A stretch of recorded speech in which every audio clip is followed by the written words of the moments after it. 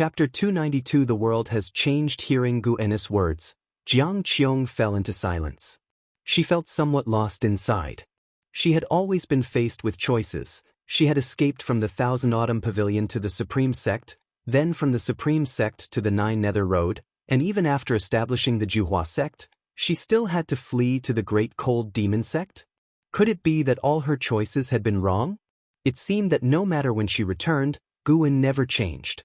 Gu En saw the mood she was in. He was afraid of saying too much. After all, she didn't have the confidence he did. How could he judge everyone by his own standards? My nature dictates that I cannot travel far and wide. You are much stronger than I am. You can go on adventures, but you must never fully trust anyone, especially the demon sect, Gu En said. Xianxia snapped to attention upon hearing this. What was she thinking? If she hadn't fled, she'd already be dead. Even compared with Gu En, her cultivation level was rising rapidly. Although the path seemed difficult and bitter, her cultivation was her achievement. She was now at the 7th floor of the Divinity Transformation Realm. Thinking of this, Xianxia smiled. She glared at Gu En and said, "You've refused me time and again. Be careful or I might stop caring about you. When you run into trouble and think of me, it will be too late." Gu En solemnly said, "As long as you are safe, it doesn't matter if you forget about me. Meeting and knowing each other in this life is a destiny forged over 100 lifetimes." Touched by his words, Xianxia thought to herself, this brat knows how to talk. If his cultivation were higher, how many girls of heavenly pride would he lead astray? Of course, she believed that Gu En truly thought this way and wasn't just trying to please her. After knowing him for so many years, she never heard Gu En ask her for anything. Xianxia looked at Gu En, wanting to tease him, but no words could pass her throat. That's because this time, the situation was truly different. She felt that Gu En had underestimated the power of the Great Cold Demon Sect. Indeed, in the past few years, when the heavenly fire calamity that covered the skies was blocked by Sword Venerable Fudao, the common beings on the mainland did not see the tragic scenes over the seas, where many creatures died in agony. The one who had acted was only a cultivator from the Great Cold Demon Sect, and now, a large group of cultivators from the Great Cold Demon Sect was on their way. Just the thought filled her with despair, seeing no glimmer of hope for victory. Who in the world could stand against the colossal presence of the Great Cold Demon Sect like this? Xianxia looked at Gu En's gentle smiling face and suddenly felt a pang of heartache. Silly boy, what is written in books is not necessarily true. Indeed, since ancient times, good has triumphed over evil, but if evil wins, it can become the new good. Xianxia did not immediately leave after returning but stayed within the 8 scenic caves. Gu En would visit her every other day, each time trying various ways to persuade him, whether by tempting him with legends of the Great Cold Demon Sect or by teaching him spells. Gu En steadfastly refused, but since he didn't want to confront her directly, they were at a stalemate.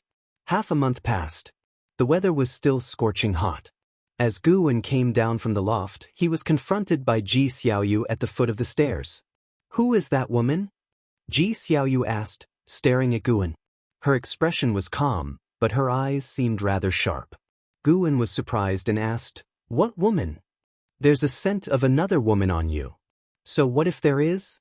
What about it?" Gu En didn't seem to care, chuckling. After all, in this world, it's the explanations that are suspect. The less you care, the less significant it seems.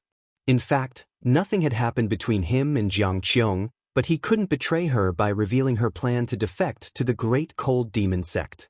Gu En hadn't urged Xianxia to give up on joining the Great Cold Demon Sect because he wasn't sure of the sect's strength himself. If the Great Cold Demon Sect turned out to be powerful enough that even he couldn't deal with it, he'd have to flee too. Ji Xiaoyu looked at Gu En and said, "Haven't you noticed a change in the atmosphere of the mortal world?" Gu En looked around and said, "How has it changed? Those who should be sweeping are sweeping, those who want to play chess are still playing chess. Look, there's even a rat leading an ox." Ji Xiaoyu followed his gaze and couldn't help but shake her head and chuckle. "Never mind, it's just as well. In life, cherishing the present is enough," she said softly before turning back to her room to continue her cultivation. Gu En didn't try to retain her. Instead, he kept his gaze fixed on Medicine Valley. He saw much more than Ji Xiaoyu did, and much clearer too. Ever since the real Bai Hong displayed heavenly fire, the entire sea had been engulfed by a frenzy of escape, which gradually affected the mainland. Many noble families began to venture across the seas or rush to the Nine Nether Road. Moreover, many were spreading rumors that the Great Cold Demon sect was about to launch a massive invasion, all of which Guan knew were minions hastily recruited by the Great Cold Demon sect cultivators, intended to sow panic in this part of the mortal world. At the Say-breaking rift, the soul-calming pagoda was already crammed with countless cultivators from the Great Cold Demon sect, the least of whom were at the Nirvana realm, with the number of heaven and earth flying immortals surpassing 100. Besides the life-seizing immortal, there were even 3 carefree primordial immortals. A total of 4 carefree primordial immortals. This force was absolutely overwhelming in this part of the mortal world, unstoppable. The key was that the Great Cold Demon sect was still sending reinforcements. Guan hadn't made a move yet because he didn't know the full extent of the Great Cold Demon sect's resources. However, he wasn't just waiting idly, he had already used his divine sense to scan the great heavenly spirit land, looking for a safe place far from this part of the mortal world. If he really couldn't stand against them, he would take everyone he cared about with him and leave, ready to start life anew. Of course, this was a last resort. It all depended on whether the Great Cold Demon sect had a divine immortal of wondrous dharma. So far, the highest level among the carefree primordial immortals was only the 5th floor. Before a divine immortal of wondrous dharma appeared, Guan, who was at the 9th floor of the divine immortal of wondrous dharma realm, wouldn't panic. After watching for a while, Guan turned and left. An ancient hour later, riding on the blood prison great saint, he arrived at Tianya Valley with Yang Jian and Li Lingtian following behind. Li Lingtian wore an impatient expression. It was clear he was not keen on coming to Tianya Valley. Li Xiandao was waiting inside the valley. Guan, accompanied by the 2 men, entered the courtyard where Li Xiandao was. By now, Li Lingshan's cultivation had reached the 8th floor of the core formation realm, pleasing Li Xiandao, who complimented him for not neglecting his cultivation. Let's get one thing straight, I don't want to go back. Besides, Father Emperor, you're still in good spirits, so there's no need for me to act as the crown prince. Li Lingtian said immediately. Li Xiandao shook his head with a smile, while Guan actually found this quite amusing. Li Xiandao planned to reign as emperor for eternity. Naturally, the crown prince was the most feared threat. The only reason Li Lingtian became the crown prince was on behalf of Empress Yang and the Yang family. Li Lingshan's words made Guan look at him with newfound respect. This youngster seemed to have the wisdom of playing the fool. Li Xiandao became serious. It's not about you returning to the palace, but to your mother's family to sail with them. There's no room for discussion. Your mother has given a strict order. Li Lingtian was taken aback. He instinctively wanted to ask why, but he quickly understood. For a time, the atmosphere in the courtyard fell silent. Li Xiandao turned to Guan and asked, "The Supreme Sect has yet to formulate a strategy. Do you want to join Lingtian in leaving?" The reason the Supreme Sect had no strategy was something Guan had heard from LV Badian. The Hall of Elders had debated multiple times about whether to evacuate, fearing that it might offend Sword Venerable Fudao, who had been willing to protect them. How could they run away now? Sword Venerable Fudao took action not for himself, but to save them, the mortal spirits. LV Baitin also consulted Guan, asking his opinion on whether they should evacuate. This time, Guan offered no advice. He wanted the Supreme Sect to make their own decision. If the Supreme Sect chose to flee, he certainly wouldn't follow them but would find a place to hide instead. From then on, his connection with the Supreme Sect would be severed. Guan had no burdens regarding the Supreme Sect. He owed them nothing, quite the contrary, the sect owed him a lot. It'll pass. Let the Supreme Sect decide. I can't leave the Supreme Sect, Guan answered. Upon hearing this, Li Linggang quickly said, "Father Emperor, I can also—" "Shut up." Li Xiandao barked, his eyes sharply intimidating. For a moment, Li Lingtian felt afraid. Yang Jian and the blood prison great saint looked at Li Xiandao in shock. Why did this emperor seem no ordinary man? This situation is different from before. If you follow the supreme sect to evacuate, chances are you will never see your mother again in this life. You must go back. Li Xiandao took a deep breath and said coldly. His mood had been bad all this time, had merely been suppressing it. He had worked hard for many years to secure his empire, and now a calamity threatened to destroy it. How could he not feel indignant? Yet, compared to the immense depth of the great cold demon sect, Taizong dynasty had no intention to resist. Guwen looked at Li Xiandao and asked, "Uncle, what about you?" Li Lingtian turned his gaze angrily to Li Xiandao. Li Xiandao looked at his own teacup on the table and said softly, "Everyone can escape, except me. Even if I have to die, let me die alongside my subjects." With so many people in the Taizong dynasty, not all could escape. If he thought of leaving, the dynasty would surely descend into chaos. Li Lingtian froze, his eyes softening as he looked at Li Xiandao. Yang Jian also grew solemn out of respect for the emperor who had gifted him a divine weapon. The blood prison great saint hadn't expected Li Xiandao to be so resolute, and he rose from his crouch in surprise. Guwen addressed Li Xiandao, "Uncle, have you forgotten the goal you once sought?" Li Xiandao replied, "Without my subjects, what is an emperor's throne worth? An emperor who cannot protect his empire is bound to fail. Even if the empire were to be rebuilt, it would be meaningless." His words inspired admiration in everyone present. Luo Hun even knelt down, expressing with a heavy voice, "Your Highness, I am willing to follow and serve you unto death without regret." Li Xiandao merely waved his hand, not saying much more. Sure, he spoke sincerely, but he hadn't resigned himself to fate. He was gambling. He was betting on the sword Venerable Fudao to overturn the great cold demon sect. He couldn't forget the shock sword Venerable Fudao had brought him during past calamities.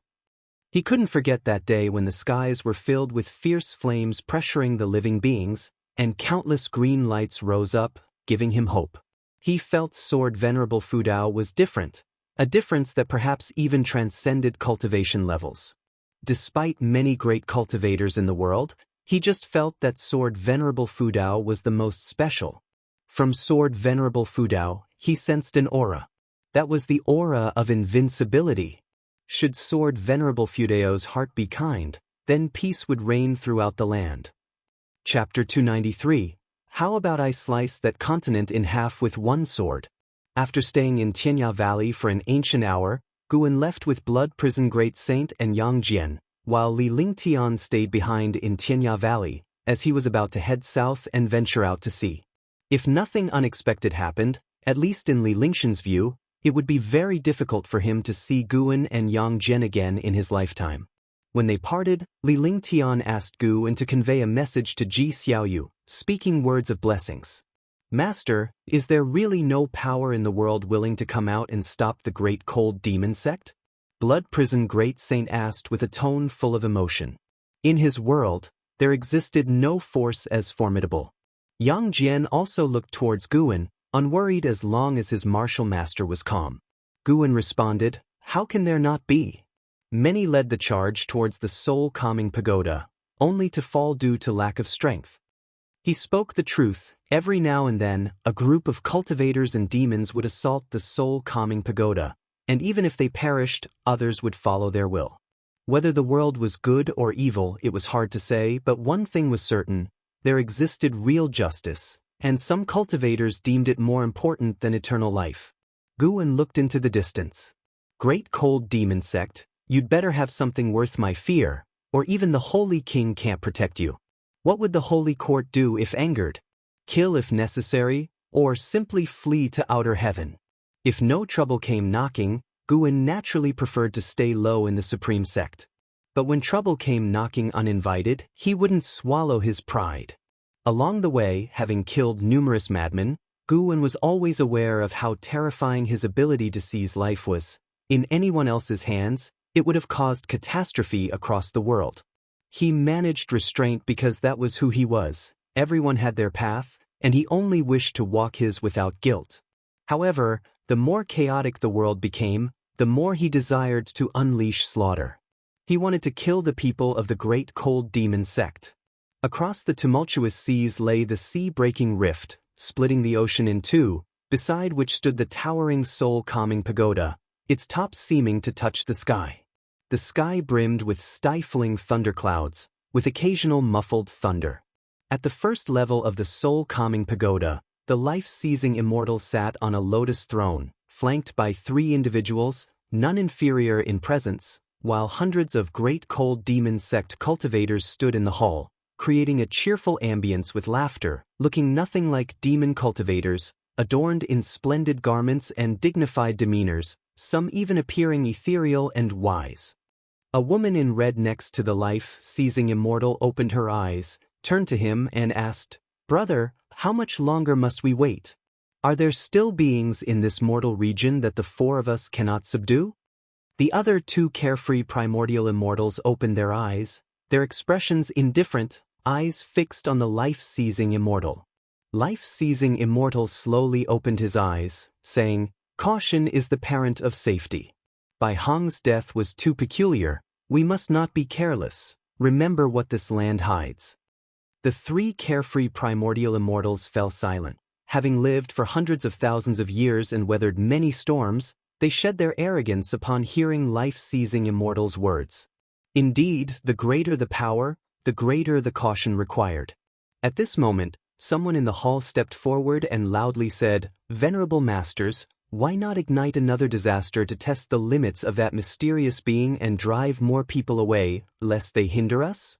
With these words, the hall erupted with agreement and cries for revenge for Bai Hong.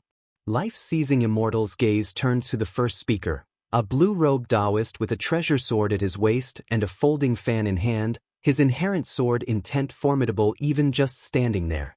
"Qingxin, what would you like to do?" asked the life-seizing immortal. Silence followed in the hall. With a smirk, Qingxin the Taoist replied, "I wield a sword capable of slicing oceans and moons alike. How about I cleave that continent in half with a single strike?" After speaking, he raised his arms, turned to face the crowd, prompting applause and cheers in the hall. The majority of cultivators present felt no pressure but rather a playful curiosity to see who would dare oppose the great cold demon sect. Were it another mortal region, they might have worried, but here, like tigers among chickens, where was the reason to fear? Watching Qingxin display such vigor, the other 3 carefree primordial immortals smiled, having watched him grow up and master Taoist sorcery, now capable of standing on his own, they were naturally pleased. After a moment's hesitation, life-seizing immortal slowly nodded. Seeing this, Qingxin's smile grew larger, declaring, "In that case, I will go now. Fellow disciples, come and enjoy the spectacle with me." The life-seizing immortal added, "Do not stray far." "Master, rest assured." Qingxin saluted with his hands, turned, and left, followed by a throng. The woman in red turned to the life-seizing immortal, saying, "Now's a good time for you to speak up and accelerate the process. After all, delay could lead to problems." Life-seizing immortal hesitated again, then slowly nodded. In Supreme Sect, within a bright hall, all elders gathered, including Lu Lingjun and Nine-Finger Divine Lord, most frowning in concern. LV Badian, sitting in the sect leader's seat and flanked by 5 supreme elders, appeared equally at a loss. Vice Sect Leader Ji Hantian spoke out, "Sect Leader, just say what you're thinking so we can prepare in advance. We can't possibly wait until a catastrophe is upon us to start considering our response." At this, other elders also spoke up, urging LV Badian.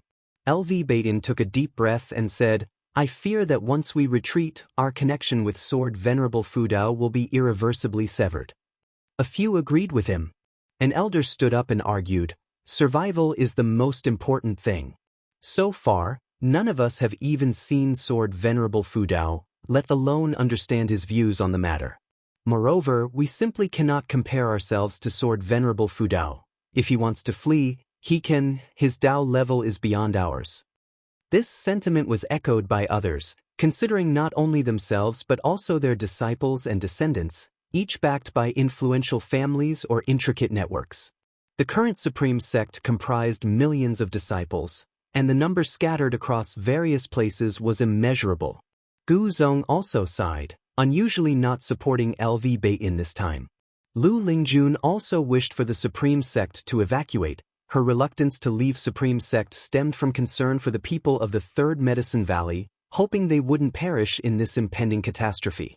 LV Baitin's expression turned extremely grim as he took another deep breath and declared, "If so, those who want to leave may do so. However, Supreme Sect must remain on this continent, empty or not. This is our stance. Without Sword Venerable Fudao, there would be no Supreme Sect today." As he spoke these words, he relaxed. A smile appeared on his face, the decision lifting the burden from his shoulders. It would be death at worst. His statement caused an uproar in the hall. "Sect leader, think again. If it really comes to it, why not ask the elder in front of the heaven-cutting axe for advice? You can't make such arbitrary decisions. Yes, what does it mean to say the sect can be empty but not leave? Where does that leave our dignity? The sect is a whole. We must advance or retreat together. Sect leader, let's leave together. We can ask Sword Venerable Fudao to join us." LV Baitin, listening to their words, felt their hypocrisy. A bunch of cowards afraid to take responsibility and scared to die. As he was about to speak, a voice suddenly echoed through the heavens and earth. "From today, my disciple, Qingxin the Taoist, will annihilate one region each day. Worldly beings, your time is running out. Today, let's see which region's creatures are most pitiable, unfortunate enough to be the first annihilated." As the life-seizing immortal's voice faded, a chill ran through everyone in the hall. They were not frightened by his words, but felt a terrifying sword intent targeting them. More precisely, every sentient being on the continent was terrified by this sword intent. Chapter 294, Deadline of Death Inside the Third Medicine Valley. Guwen and an Exan stood in a garden area, with Guwen instructing what to plant next. An Exan listened attentively. Just then, the voice of the life-seizing immortal suddenly echoed. He was actually planning to exterminate one region of heaven and earth every day. An Exan had no time to think further when a terrifying sword intent descended, causing a drastic change in her complexion. The previously bustling Medicine Valley fell silent in an instant. An Exan felt as if she were being crushed by a mountain, almost unable to breathe, which turned her complexion even paler. Suddenly, a hand landed on her shoulder, making her heart tremble. Before she could think further, the pressure on her body abruptly vanished. She turned her head instinctively and, seeing it was her master's hand, she breathed a sigh of relief. "Master, could it be that they've chosen the continent we're on?" An Exan asked cautiously. Even though she was carefree on normal days, she feared death when faced with it. The words of the life-seizing immortal, coupled with the sudden sword intent, made it clear that the first chosen continent was the one they were on. Guwen took a deep breath and feigned composure. "Unclear, let's go back inside first. Within the confines of the Supreme Sect, such calamities are not our concern. Whether we live or die, we leave it to fate." An Exan wanted to speak again, but Guwen pulled her away. Another voice rang out in Medicine Valley, "Amit Ba." With Shenzhen's words, everyone in Medicine Valley felt relieved, and disciples ran towards the pavilions. Rumble. The earth trembled as the Supreme Sect activated its great protective formation. Golden barriers rose up from all directions. By the time Guwen and his companion reached the pavilion, Ji Xiaoyu had already stepped outside. She gazed at the sky, the red Dao patterns on her forehead starting to flicker with tiny flames.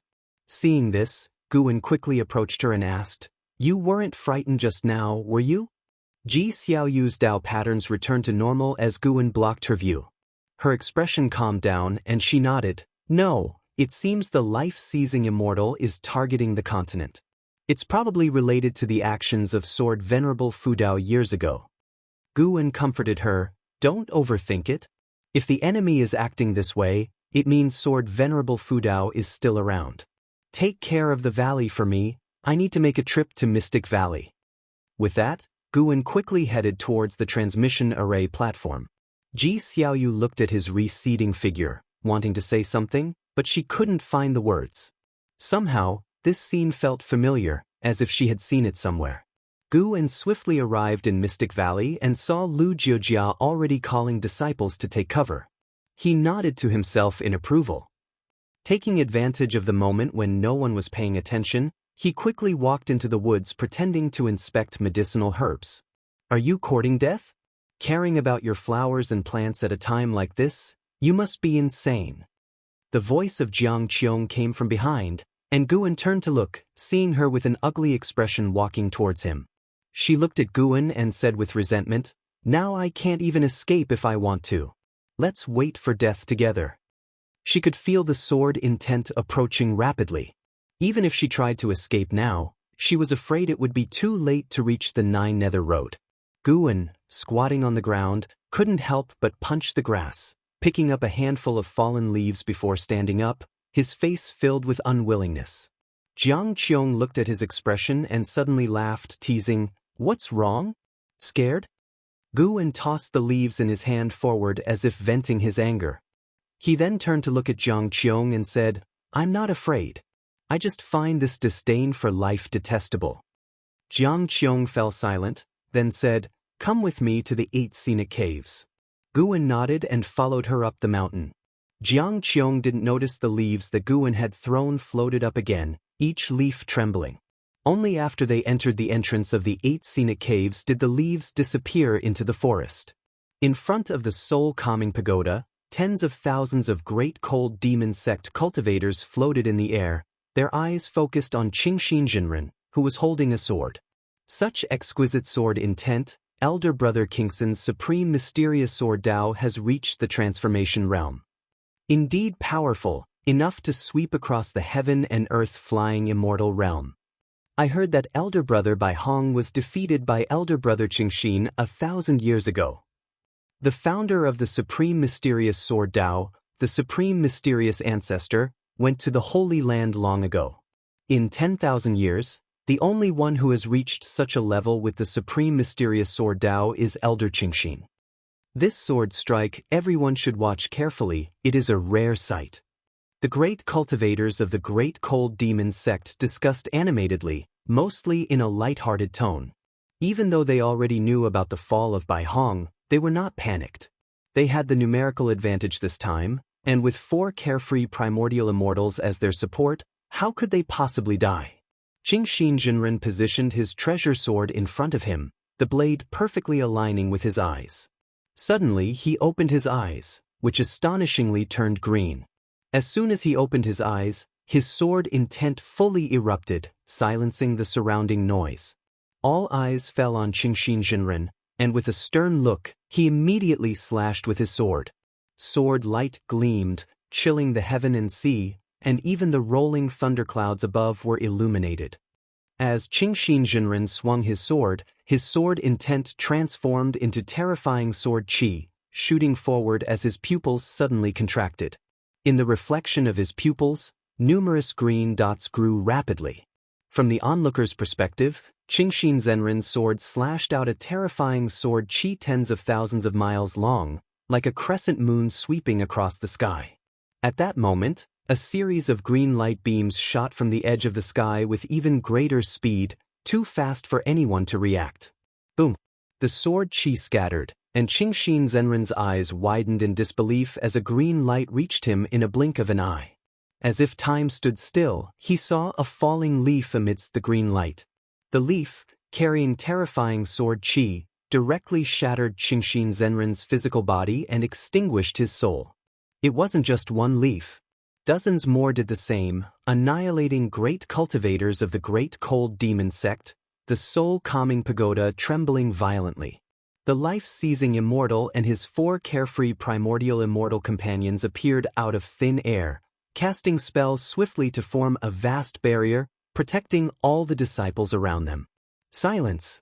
The world rapidly fell into quietness, and all the disciples of the great cold demon sect trembled, displaying fear no longer masked by their previous nonchalant demeanor. The life-seizing Immortal turned his head, noticing the leaves embedded all over the surface of the soul-calming pagoda, his pupils narrowing. It was leaves. The attack was too fast, so fast that by the time they realized it, more than a dozen disciples had died, all heaven and earth flying immortals. Even the red-clothed woman who had been urging the life-seizing immortal to speed up the process couldn't speak now. As powerful as the carefree primordial immortals were, they were filled with dread. The enemy had struck too fast, killing disciples right under their noses.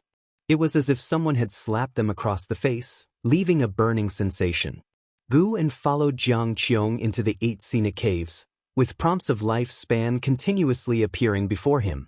This strike seized 4,300,000 years of lifespan. Gu hadn't used his full strength, but it was enough to terrify the life-seizing immortal and his associates. If they could summon even stronger beings, then they should call them sooner. If not, even if they gave up on exterminating this region of the mortal world, Gu would not let them go. The 100-year mandate set by the life-seizing immortal had already become his death sentence in Gu's mind. Jiang Qiong let out a sound of surprise, feeling the terrifying sword intent suddenly disappear. Gu then asked, "Could it be that we've escaped this disaster?"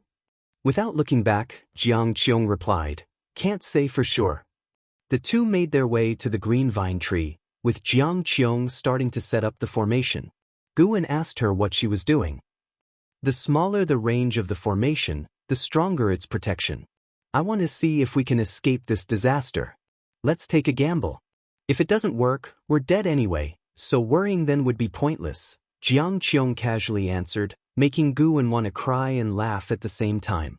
Meanwhile, the entire continent was in a state of tension. Even though the sword intent had vanished, the tightly wound nerves of all beings on the continent could not immediately relax. Many beings began to flee, and Gu even felt many presences flying out of the supreme sect, all in groups, which were noble families in flight. Inside the third medicine valley, Ji Hantian landed swiftly and found Ji Xiaoyu. The two conversed inside the house. "I'm not leaving," Ji Xiaoyu stated, expressionless. Upon hearing this, Ji Hantian became angry, but, for some reason, looking at Ji Xiaoyu, he thought of a fellow descendant with the same name and surname. Although they looked different, their expressions at this moment made them seem like the same person. Ji Hantian's anger dissipated somewhat, and he said solemnly, "Regardless of whether the life-seizing immortal has chosen this continent, there will only be more dangers ahead.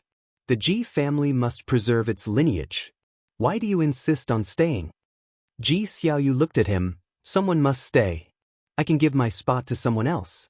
Besides, where can we flee to?" Ji Hantian felt suffocated with frustration. Years ago, he had tried to forcibly keep another Ji Xiaoyu, without success. Now he wanted this Ji Xiaoyu to leave, but it was still not possible. He couldn't understand why these descendants always opposed him. He was always looking out for their best interest. "There's no time left. You'd better go and persuade the other clan members," Ji Xiaoyu reminded. Ji Hantian glared at her and left immediately. Ji Xiaoyu was not his direct descendant, so he could only advise, without the right to forcibly take her away. Once Ji Hantian had departed, Ji Xiaoyu thought for a moment and then walked out of her house. She went outside the courtyard, looking up at the sky, only to see numerous cultivators flying over Medicine Valley. It was unclear whether they were fleeing or preparing for battle. The Great Cold Demon Sect. Ji Xiaoyu murmured to herself, the Dao patterns between her eyebrows once more emitting thin flames. Time passed amidst the panic of beings below. The people were trapped in agony and anxiety. Until an ancient hour later, the atmosphere began to ease. Elder Lu looked at Xianxia and asked, "Senior, were we not chosen?" The other disciples looked at Xianxia as well. Xianxia's background was very mysterious, but the higher-ups of the Supreme Sect held him in high regard. Such an existence would certainly see further than they could. Xianxia frowned deeply, looking towards the sky, and said, "Indeed, we were not chosen." At his words, all the disciples rejoiced. Chapter 295. The Great Cold Demon Sect Attacks. Upon hearing Xianxia's words, the disciples of Medicine Valley all cheered, yet Xianxia hesitated as if he wanted to say more. He intended to say one thing, that it seemed no continent had been chosen. To obliterate a continent, what immense power it must require, he, being from the 9th layer of the wandering immortal realm, could surely sense it. However, he could not openly mention this, for fear that these mortals would be terrified. Even if they knew what would happen next, what could they do? Better to enjoy this surprise and live the remaining days as carefree as possible. Time continued to pass. With the moon setting and the sun rising, only when the next day's sunlight swept across the great heaven and earth did the creatures of the continent finally breathe a sigh of relief, for the life-seizing Immortal had said that each day, one continent would be chosen, and they had survived the first day. The situation at the Supreme Sect also settled down. Although many noble families began to retreat, the core foundation remained unshaken. When Guan returned to the Third Medicine Valley, normalcy had returned to Medicine Valley. After Xiaochuan left and an Exan began to manage Medicine Valley, and because of her gentle nature, most disciples liked her, so there had been no issues under her management. Shenzhen found him soon after he returned. "Do you want a place to hide?" Shenzhen asked with a smug smile, her eyes gleaming behind her veil. While walking toward a distant garden, Guan casually asked, "How would we hide?" Following his steps, Shenzhen explained, "I can hide you inside a painting or scroll, and then keep it hidden. Wouldn't that be a refuge? People are trying to obliterate continents. Where could you hide?" "Underground, of course." He said he would obliterate continents. Sure, he meant to demolish the mortals and shatter the land, not obliterate the earth completely. "That makes sense. Are you a genius by any chance?" Guan suddenly realized, looking at Shenzhen with amazed eyes. A twitch appeared at the corner of Shenzhen's veiled mouth, clearly perceiving the sarcasm in Guan's tone. Guan continued, "Don't overthink it. I always feel that yesterday our continent was not excluded. That mysterious pressure was no lie. Also, haven't you noticed how calm today has been?" Upon hearing this, Shenzhen narrowed her eyes. "Are you suggesting that the great cold demon sect's offensive was thwarted?" "Very likely. After all, I trust that the heavens are just. There must be great cultivators out there with a heart for the mortals. A heretical path like the great cold demon sect cannot last forever." Guan declared with conviction, his face full of determination. Shenzhen suddenly found it hard to judge him. Calling him foolish wouldn't explain his current stature, and calling him naive wouldn't explain how he could write something as unique as Journey to the West. "You say the heavens are just. Tell me, do you believe that real immortals exist, beyond those with great cultivation levels?" Shenzhen suddenly asked, curious. She had always believed that Investiture of the Gods and Journey to the West were not fabricated but were inspired by something Guan had seen, elaborated with decorative imagination and fantasy. Perhaps, as Guan claimed, an immortal guided him in his dreams. Guan and Shenzhen chatted casually, a microcosm of the wider world, where everywhere people discussed the life-seizing immortal. Without his demise, the catastrophe would not end. 2 days later, Nine-Fingered Divine Lord and Stealing the 5 Elements returned to the Third Medicine Valley, almost as if they had planned it. Sitting before a chessboard, they exchanged a look, their eyes heavy with gravity. "Did you feel it too?" Stealing the 5 Elements asked. The Divine Lord made his move, saying, "A net of heaven and earth, no escape." Stealing the 5 Elements then played his piece. "How come you have no escape?" "I'm the one who's bound by fate." Continuing to glance towards a distant pavilion. Ji Xiaoyu was his hope. The Divine Lord fell silent, sighing deeply. Stealing the 5 Elements looked at him, curiously asking, "Speaking of which, I've always wondered, what exactly are you looking for?" The Divine Lord didn't respond, leaving Stealing the 5 Elements contemplative, a subtle look crossing his face. In the Divine Exotic Realm. By the sea. The Master of Divine Exotic Realms stood before the Divine Exotic Life Tablet, surrounded by 7 Divine Exotic Ghost Kings, all of them looking up into the sky. Beneath the blood-red sky hung a swirling horsetail whisk. Compared to the calm demeanor of the Master of Divine Exotic Realm, the other Divine Exotic Ghost Kings looked uneasy, knowing whom they faced. "Master of Divine Exotic Realm, prepare to join us in an expedition." A cold voice resounded, echoing through the entire great heaven and earth. In a distant cave, Zhang Buku also heard this voice and inadvertently opened his eyes, his brow furrowed in worry for the Master of Divine Exotic Realm. With an expressionless face, the master of divine exotic realm asked. An expedition to where? To avenge divine exotic impermanence. The cold voice spoke again, causing the faces of the divine exotic ghost kings and the realm master to shift.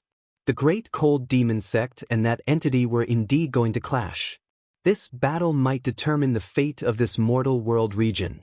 In the star sea congregations, a small heaven and earth. And Hao stood before the palace gates, observing disciples constantly entering and exiting the floating islands, his brows deeply furrowed. A figure appeared beside him, his master, Sage Fuchen. And Hao quickly said, "Master, it's good you're here, I need to speak with you, let's talk while on the way. Prepare for retreat, we must withdraw today." Sage Fuchen said in a grave tone. "Why?" And Hao couldn't help but ask. The great cold demon sect is making a major descent, targeting the continent where the sword Venerable Fudao resides. They appear to be intent on sieging your master, Sage Fuchen explained. On hearing this, and Hao became anxious. Before he could reply, Sage Fuchen continued, "Your cultivation level won't assist your master. It's best to leave early. Your master, although strong, can't withstand the full assault of the great cold demon sect, otherwise he wouldn't be on the defensive." And Hao gritted his teeth. "My concern isn't for my master. I must go back." An Exen was still within the supreme sect. How could he abandon her? He immediately leaped up, intending to forcefully break out of the Star Sea congregation's realm. Suddenly, long hair wrapped around him, surprisingly Sage Fuchen's horsetail whisk. "Master!"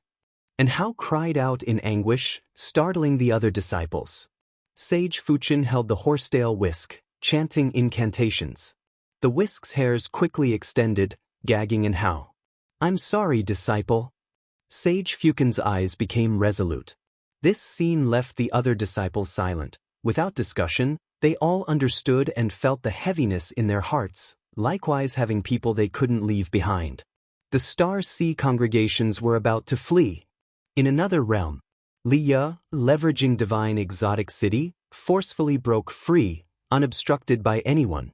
He quickly flew out over the Star Sea, heading towards the horizon. "Disciple, think carefully, once you go, there is no turning back." An old voice sounded, and as Liya turned his head he didn't see his master's figure. He did not answer but instructed the divine exotic immortal spirit on his shoulder to move forward. The divine exotic immortal spirit howled, and the divine exotic city immediately displayed extraordinary speed, streaking towards the horizon. After flying for a while and seeing no one pursued, Liya relaxed, his gaze hardened. "Junior brother Gu, wait for me." And the old ancestor, "I wonder if you're still thinking of me." Liya thought silently, his face heavy. Initially, his emotions weren't profoundly impacted, fueled only by fury as Zhang Buku became a divine exotic resentful ghost. However, the moment the Star Sea congregations announced their departure, he panicked. The Star Sea congregations were a major force at sea. If there was any chance of victory, they wouldn't be abandoning their domain. Hearing that the great cold demon sect aimed to target the sword Venerable Fudao, he couldn't contain himself. The sword Venerable Fudao was his primordial ancestor. He was less worried about him, as the ancestor could escape if he couldn't fight, but he feared for the others who might not escape. He had to be quick. Liya clenched his teeth, fearing the continent had already fallen. The divine exotic immortal spirit, however, was not panicked, leaping joyfully in the air, which both irritated and envied Liya. This creature seemed to fear nothing, its confidence was unknown. Time rapidly passed.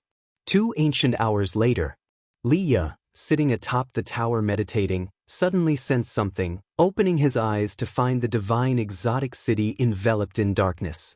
Instinctively, he looked up, then his eyes widened in disbelief. How possible?" Liya murmured to himself, his voice trembling, his eyes full of despair. In the third medicine valley, at the garden fence, Guwen was stretching his muscles. Passing by, Yu Yingying curiously asked, "What are you doing? Isn't there exercise in the morning?" Guwen replied, "Just felt like moving. Is that not allowed?" What followed was sure to be a great battle. It must be said, The great cold demon sect was indeed frightening. The dense auras attacking from all directions were overwhelmingly oppressive, and once they arrived, if seen by the denizens of the continent, it would surely cause legs to tremble. Yu Yingying looked at him, unable to resist asking, "Everyone is worried about the calamity, why aren't you afraid?" "Because I'm not afraid, so I'm not frightened," Guwen responded casually, his words leading Yu Yingying to glare, feeling the urge to punch him. She couldn't understand Guwen at all. Out for experience, he feared death, yet, with calamity impending, he seemed not to fear it. Truly a baffling person. Yet, somehow, the more anxious she felt, the more she wanted to talk to Guwen. Perhaps it was his fearless demeanor. Guwen guessed her thoughts and smiled. "Whether you worry or fear, it won't change anything, will it?" Yu Yingying opened her mouth, unsure how to respond. Guwen drew his heavenly residence sword, suddenly unsheathing it. The sword's light gleamed in Yu Yingying's face, snapping her out of her trance. Looking at Guwen holding the sword, Yu Yingying's earlier illusion re-emerged, his forehead marked with golden patterns, appearing extraordinary as if an immortal lord on earth. She had to admit, although Guwen's cultivation level wasn't impressive, his appearance and bearing were truly out of this world, unlike a mortal. Guwen raised his sword towards Yu Yingying, the blade's tip reflecting in her pupils, causing her to shiver. "If only this sword could slash away the fear in your hearts, how wonderful would that be?" Guwen said wistfully. Yu Yingying was left in a daze. Chapter 296, The Strongest Sword. Sunlight shone on Guwen, and Yu Yingying felt as if he were draped in a layer of rosy clouds, his whole being radiating with splendor. She actually believed that Guwen was speaking the truth. Guwen's gaze fell on her, and he raised an eyebrow asking, "What? Are you intimidated by my aura of righteousness?" Yu Yingying snapped back to reality and glared, "Who can't say things like that? If your sword is really that powerful, would you still be holed up here?" "Haha, what do you know? Hurry up and leave, don't disturb my cultivation." Guwen smiled, then sheathed his sword smoothly, believing himself to look quite dashing. Sadly, Yu Yingying was blind to it. Yu Yingying snorted and turned to leave. As she turned around, a smile appeared on her face. Talking with this silly boy had indeed had an effect. Her heart felt much better. At the same moment, under the tree, Xianxia opened his eyes, his gaze profound. His hand clutching the prayer beads moved faster, clearly anxious. Next to him, Wuxia and Nine-Finger Divine Lord, who were playing chess, stood up. "Let's call this game a draw," declared Nine-Finger Divine Lord without room for doubt. Wuxia's eyes widened in disbelief. "You're almost wiped out by me, and you dare call it a draw?" Nine-Finger Divine Lord said nonchalantly with a straight face and unwavering confidence, "The outcome is uncertain until the end." Wuxia shook his head with a smile but said nothing more, disappearing into thin air. Nine-Finger Divine Lord's gaze swept over Medicine Valley, landing on the distant figure of Guwen. "What a pity, I haven't won a single game against you yet." Nine-Finger Divine Lord muttered to himself before he, too, disappeared on the spot. Guwen, who was stretching his limbs, felt numerous cultivators and demons taking flight across the continent, rushing towards its edges. Before the cataclysm, some wished to flee while others wished to fight. Those wishing to fight were driven by courage, righteousness, or compulsion, but at this moment, they had all made their decision.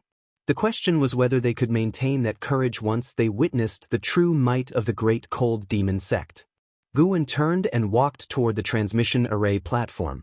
Along the way, the number of disciples who greeted him diminished, everyone preoccupied with their thoughts.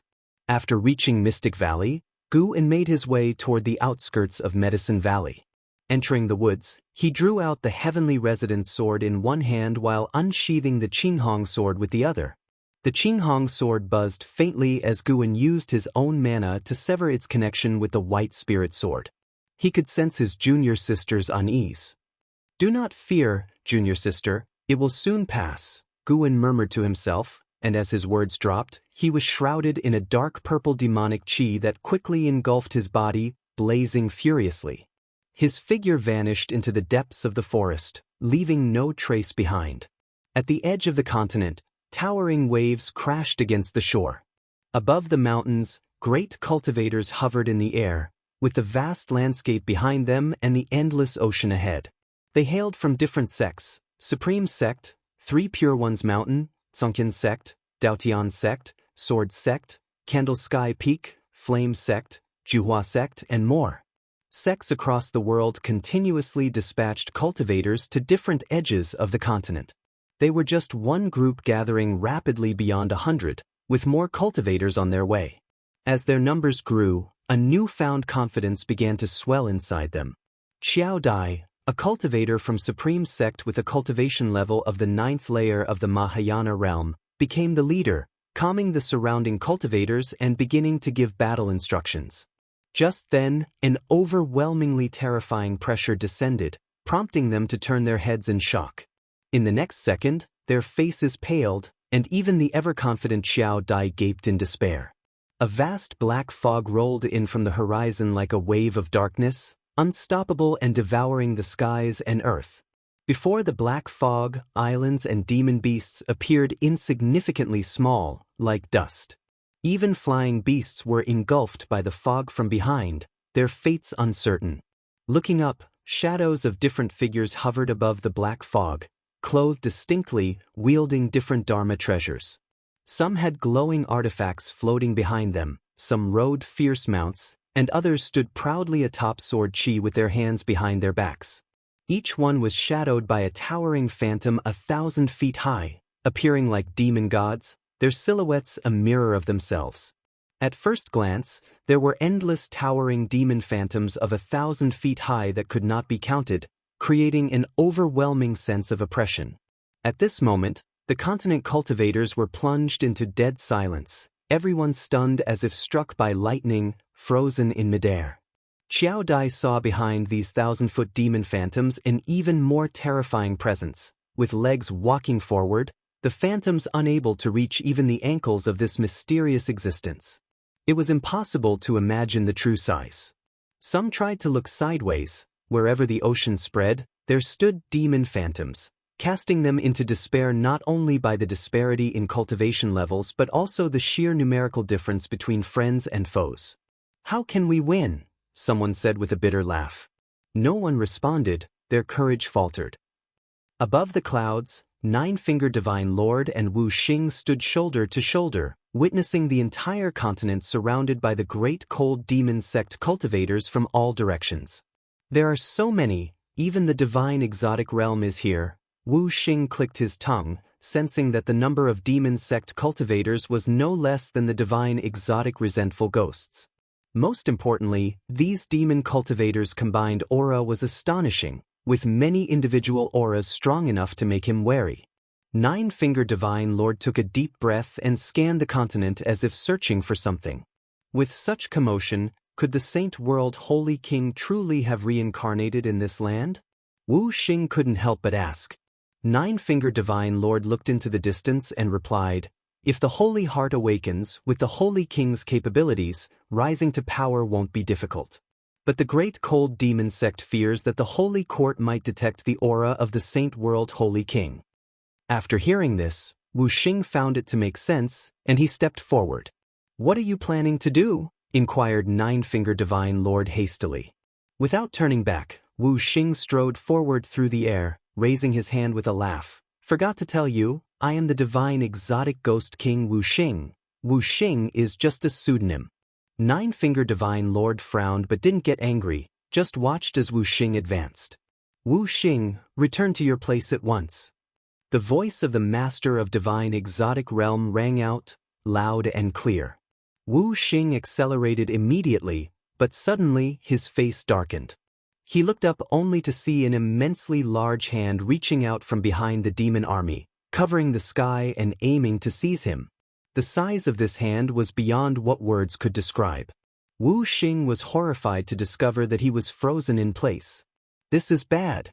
Despair filled Wu Xing's eyes. At that moment, a powerful sword light forcefully entered his field of vision, and immediately after, the terrifying giant hand disintegrated before him. Subconsciously glancing over, his eyes widened in shock. He saw a figure, a figure he would never forget for all eternity. It was Guwen, who had utilized the 9 extremes yin-yang body back in the divine exotic realm. Guwen, holding 2 swords covered in dark purple demonic qi, brushed past Wuxia. As his words hung in the air, Guwen turned into a fleeting shadow, and in a flash, a streak of sword light appeared, boldly piercing through the distant black fog. Before Wuxia could react, a terrifying wave of energy struck. His mouth agape, he looked on in disbelief. As he watched, a streak of sword qi burst from within the demon army, cutting a swath through the 1,000-foot demon phantoms at the waist. The light of the sword qi stripped the entire world of color in an instant. The continent cultivators were dazzled into closing their eyes, the mortal spirits unable to glimpse this sword light. Above the clouds, 9-Finger Divine Lord's face also transformed, his soul shaken by the impact. In his eyes, the demon phantoms perished, the black fog churned, and a sword light rapidly stretched, as if intent on splitting the very heavens and earth in two. In that moment, 9-Finger Divine Lord, who had lived for 170,000 years, witnessed the strongest sword strike of his life. "Who are you?" A voice full of both shock and rage erupted, the tone laced with fear. Chapter 297. Guwen takes action. The sword light between heaven and earth began to fade, and the voice of the mysterious great cultivator from the great cold demon sect still echoed over the ocean, awakening the continent cultivators who had not seen Guwen's figure just now. Only 9-Finger Divine Lord and stealing the 5 elements had seen clearly. But the immense sword intent made them think of one person. Sword Venerable Fudao. It's Sword Venerable Fudao. There's no mistake. It must be him. A mystic heart realm cultivator from the Supreme Sect exclaimed excitedly. He had also been to the heavenly repair platform and had experienced the sword intent within the words, righteous path. Xiao Dai was equally excited, his eyes filled with frenzied anticipation. At this moment, he remembered the scene when Sword Venerable Fudao descended upon the 7 stars spirit realm. Stealing the 5 elements, who had narrowly escaped calamity, let out a sigh of relief, immediately retreated, and dared not approach the encroaching army of demonic shadows again. Guwen stood atop the demon mist, sword in hand, with 1,000 zhang demonic shadows dissipating in all directions, but even more demonic shadows approached, encircling him. He even saw some demonic shadows standing tens of thousands of zhang tall and giant demons of indeterminate size. You have successfully seized 10,298 years of lifespan from Meng Qinglang, Wandering Immortal Realm 7th floor. You have successfully seized 1,459 years of lifespan from Su Linxin, Loose Immortal Realm 2nd floor. You have successfully seized 12,080 years of lifespan from True Manwun, Wandering Immortal Realm 6th floor. Notification after notification continuously popped up before Guwen's eyes, but Guwen didn't rush to make another move. Instead, he looked around. One had to say, the great cold demon sect's response was truly swift. As soon as he made a move, the remaining cultivators did not panic but instead immediately arranged a formation. Their formation was highly profound, not only capable of being formed in an extremely short amount of time but also containing powerful and mysterious forces. After the sword light vanished, in less than 3 breaths' time, the world suddenly changed, and in an instant, Guwen found himself in the cosmic starscape, with rolling black mist under his feet, and still encircled by demonic shadows. The demonic shadows' feet held the Dharma treasures of the great cold demon sect cultivators. Accompanied by Guwen's arrival in the cosmic starscape, those titanic figures and even larger beings revealed their true forms. There were beasts as mighty as creation's god mountains, female cultivators who resembled fairies constantly scattering strange petals, and enormous birds with wingspans of 10,000 li circling overhead. The demon mist under Guwen's feet churned violently, like surging waves. Who are you exactly? If you do not reveal your identity, do not blame us for showing no mercy. The previous voice sounded again. This time, its tone was incomparably cold. After the formation was set up, he seemed to have regained his confidence. Guwen looked up and saw, within the layers of encirclement above, in absolute darkness, a pair of gigantic eyes lurked, as if an unimaginable existence outside the universe was peering at him, filled with an oppressive feeling. Sword Venerable Jesuin, Carefree Primordial Immortal Realm 8th Floor 780, 450/830, 000/880, 000, an old monster who had lived for 780,000 years. However, killing this individual would only yield a little over 5,000 years of lifespan, which was too disappointing for Guan. As Sword Venerable Jesuin opened his eyes, 4 life-seizing immortals from the Carefree Primordial Immortal concurrently appeared. Fortunately, they had abundant lifespan, which improved Guan's mood. This is the Great Cold Demon Sect's Luo Tian Star's Immortal Capturing Formation.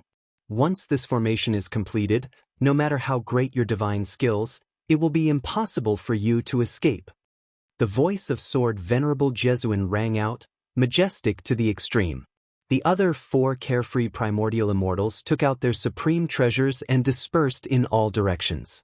Once they stopped, the entire cosmic starscape rippled, numerous rainbow lights emerged. These lights were not mere illusions, but were also condensing a mysterious force. Guan looked up at Sword Venerable Jesuin and asked, "Does the Great Cold Demon Sect have anyone stronger?" As these words were spoken, Sword Venerable Jesuin's gaze immediately changed, and all the cultivators of the Great Cold Demon Sect were scared, their eyes filled with fear when they looked at him. Someone stronger? How could this person be so arrogant?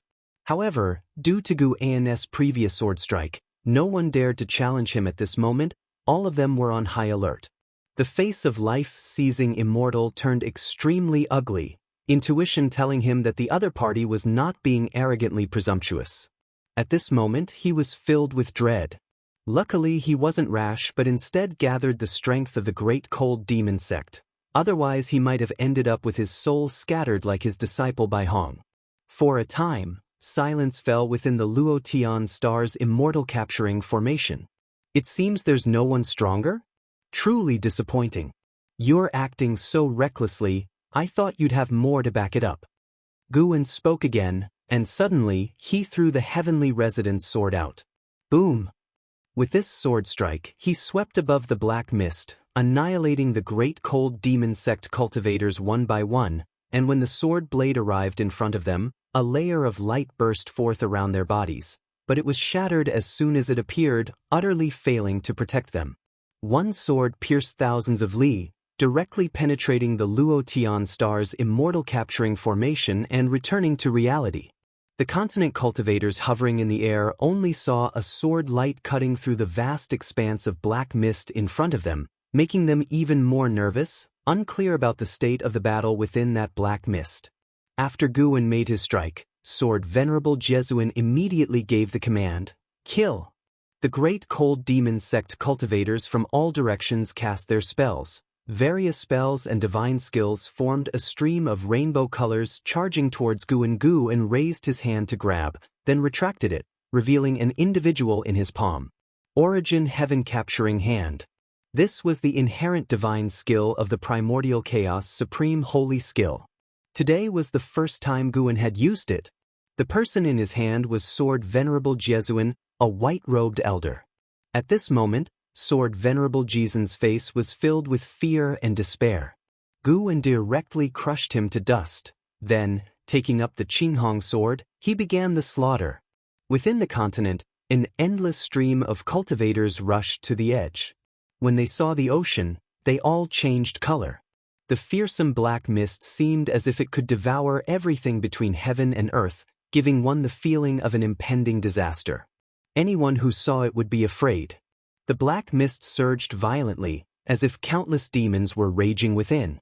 The morale on the side of the continent collapsed completely, with no one willing to fight.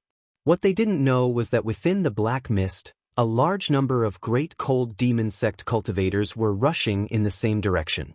The cultivators of the Great Cold Demon Sect had received the message. Someone had launched an assault on one side.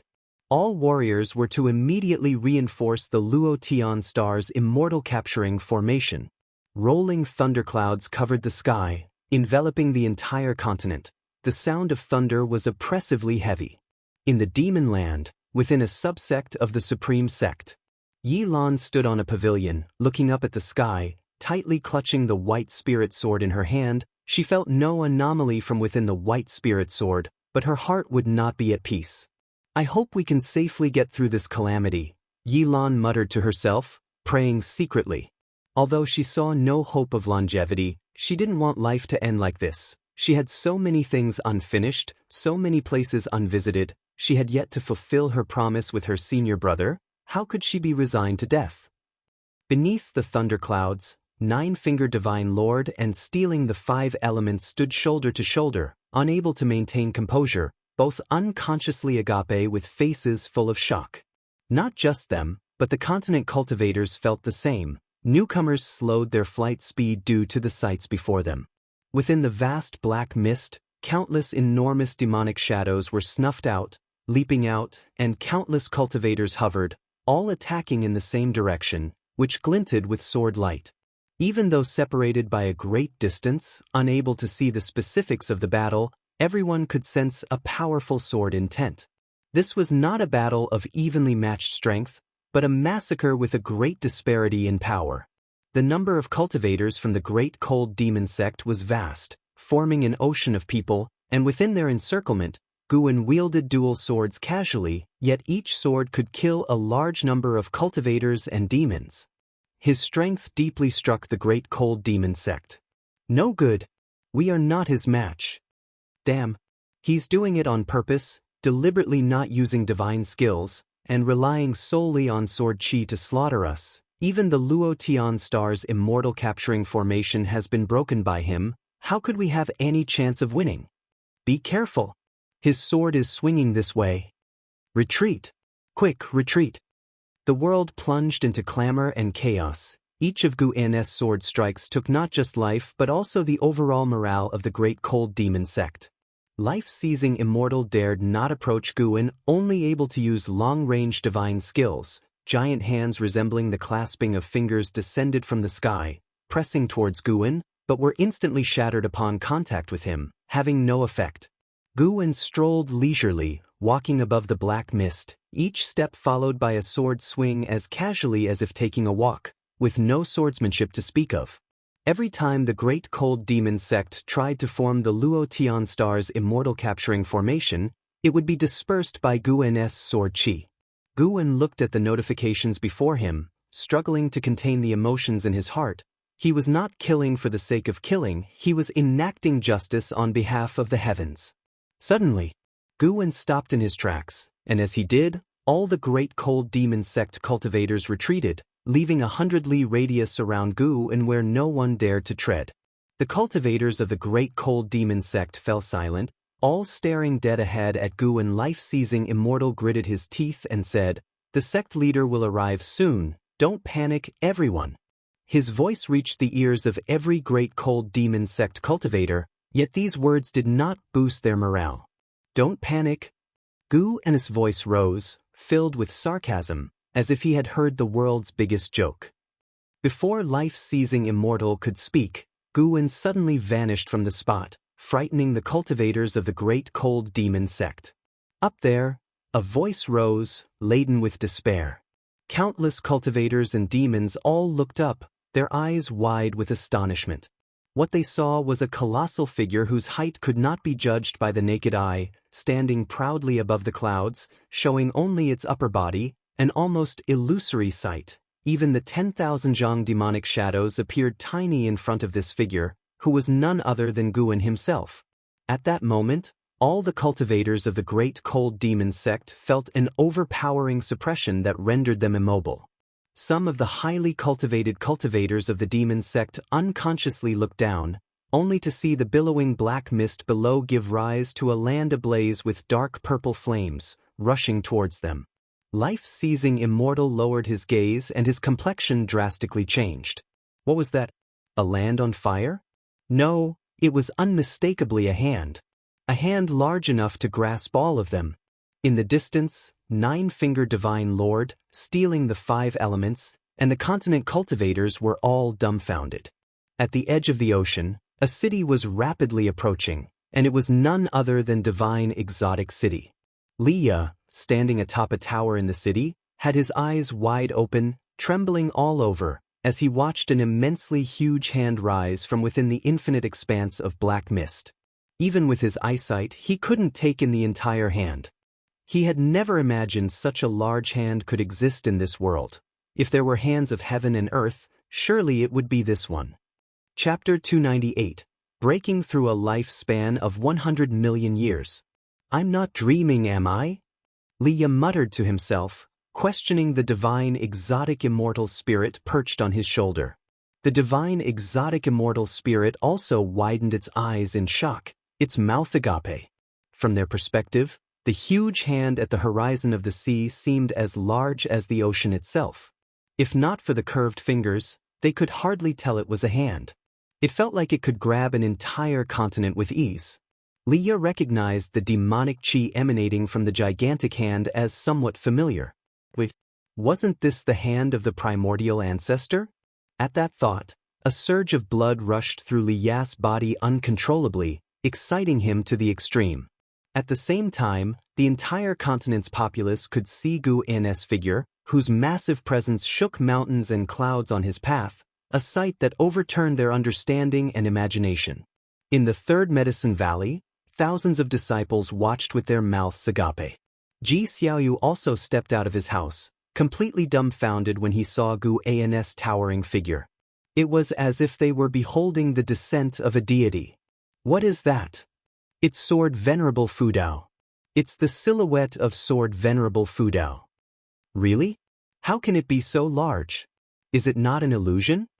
Many texts record that Sword Venerable Fudao perceives others using the Demon Shadow Divine skill. I knew Sword Venerable Fudao wouldn't abandon us. A roar of cheers erupted across the continent.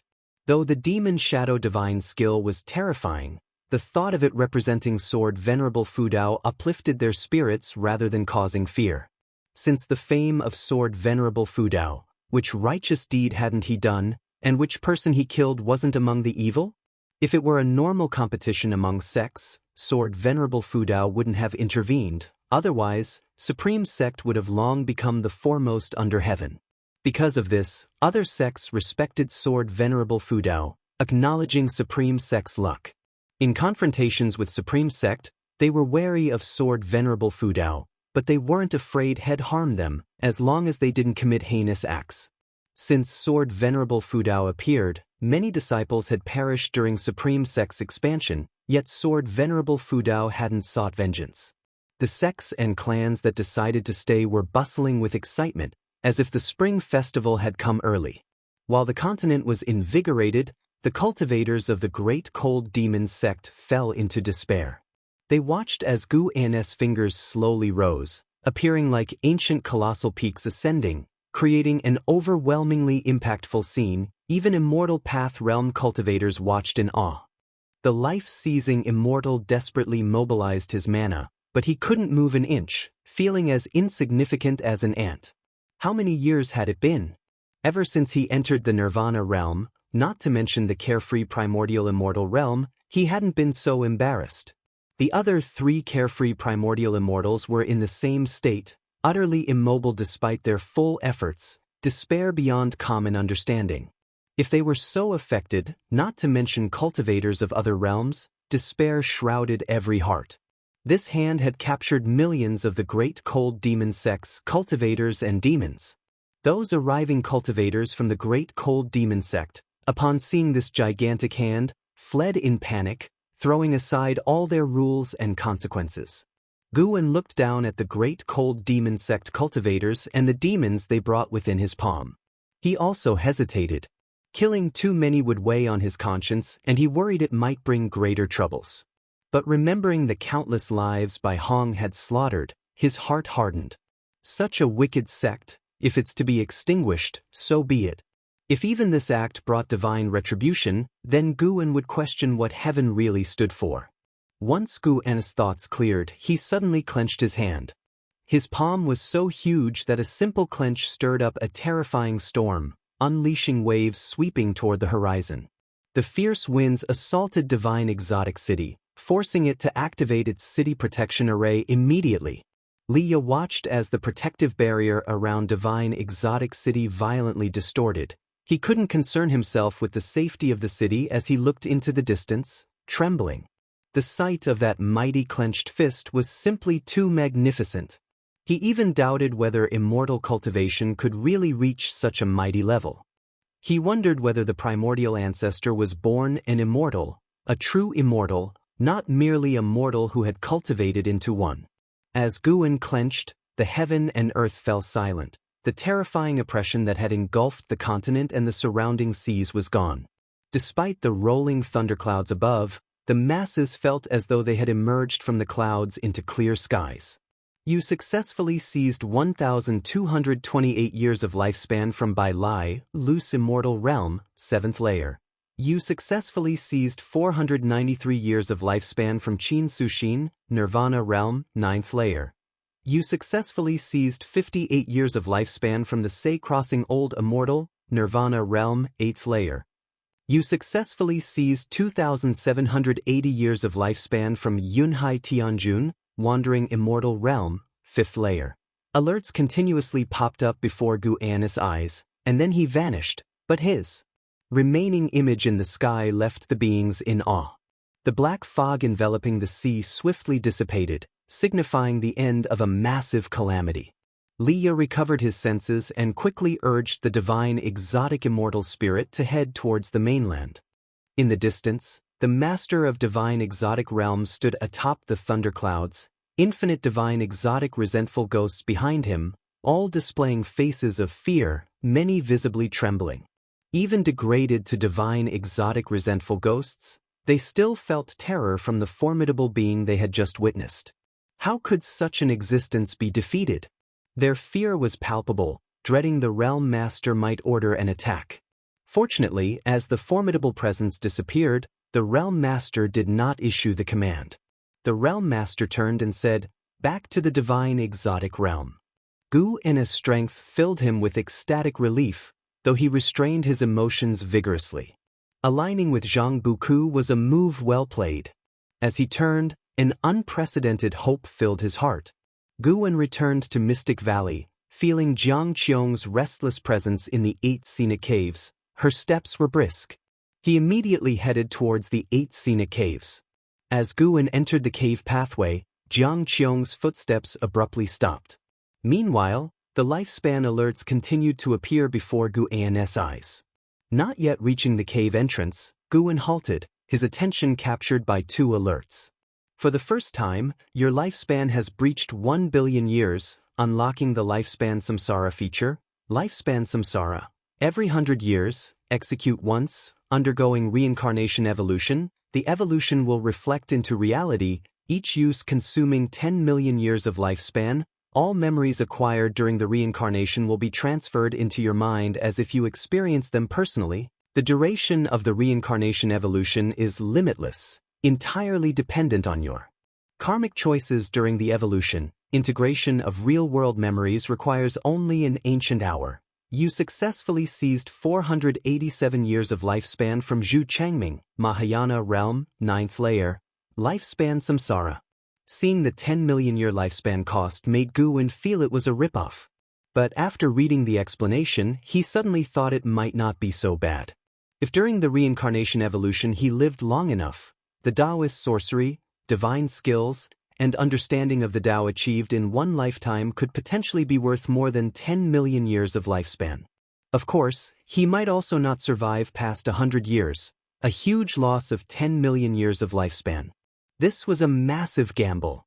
As Guan pondered, Jiang Qiong's voice floated over, "What are you standing there for? Come in already." On hearing this, Guan immediately strode forward. Tips indicating lifespan seizures continued. This series was a massive win. Guan had originally planned to use high-rank medical herbs from an outer world cave to push his lifespan over 1 billion years, but inevitably, some would push their luck too far. Folks get cocky, but if the heavens don't act, then he would. As Guan reached the base of the green vine tree, he couldn't help but laugh and cry. Jiang Qiong had dug a hole and placed a coffin inside. What was this? Planning to bury himself? Jiang Qiong pointed at the coffin. "Lie down here with me, It might help us avoid disaster. Guwen pretended to be reluctant. Is this really necessary? Xianxia glared, swiftly came forward, and pushed him. If he hadn't suppressed his Taoist gang primal energy, Xianxia might have been obliterated. Guwen had no choice but to lie down in the coffin. Xianxia jumped in after him, forcibly pressing him down. Lying in the coffin, she swung her right hand, and the lid immediately covered them, plunging their vision into darkness. From the outside, the coffin began sinking into the earth, soon vanishing from sight. Confined in the cramped space of the coffin, Guwen and Xianxia squeezed together. In that moment, Guwen's heart calmed. Massacring so many, even if all evil, his heart couldn't stay tranquil easily. Excessive killing bred malevolent energy, even a thrilling emotion of breaking free from moral shackles. He needed time to adjust. Now, lying in this darkness, his mood inexplicably steadied. Despite being in the dark, Guwen could still see his lifespan alerts. Xianxia's body began to squirm. Her arm was soft, she seemed to feel too squeezed, constantly pressing against Guwen. Guwen couldn't help asking, if the calamity doesn't strike, how long must we hide here before we can leave? Being squeezed in the coffin with Xianxia, he actually found it quite amusing, a completely novel experience for him. Hide for a few decades, at least until we get past the life-seizing Immortal's 100-year mark. That long? No, I need to go back. There are disciples in the valley, I can't abandon them. Humph, don't even think about it. Now that you've already lain down, don't think about leaving. As her words fell, Guwen felt his left hand grasped by hers. Her hand was cold, like a corpse's. Guwen tried to break free, but she held on tightly. Only after all the lifespan alerts had settled did Guwen come back to his senses. He hadn't checked his lifespan yet, planning to later enjoy the moment of unveiling his lifespan. He spoke up, "It's a bit uncomfortable squeezing like this, don't you think? Squeezing like this for decades, I'm afraid I might die." Xianxia didn't respond but began to shift her body. Guwen stiffened instantly. Xianxia actually lay on top of him, face to face. In the darkness, Guwen distinctly felt her breath was a bit agitated, though faint, not escaping his senses. Suddenly, Xianxia's face pressed against Guwen's chest, and he could feel one of her legs rubbing against his shin. This is bad. Things have gone too far. Guwen fake coughed. Why are you so heavy? Xianxia's breathing hitched, then Guwen felt a hand land on his waist, fingers pinching his flesh. Chapter 299. Terrifying Lifespan. Kid, do you truly not know how to speak, or are you purposely trying to irritate me? In the darkness, Xianxia's voice resounded, somewhat grinding her teeth in frustration, but her hand did not forcefully pinch Guwen, it was merely a warning. Guwen, of course, had intentionally disrupted the atmosphere. He feigned a cough and began asking Xianxia what she would like to do after the disaster was over. Xianxia fell into silence, her limbs ceasing to move as she started to contemplate the question seriously. In truth, she had always been unclear about what she really wanted to do. She had done many things to become stronger, but when the apocalyptic disaster arrived, she felt that her actions were meaningless. Guwen did not disturb her, allowing her to think it over. However, the moment the silence settled, his mind began to wander. Pinned down by Xianxia, Guwen could feel every part of her body pressing against him. How could he remain calm? At that moment, the plots of Green Hero Travelogue, Supreme Secret Records, Black Heroes Travelogue, and many others flashed through his mind. Suddenly, he felt Xianxia tremble slightly. He hurriedly shifted his thoughts to ponder what exactly lifespan samsara was. As his thoughts shifted, Xianxia calmed down. She spoke up, "If we truly can survive this catastrophe, then I'll focus on developing the Juhua sect. I won't wander around anymore. I feel like all these years of running about haven't really counted for much."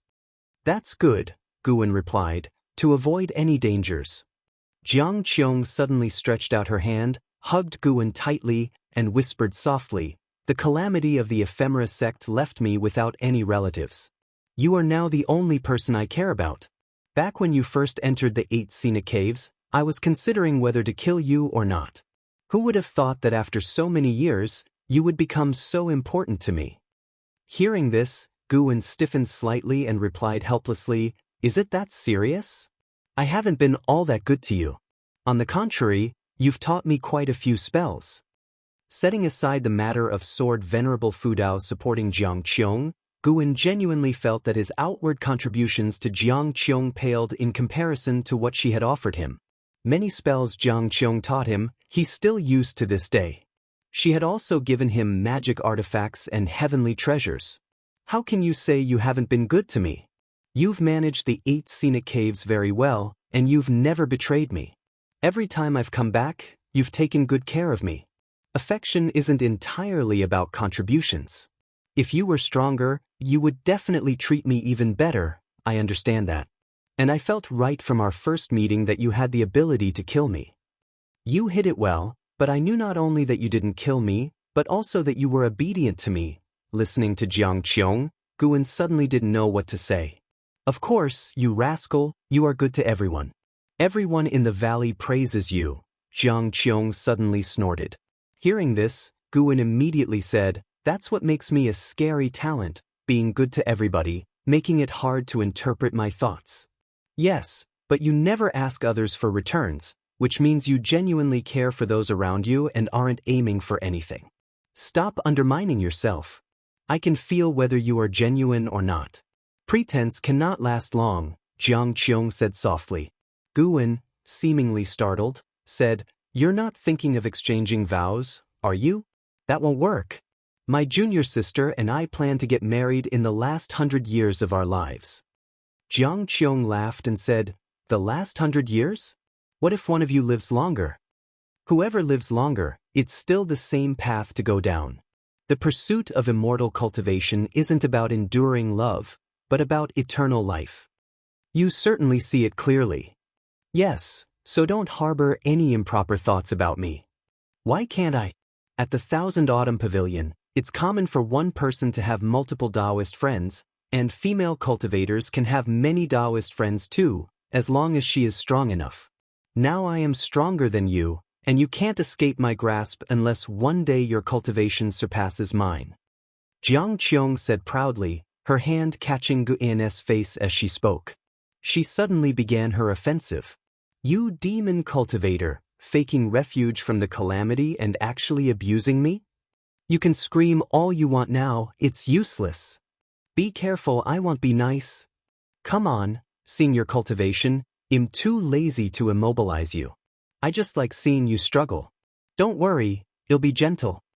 Jiang Qiong laughed very proudly, grabbing Guyen's wrists with her hands, pinning him down.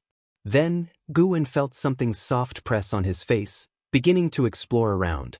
Not good. This guy's gone wild.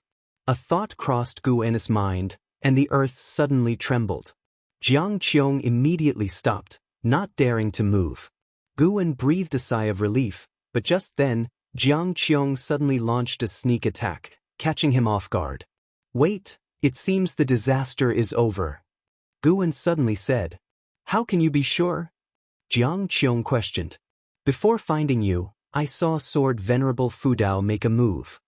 "Oh, then you still came. It seems you also expected something to happen between us." "I just saw you were prepared and didn't want to waste our time. Let's go out and see." "Is that so?" "Really, let's go up. I'll think about it." Boom.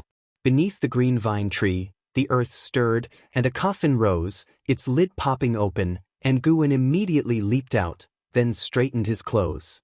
"Nearly lost my virginity. I can't let the over 200 years' worth of my preserved virginity be breached." Guyen secretly breathed a sigh of relief. Mouth is okay but can't leak vital energy. Jiang Qiong slowly climbed out of the coffin, her hair slightly disheveled, her clothes not neat. She raised her eyes to look at Guyen, giving him a seductive smile that caused him to quickly turn his head. "We should stop calling me martial master. After all, I forcefully took Cheng Xiandan as a disciple, and Cheng Xiandan took you with ulterior motives, so it's not a real lineage. No, you brat never even called me martial master. Really, all men are the same, it's just that you, kid, are reluctant yet compliant, guarding against something," Jiang Qiong said, glaring at Guyen. Guyen dropped a sentence and left. "I'm going to check the situation." He immediately slipped away. Xianxia went to the edge of the pit, watching his retreating back. She licked her lips as if savoring something. When Guan returned to the third Medicine Valley, the valley was still bustling with activity. Stealing the 5 elements and 9-fingered Divine Lord had also come back, standing together with Xianxia, separated by a restriction, discussing the formidable power of Sword Venerable Fudao, unable to contain their emotions. To suppress the entire Great Cold Demon sect with one hand was too exaggerated. It subverted everyone's understanding. For decades, the power of the Great Cold Demon sect had been deeply rooted in people's hearts. Only because of understanding the terror of the Great Cold Demon sect did everyone realize how incredibly powerful Sword Venerable Fudao was. Guan looked up and saw a figure hovering above the great heavenly spirit land, watching the continent where Guan was. The 9th layer of the carefree immortal realm. Although only one small realm higher than the Sword Venerable, the presence far surpassed the Sword Venerable, the gap enormous. Presumably, he was the master of the Great Cold Demon sect. At this moment, this master only dared to watch from a distance, not daring to come down. Guan also saw those fleeing cultivators of the Great Cold Demon sect disperse like monkeys scattering from a fallen tree, already completely devoid of will to fight. He did not continue to pursue the kill, one reason being that the remaining cultivators were not as powerful as those he had suppressed, and another being he felt many presences approaching, even the presence of Divine Immortal of Wondrous Dharma. Yes, definitely the Divine Immortal of Wondrous Dharma. However, the person did not come with malice, and the direction was exactly where the Holy Land of Holy Court was located.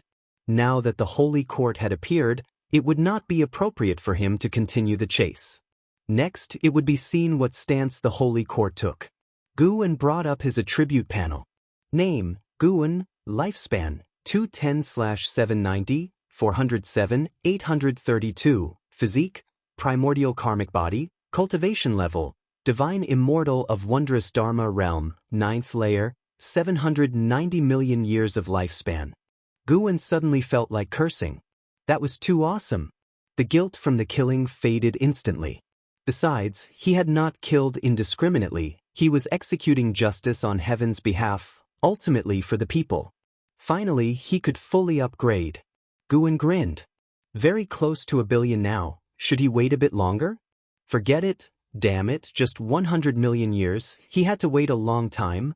How much longer for the remaining 200 million years? Look for a chance to break through. And it was a comprehensive upgrade. Heart surging with excitement, Guan even felt like trying out a 10 million year lifespan samsara just to see what it was. He walked towards the pavilion clusters, shouting with mana. Today, to thank Sword Venerable Fudao for resolving the calamity, let's celebrate tonight. Consider it a holiday, deacons get moving. His voice spread throughout Medicine Valley. Achieving this feat with core formation realm cultivation was not difficult, and soon, various cheers rose within the valley. When Guan reached his own pavilion, Xianxia came up to him indicating with her eyes. They both went upstairs and closed the door. I think Sword Venerable Fudao's silhouette seemed familiar. Xianxia said seriously, causing Guan's heart to tremble. What did that mean? Could she have linked it to me? Guan immediately became uneasy. A supreme power who suppressed the Great Cold Demon sect spooked by a core formation realm cultivator. He asked with a frown, could it be that Sword Venerable Fudao originates from the Ji family? Xianxia shook her head. No, I saw him in a dream, it must have been a scene from a past life. Hearing this, Guan breathed a sigh of relief, but his brows furrowed even deeper. Today's battle was an eye-opener. I suddenly feel that I can't die too early in this life. I need to follow in the footsteps of Sword Venerable Fudao. Xianxia spoke again, her face full of admiration. Chase after Sword Venerable Fudao? He was Divine Immortal of Wondrous Dharma realm, 9th layer. Guan didn't discourage Xianxia. What if she really could achieve it? He started motivating Xianxia. They chatted for a while before Xianxia finally left. But when she reached the door, she stopped, turned back to look at Guan and said, the scent of a woman on you is stronger now. It's still the same woman as last time. You two must have entangled a bit, although you don't seem to have leaked any essence. After that, She pushed the door open and left without closing it. Guwen stood there puzzled. How did she figure that out? What kind of divine skill was that, or was it a talent? Guwen didn't dwell on it. Living another life, he planned to be carefree and at ease. Why worry too much? Just follow his heart.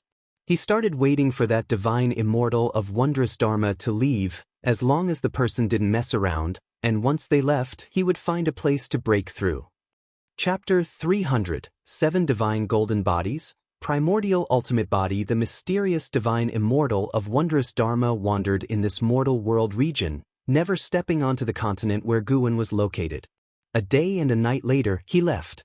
Starting from the second day, rumors about the great cold demon sect being annihilated single-handedly by sword venerable Fudao spread like a hurricane across the seas, shocking the countless beings that were fleeing. Their first reaction was disbelief, as the news sounded too preposterous.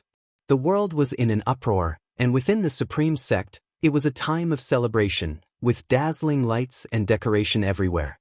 Everyone was singing praises of Sword Venerable Fudao's magnificent feats and mighty power. This time, Sword Venerable Fudao's rescue efforts had a wider reach than ever before. How could they not be proud? They were unclear if there truly were immortals who cared for the common folk in this world, but at least in their hearts, Sword Venerable Fudao was an immortal who brought salvation to all living beings. The day after the divine immortal of wondrous dharma left, Guwen quietly departed from the continent. He headed south, moving away from the mortal world region where the supreme sect was located. Eventually, he arrived at a desolate sea, where the number of beings was extremely sparse. Whether deep within the sea or above its surface, numerous lost souls and wild ghosts floated about. The sky above this place was covered with dense, oppressive clouds, but the spiritual energy here was quite abundant. After surveying the area with his divine sense, Guwen discovered an island deep within the ocean guarded by powerful restrictions. If he were to break through forcefully, he would undoubtedly alert the entity within. He speculated that a carefree primordial immortal might be hiding inside because, although the restrictions were strong, he felt it wouldn't be difficult to break through if he wanted. No wonder the spiritual energy was so abundant here, yet there were so few beings. It turns out a malevolent deity was hidden within. Guwen landed on an uninhabited isolated island and immediately activated the lifespan barrier. 790 million years of lifespan. The more he looked at it, the more invigorating it felt. He had never been so affluent before. Guwen sat cross-legged in front of a withered tree, looking at his attribute panel, chuckling to himself. First, he would enjoy the moment for a while longer. After a good while, Guwen then reined in his emotions and decided to give lifespan samsara a try. He would test the waters with 10 million years. If this function turned out to be ineffective, he would dismiss it forever, just like the lifespan deduction he had initiated before. You have spent 10 million years of lifespan to trigger one reincarnation evolution, beginning connection to Tao rules, searching for reincarnation heaven and earth. You have the following heaven and earth options, choose any one. 1. Great Heavenly Spirit Land. 2. Dark Great Heaven and Earth. 3. The Great Multiverse. There's even a Great Heavenly Spirit Land? Guwen thought if the reincarnation evolution reflected reality, could it be that it's not just memory fusion, but it could also affect reality itself? He wasn't sure, so after some thought, he decided not to choose the Great Heavenly Spirit Land to avoid any potential issues. He was drawn to the Dark Great Heaven and Earth. The name sounded well-suited for his life-stealing ability. Since it was reincarnation evolution, perhaps he would still possess his current golden finger. That's the one. Dark Great Heaven and Earth. You choose to reincarnate into the Dark Great Heaven and Earth. Considering that the Tao rules of this world cannot conceal your talent, you will retain the life-stealing ability, but cannot unlock stage-specific functions. Reincarnation evolution begins. In the first year, you were born in a village in the East Profound Domain, and your parents named you Chu Lu. At the age of 7, you accidentally pulled up a spirit grass in the mountains, stealing 8 years of lifespan, marking a turning point in your destiny. At the age of 8, you took an immortal cultivator as a master and traveled the world with him. At 15, you encountered a cultivator robbery. To protect you, your master died.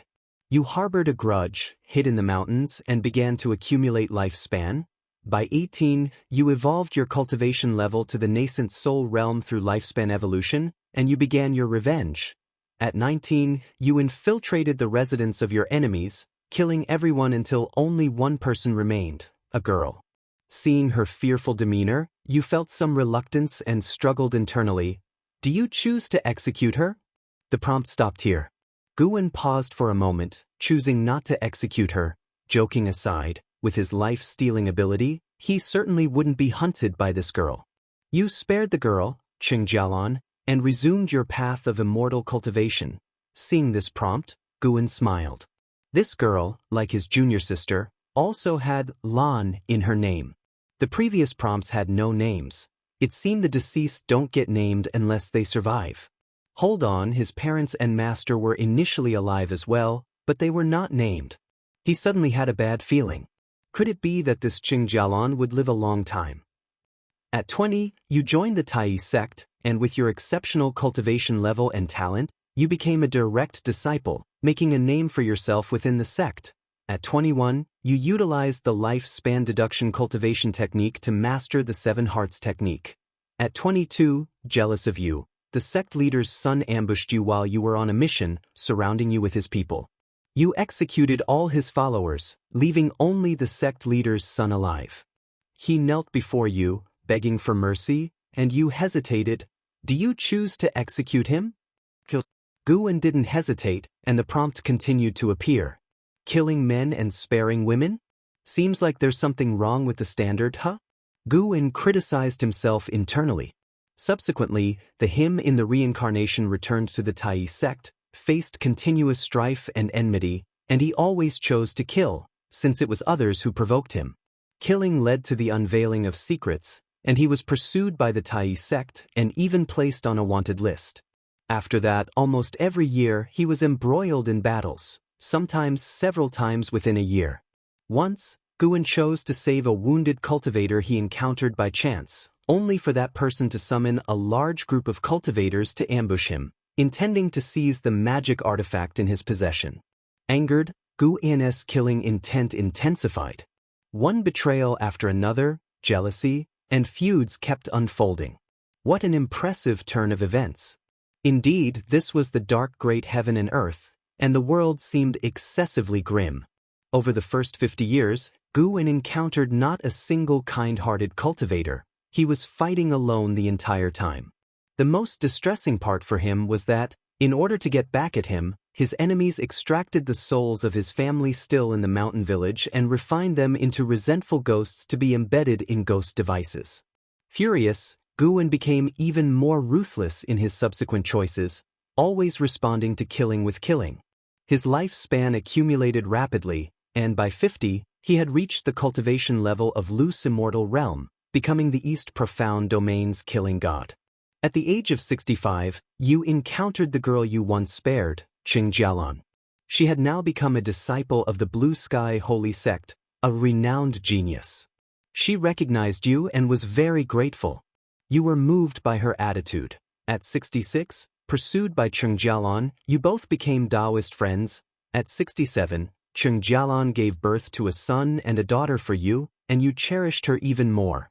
At 68, while you were cultivating, a wandering carefree primordial immortal from the Blue Sky Holy Sect descended.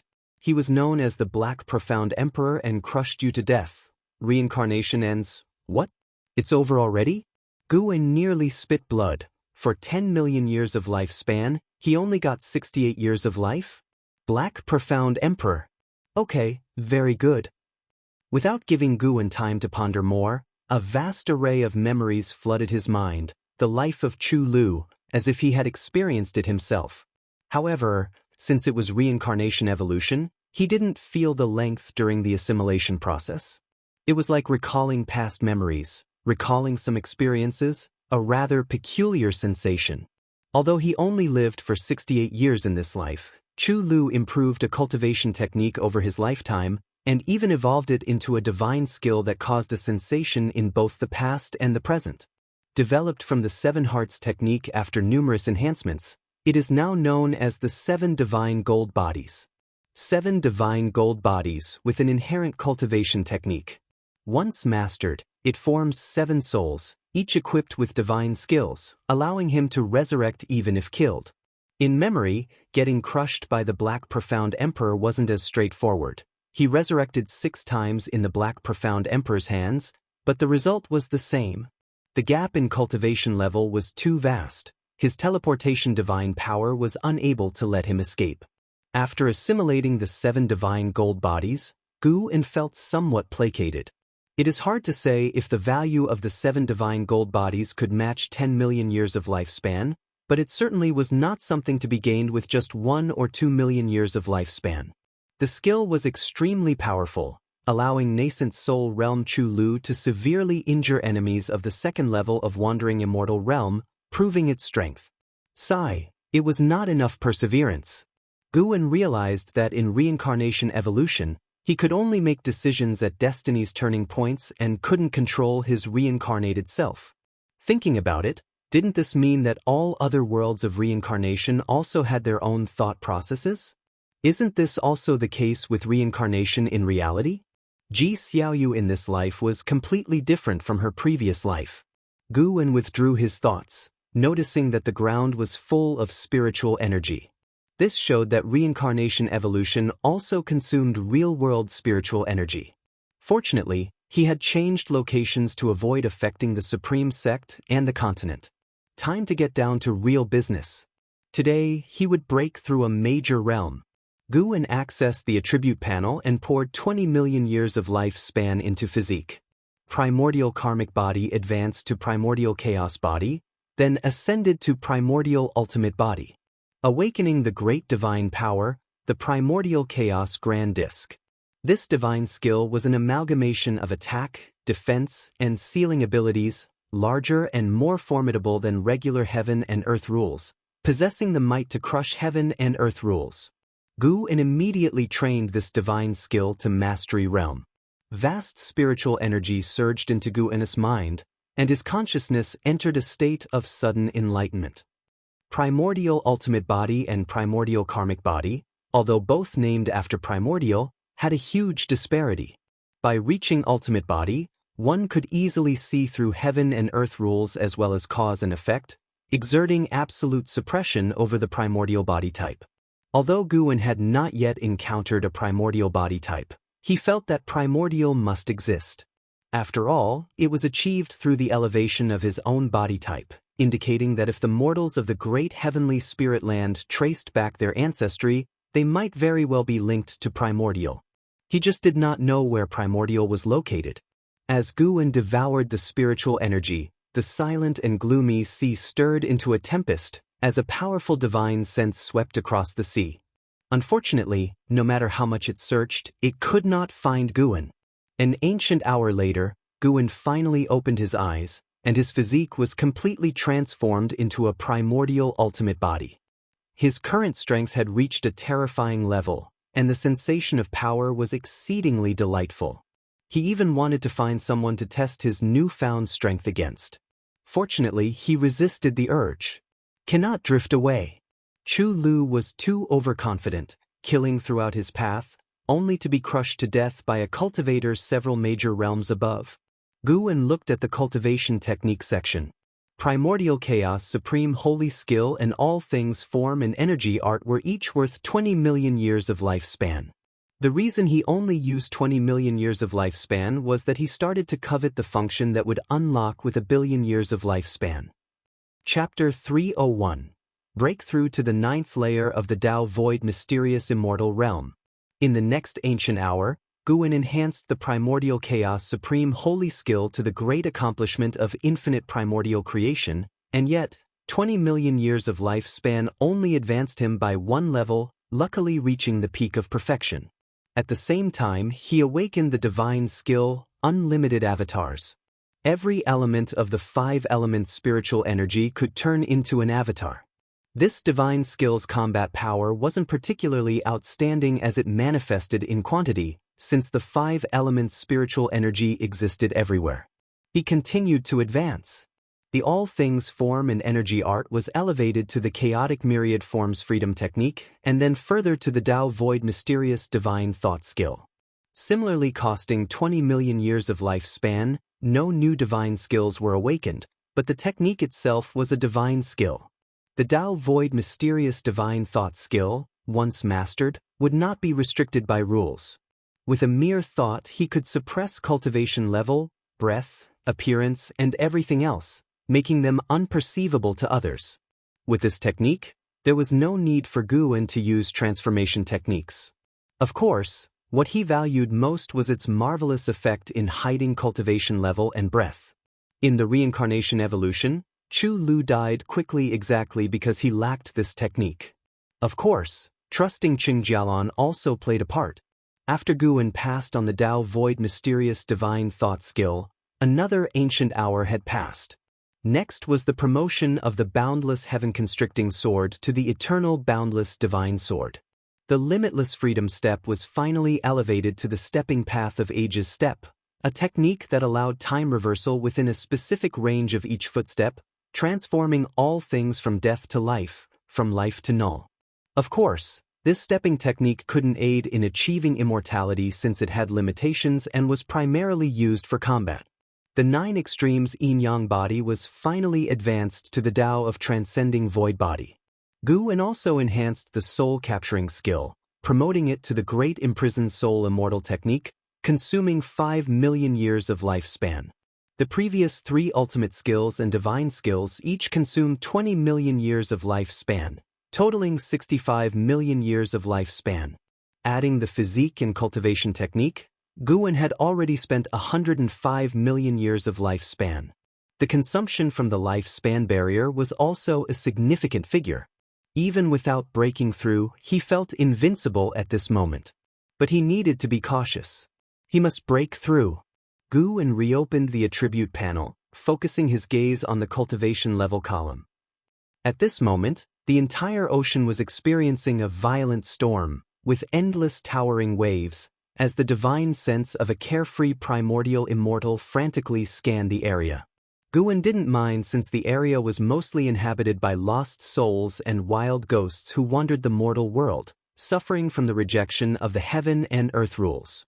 He hesitated for a moment, then decided to invest 5 million years of his lifespan. It was uncertain whether the early investment of 100 million years of lifespan could erase the gap in the difficulty of cultivation between the divine immortal of wondrous dharma and higher realms. You practiced chi absorption cultivation for 30,000 years, forcefully attempting to assault the Tao void mysterious immortal realm with the great accomplishment of infinite primordial creation, starting the tribulation crossing. You didn't endure the 6 realms destiny ultimate void tribulation, failing the tribulation, 30,000 years for 1 tribulation crossing. Guan was thrilled, knowing that previously, when he attempted to reach the divine immortal of wondrous Dharma realm, it took 60,000 years for 1 chance to cross the tribulation. However, even more surprising events occurred. You practiced chi absorption cultivation for 300,000 years, you endured the 6 realms destiny ultimate void tribulation with the forceful use of the great accomplishment of infinite primordial creation, and succeeded in the tribulation crossing, advancing your cultivation level to the first layer of the Tao void mysterious immortal realm. You practiced chi absorption cultivation for 500,000 years, advancing your cultivation level to the second layer of the Tao void mysterious immortal realm, 10 successful crossings. I'm really fucking strong. Guan was ecstatic, but as he looked further, his smile gradually faded. The time required for each level in the Tao void mysterious immortal realm kept increasing. You practiced chi absorption cultivation for 4 million years, advancing your cultivation level to the 8th layer of the Tao void mysterious immortal realm. You practiced chi absorption cultivation for 4.7 million years, advancing your cultivation level to the 9th layer of the Tao void mysterious immortal realm. You practiced chi absorption cultivation for 5 million years, forcefully assailing the divine thought true immortal realm with the great accomplishment of infinite primordial creation, starting the tribulation crossing. You didn't endure the heavenly Tao 49 mysterious void tribulation, failing the tribulation. That's good. Reaching the 9th layer of the Tao Void Mysterious Immortal Realm in 5 million years was an unexpectedly pleasant surprise. But what's after was shocking. An attempt of tribulation every 300,000 years. If following the old pattern, failing 100 times would mean 30 million years of lifespan. Failing 200 times would mean 60 million years of lifespan. That's ridiculously exaggerated. Is the divine thought true immortal that mighty? It's a big leap. Guan didn't question it much, given he hadn't even heard of the Tao Void Mysterious Immortal, let alone the higher divine thought true immortal. Once again, nature's spiritual energy surged towards him. The entire ocean's spiritual energy abruptly sank, and its range rapidly expanded. Damn, this commotion is a bit excessive. Guan was secretly alarmed, feeling he might once again bring about a calamity to the mortal world. The vast amounts of spiritual energy required to transition from the 9th layer of the divine immortal of wondrous Dharma to the 9th layer of the Tao Void Mysterious Immortal far exceeded Guan's imagination. However, he could judge the resources of the great heavenly spirit land through this disturbance. If his breakthrough affected the entire great heavenly spirit land, it would indicate that the Tao Void Mysterious Realm cultivators in the great heavenly spirit land were few and far between. While feeling the transformation within himself, Guan observed the surroundings. The range of spiritual energy extraction grew larger, and in less than 30 minutes, it exceeded the size of the area the Great Cold Demon Sect planned to annihilate and was still rapidly increasing. Time swiftly passed. An hour later, Guan forcefully achieved the Tao Void Mysterious Immortal. Regardless of the realm, the evolutionary cultivation would always compress the breakthrough into 1 hour. The mysteries of the Tao Void Mysterious Immortal flooded into his mind. A Tao Void Mysterious Immortal could transcend universal rules and travel through the Great Thousand World. The so-called Great Thousand World consists of countless realms like the Great Heavenly Spirit Land, and only reaching this level would one touch the barriers of the universe. Of course, not all universes can be easily traversed, as there are also differences in strength among them. The power of a mysterious immortal is even greater, capable of transforming all things into living beings. Reaching this level means starting to condense one's own Tao. The so-called Tao is the condensation of the overall path of immortal cultivation, manifesting as will, capable of condensing a Tao form and using it to battle and suppress everything.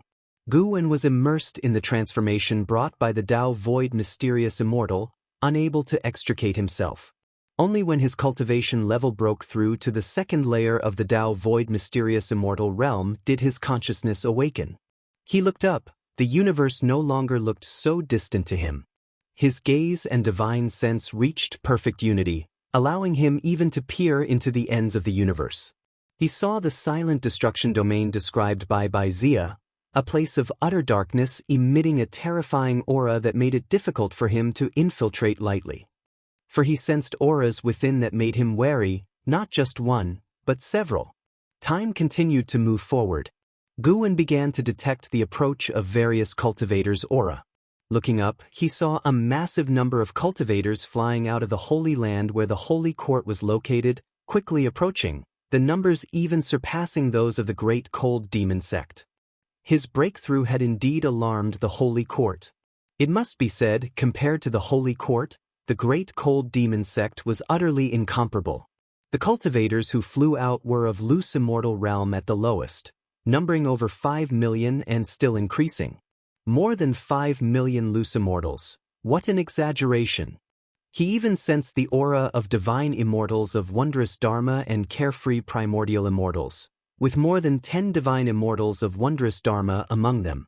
The cultivators of the Holy Court dispersed to protect various continents and islands. The ocean stirred up world-shocking waves, the speed of the sinking spiritual energy causing many continents to shatter. Seeing the Holy Court coming out to protect the common people, Guan breathed a sigh of relief, holding the Holy Court in much higher regard. He didn't want his breakthrough to result in the extinction of countless beings. It seems the support of the Great Cold Demon Sect by the Holy Court was only the will of that Holy King. If the Holy Court became his enemy in the future, regardless of the animosity, Simply for today's actions of the Holy Court, he wouldn't thoroughly exterminate them. Of course, it would be even better if he could establish friendly relations with the Holy Court. Cultivation doesn't have to be all about fighting and killing. The benefits derived from slaughtering the great cold demon sect were indeed massive, but it also attracted much wariness. Look now, the battle just ended, and divine immortals of wondrous Dharma have shown up, a realm previously unheard of.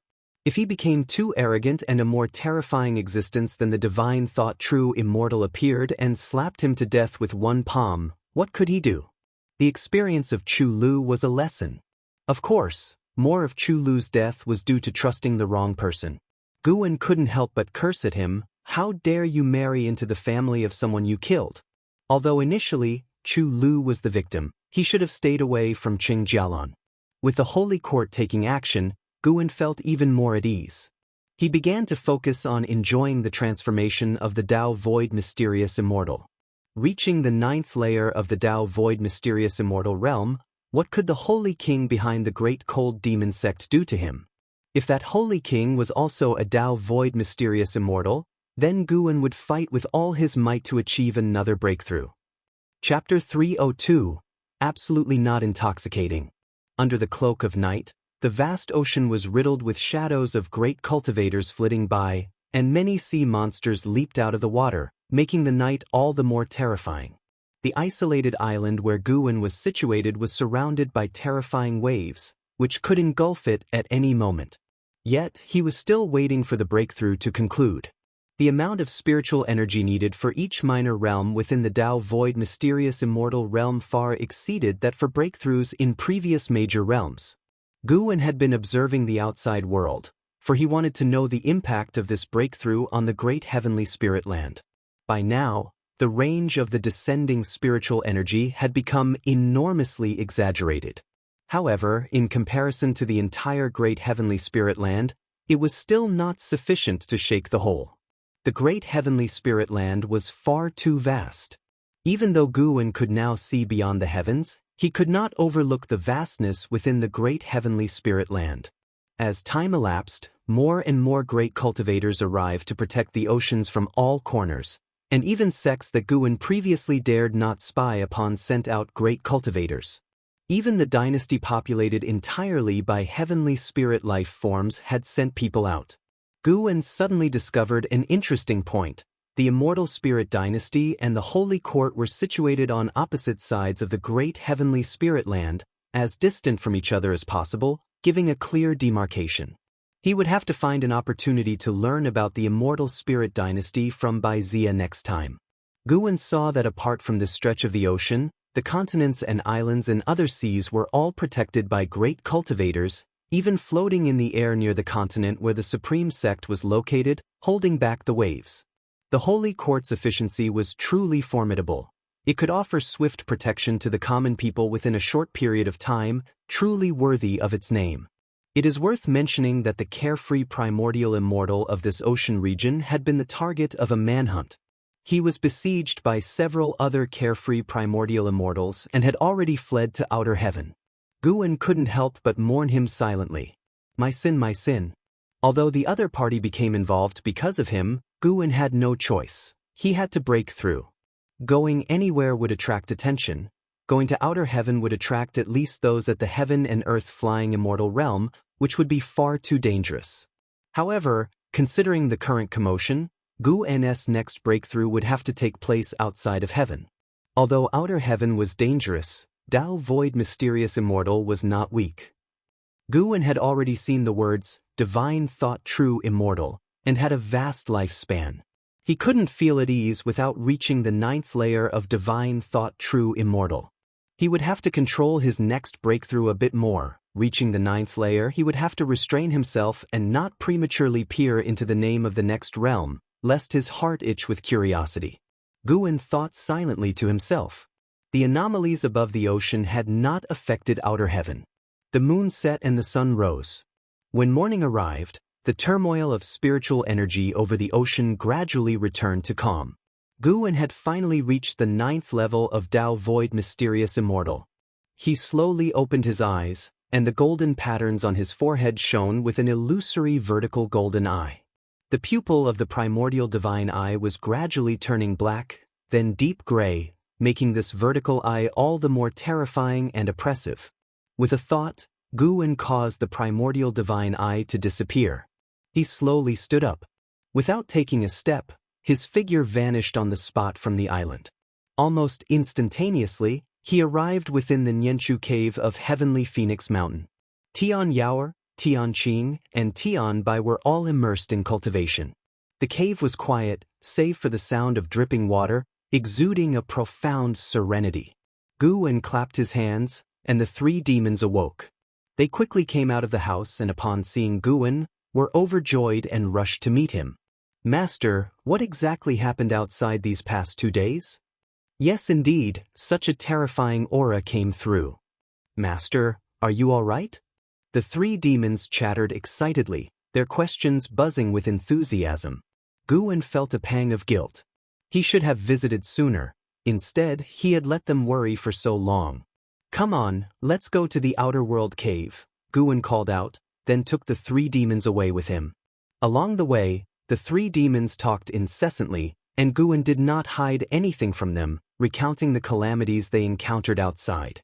Divine exotic resentful ghosts, divine exotic ghost kings, the great cold demon sect, the heavenly fire catastrophe, and more. All of these stories made them tremble with fear. But hearing from Guwen that the calamity had passed, they finally breathed a sigh of relief. They began to wonder who had resolved the calamity. Guwen said even he wasn't sure. When they arrived at the outer world cave, Guwen raised his hand. Countless storage bags, storage rings, and storage dharma artifacts flew out of his sleeves and piled up on the open ground. The three demons were stunned. Tian Yaoer couldn't help but ask, "Why are there so many?" Guwen didn't answer. After piling the collected storage dharma artifacts into a mountain, he swept over them with his divine sense, dispelling all restrictions. In an instant, he obliterated anything that might be harmful. "I entrust these to you. On ordinary days, refrain from touching them to avoid attracting powerful beings," Guwen warned them. In truth, no matter how much they handled them, they wouldn't attract other cultivators. He was only worried they might accidentally harm themselves. The three demons nodded blankly, still not fully grasping the situation. Guwen didn't explain further and disappeared on the spot. Tian Bai came to her senses and tentatively asked, "Could the mysterious great power who saved us from the calamity be our master?" Tian Yaoer had a strange expression. Long suspecting that Guwen downplayed his own strength when he said he was no match for the Heaven Phoenix Demon Mother, she became even more certain now. She just didn't understand why Guwen would hide his true cultivation level. Elsewhere, Guwen returned to the Supreme Sect. The continent where the Supreme Sect resided had not been affected by the disturbances of the previous night, though the winds between the heavens and the earth were a bit stronger. He first returned to the 8 scenic caves to inform Xianxia that the great cold demon sect had been eradicated. Xianxia was shocked and immediately left. Guwen didn't follow her. Instead, he used the teleportation array in the valley to return to the Third Medicine Valley.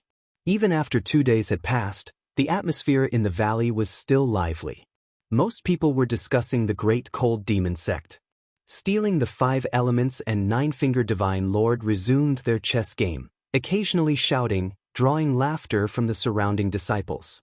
The servant disciples, who were laboring, were also spirited, and even the white spirit rat under the mystic pure tree was unusually awake, lying at Enzin's feet, enjoying her petting. Everything seemed so harmonious, bringing a smile to Guwen's face. He had taken the risk to intervene so that he could see such a scene every day. Guwen walked towards his own loft, his divine sense turned towards outer heaven. His next breakthrough had to take place in outer heaven.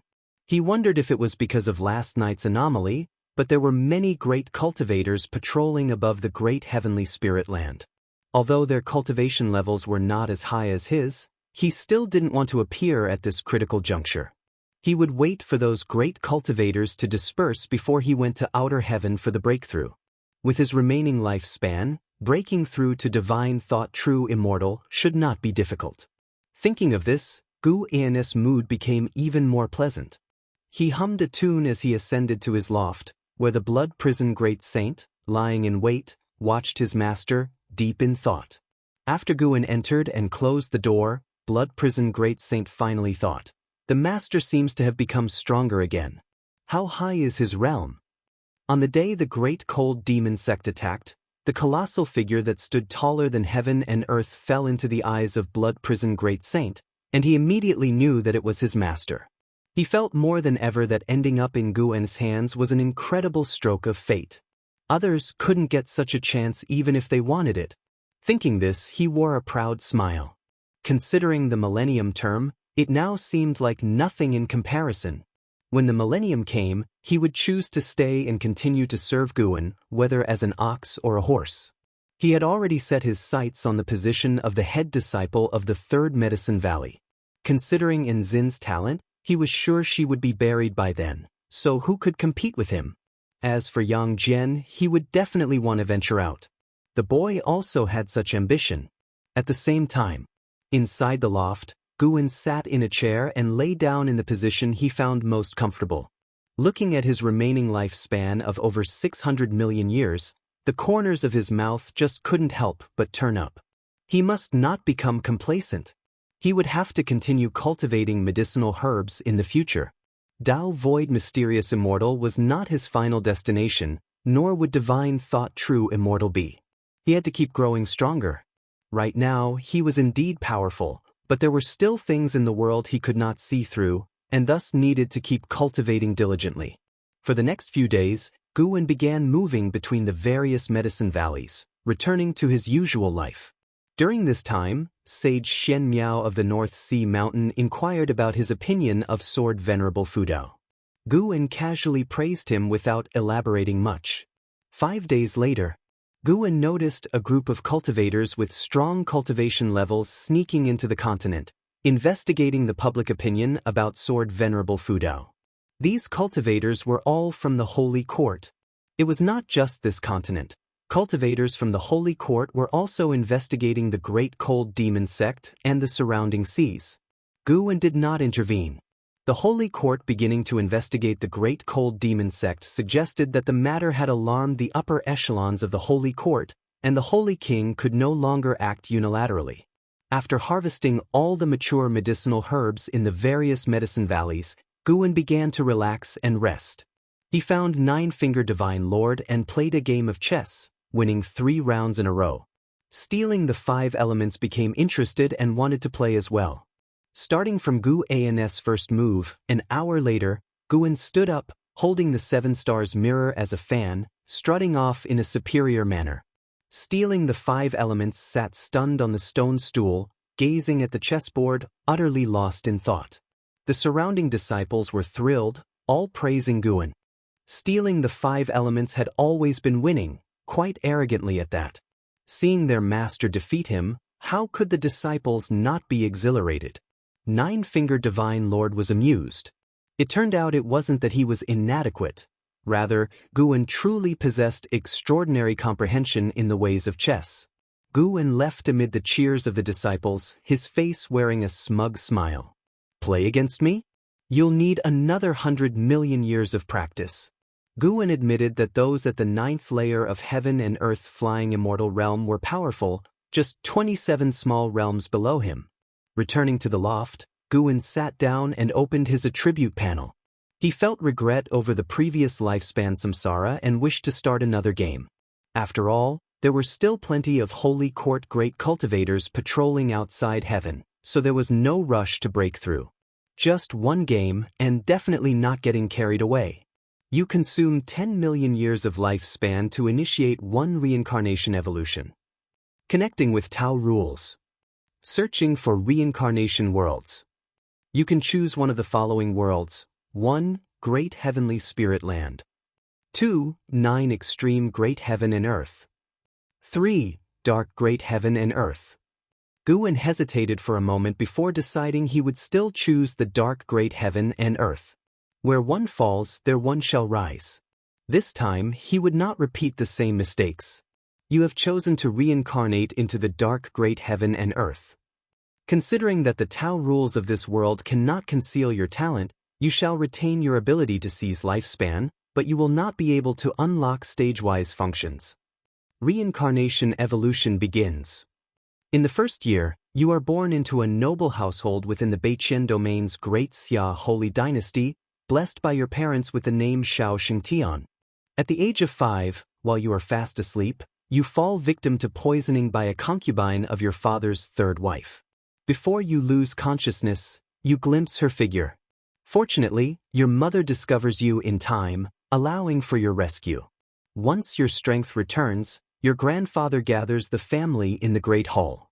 Faced with your grandfather's query, will you choose to expose that you were poisoned by the third wife's concubine? Chapter 303 Fighting Will. Gu N's hostility. Seeing the prompt of reincarnation evolution, Guan hesitated. If it had been earlier, he would have definitely chosen to expose the crimes of the third concubine to seek justice for himself, but Chu Lu's short life had left him with a psychological shadow. Although lifespan samsara was just an evolution and would not harm his original self, he was toying with 10 million years of lifespan. Moreover, the prompt was brief, and he couldn't analyze the specifics of the situation or understand the background of the third concubine. What if exposing her would bring about a deadly disaster? Forget it, he should endure it for now. Although it was a grieving, it wasn't something he personally experienced. You choose to reveal you were poisoned by the third concubine. A turmoil in the Shao Kingdom's mansion thus resolved. At the age of 8, you began to practice swordsmanship and accidentally cut a spirit grass during the process, claiming 8 years of lifespan and marking a turning point in your life of immortal cultivation.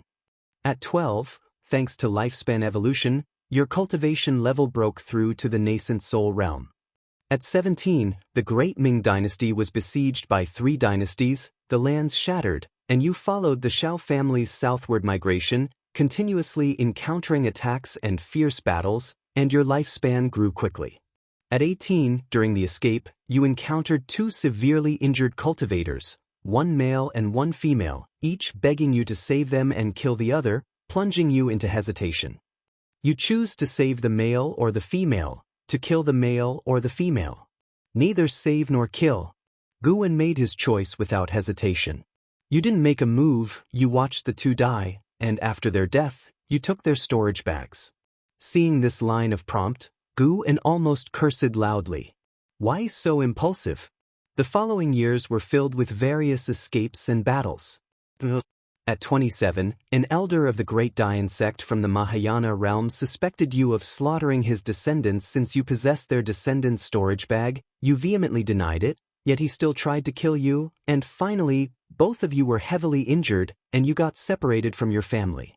Fighting a Mahayan realm cultivator at the age of 27, Xianxia indeed had some substance. It seems his path was quite wild. Guan lamented in his heart. He could only see a general description and didn't know how many enemies Xianxia had killed during this process. At 30, you entered the Luoqing sect to focus on cultivation. At 45, the Shao family was slaughtered. Deeply grieving upon learning this, you began to investigate who the enemy was. At 50, after 5 years of investigation, you found that the power that slaughtered the Shao family was the Li family from the East Profound Domain. You left the Luoqing sect alone to rush to the East Profound Domain.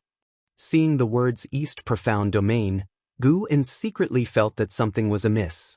Why, out of nowhere, was his family destroyed again? Speaking of which, Guan in this life also had no relatives, living alone in the Ji family mansion. Could this be fate? At 60, you stormed the secret realm assessment of the East Profound Saint Mansion, swept through the geniuses of East Profound Domain, and became renowned throughout the world. At 70, you cultivated the Heavenly Gang Holy Body in the East Profound Saint Mansion. The mansion master favored you greatly, wishing to betroth his youngest daughter to you, whether you accept. Do not accept. You refused the mansion master's goodwill. He then took you as a disciple, and you received great cultivation resources from the East Profound Saint Mansion. Guan smiled when he saw this. That's more like it. The following life was filled with various cultivations. Xianxia continually enhanced his physique, cultivation technique, and divine skills. His choices were limited, focusing on only one method of each type. Years swiftly passed. At 137, you participated in the holy competitions of the 5 domains. With an overwhelmingly dominant appearance, you claimed the title of the strongest prodigy of the era, and the name of the heavenly gang holy body spread across the great heaven and earth. At 138, you encountered a cultivator from the Leaf family during an externship. Due to a deep-seated hatred, you erupted into conflict with the Leaf family, encountering a mysterious carefree primordial immortal who intervened and nearly killed you. Fortunately, a cultivator named Hanging Pot saved you when you were severely injured. At 139, before your injuries fully healed, the Leaf family attacked again, vowing to annihilate you. Hanging Pot consumed his true yuan, using a great divine power to shift you and his children into a space-time rift. The 3 of you fell into the Dark Continent. At 140, Hanging Pot's son couldn't withstand the invasion of dark powers, ultimately perishing, his soul turning into a dark undead and disappearing, and you took his sister to search for him. At 142, the 2 of you failed to escape the Dark Continent. Hanging Pot's daughter also turned into a dark undead. You, enraged, began slaughtering the dark undead of the Dark Continent. At 143, you encountered the Black Profound Emperor from the Tao Void mysterious immortal realm, who extinguished your soul. Reincarnation ends. What? Damn Black Profound Emperor again. How did he reach the Tao Void mysterious immortal realm this time? Gu and his eyes widened, his anger uncontainable.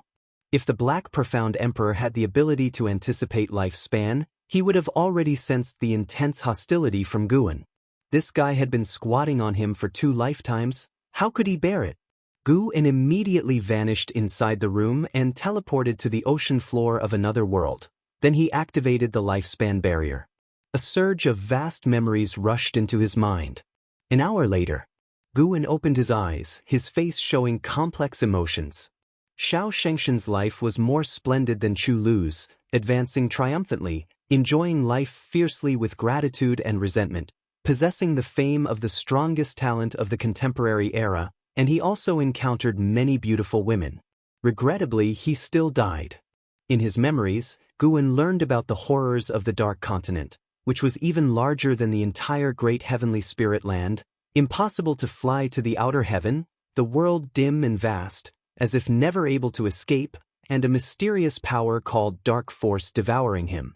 If not for the sufficiently powerful heavenly gang holy body, Xianxia might not have lasted until the day he met the Black Profound Emperor. It must be said, the Tao Void mysterious immortal realm Black Profound Emperor was truly terrifying. Guan not only possessed memories but could also deeply experience the feelings of the time. When the Black Profound Emperor killed him, he seemed to deliberately preserve his flesh. The thought of his body being used by the Black Profound Emperor really irked Guan. He also did not know where the Dark Continent was, whether the timing could match up, and if they met, if the opponent's cultivation was not as good as his, he must make the Black Profound Emperor truly feel despair. The second reincarnation evolution ended at only 143 years old, which was quite annoying. However, the gain was greater than last time. Although the heavenly gang holy body was not as good as his primordial ultimate body, he could pass it on to his disciples in the future. The real gain was Xianxia's will. Xianxia cultivated a kind of fighting will. The more severe the injury, the stronger the burst of strength, capable of sweeping all opponents of the same realm, and even had a chance to counterkill higher realm opponents.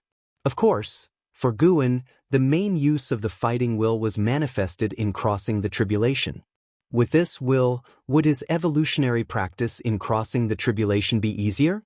Guan felt deeply and pondered whether he in the Tao Void mysterious immortal realm was stronger than the Black Profound Emperor.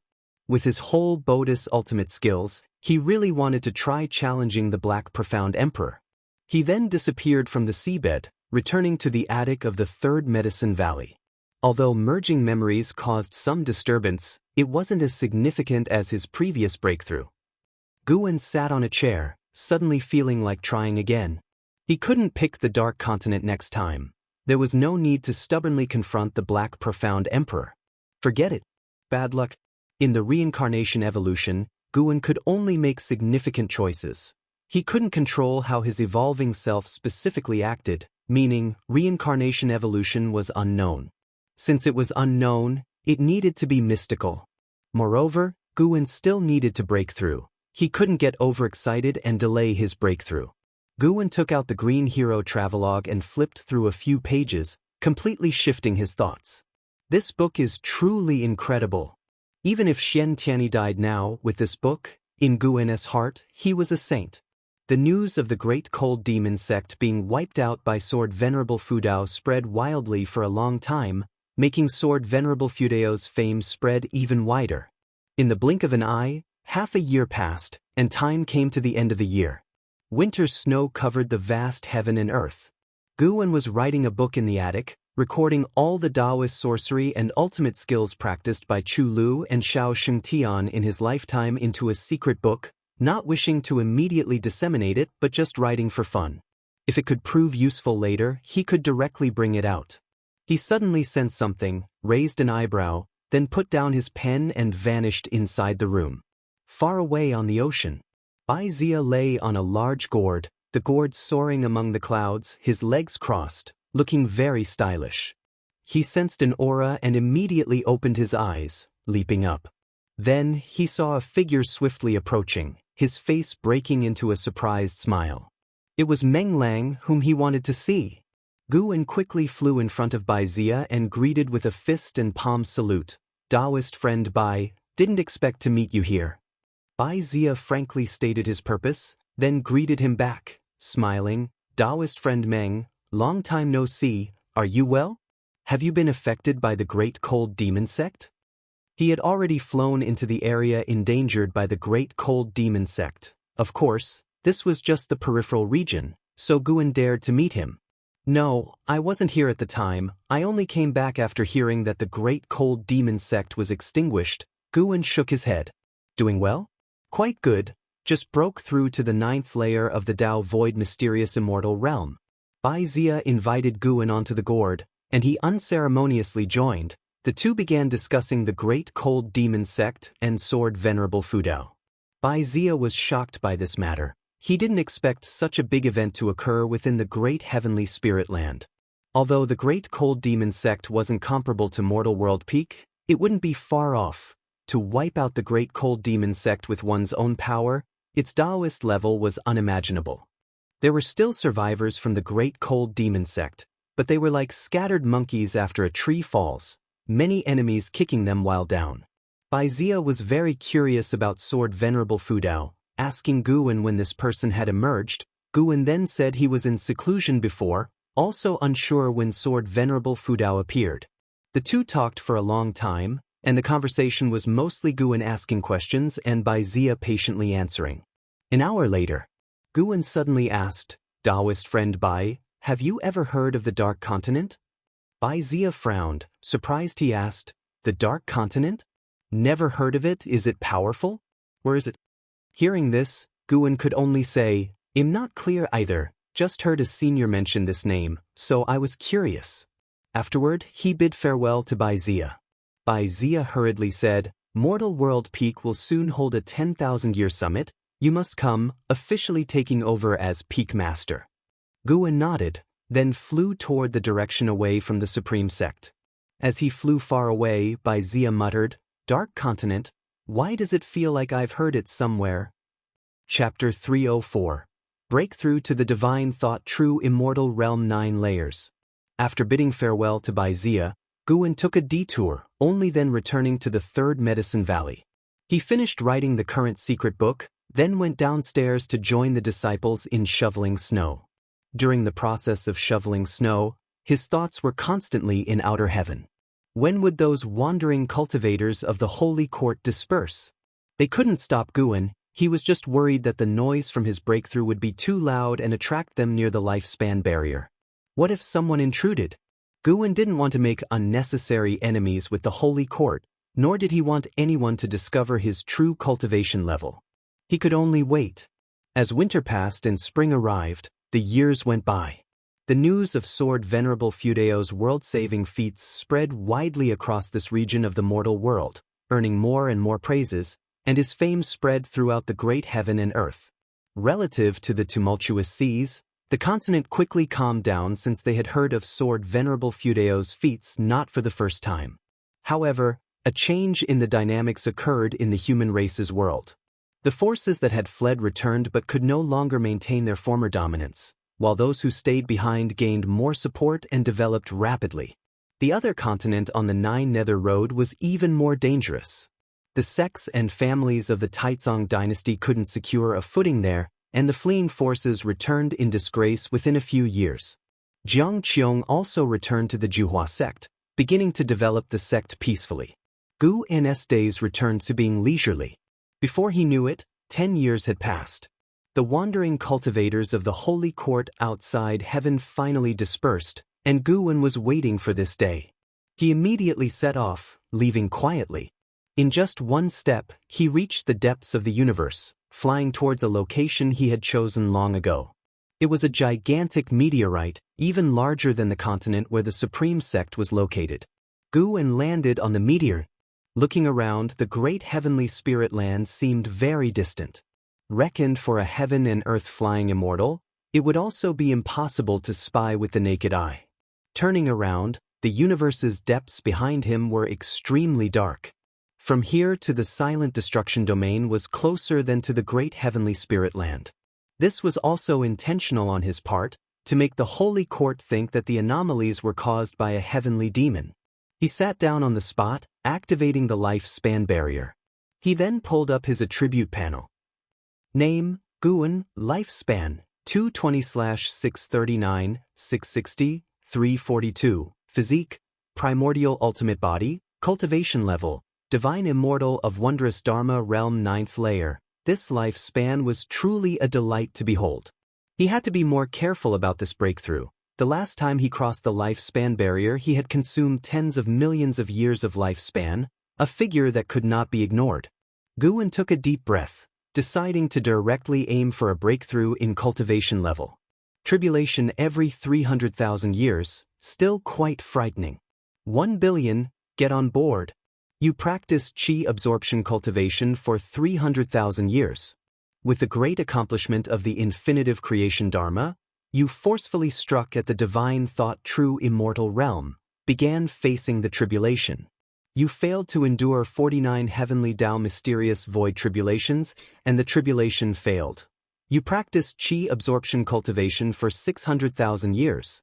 With the great accomplishment of the infinitive creation dharma, you forcefully struck at the divine thought true immortal realm, began facing the tribulation. You failed to endure 49 heavenly Tao mysterious void tribulations, and the tribulation failed. Guwen remained expressionless, already used to failure. No matter, he still had 5 billion years. He didn't believe they could drain him completely. However, something terrible happened. When his tribulation failures exceeded 100 times, his expression became grave. When his tribulation failures exceeded 200 times, his expression became ugly. When 1 billion years were all used up, he was on the verge of a breakdown. What was this heavenly Tao 49 mysterious void tribulation? Was it this absurd? Once Guwen successfully broke through, he must investigate the origin of this heavenly tribulation. Even within the same realm, heavenly tribulations are not fixed. Taking mortal world peak, for instance, their recorded types of heavenly tribulations exceeded 10,000. The rule summarized by the immortal cultivation world is that the more powerful you are within the same realm, the more terrifying the heavenly tribulation.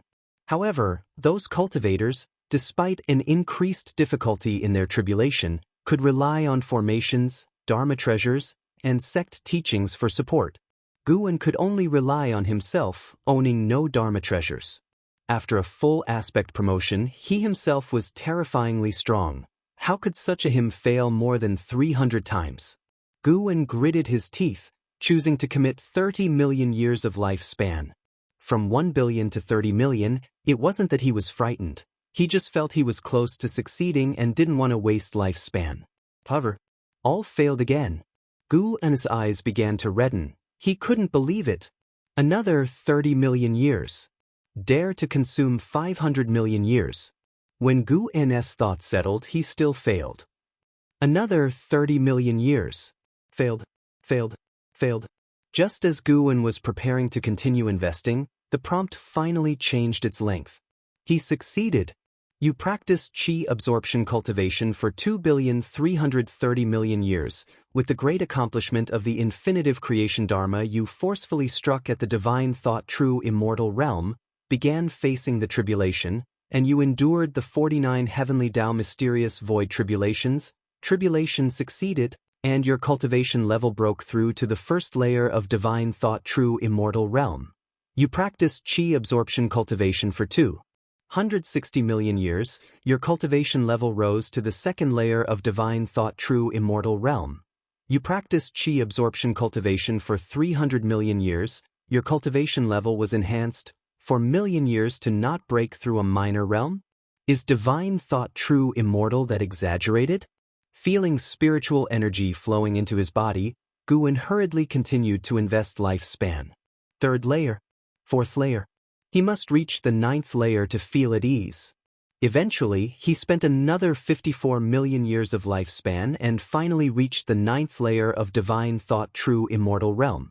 The mighty spiritual energy surged into his body, its scale far surpassing that when breaking through the Tao void mysterious immortal realm. Not only that, he found himself also absorbing the universal laws pervading the cosmos. He immediately closed his eyes to meticulously experience it.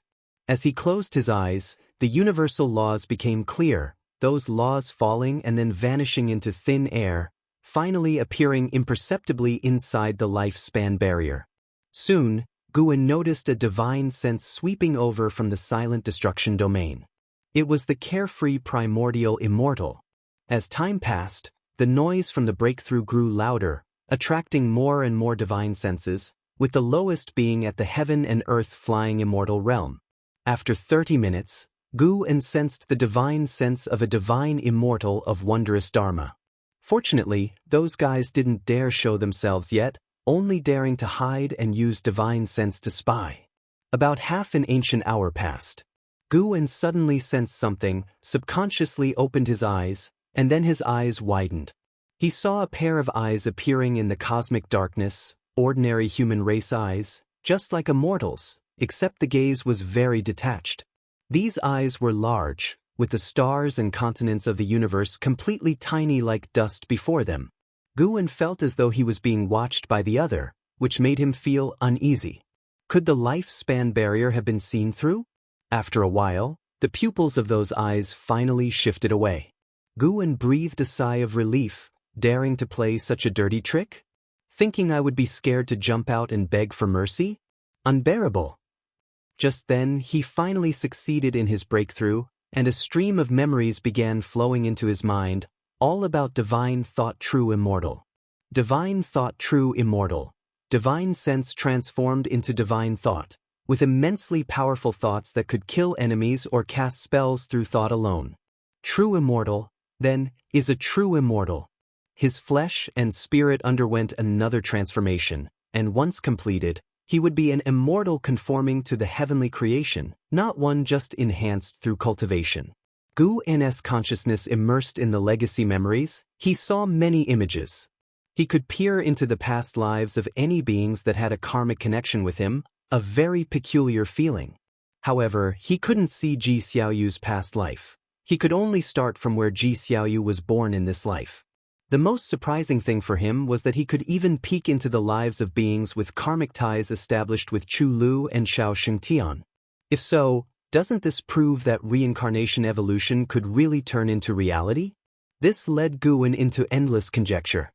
He was immersed in the karmic images, unable to extricate himself, not feeling the slightest discomfort but rather a kind of indescribable ease. Peering into karma, his mind was filled with countless images, yet it felt as exhilarating as Qi absorption cultivation, making him even more invigorated.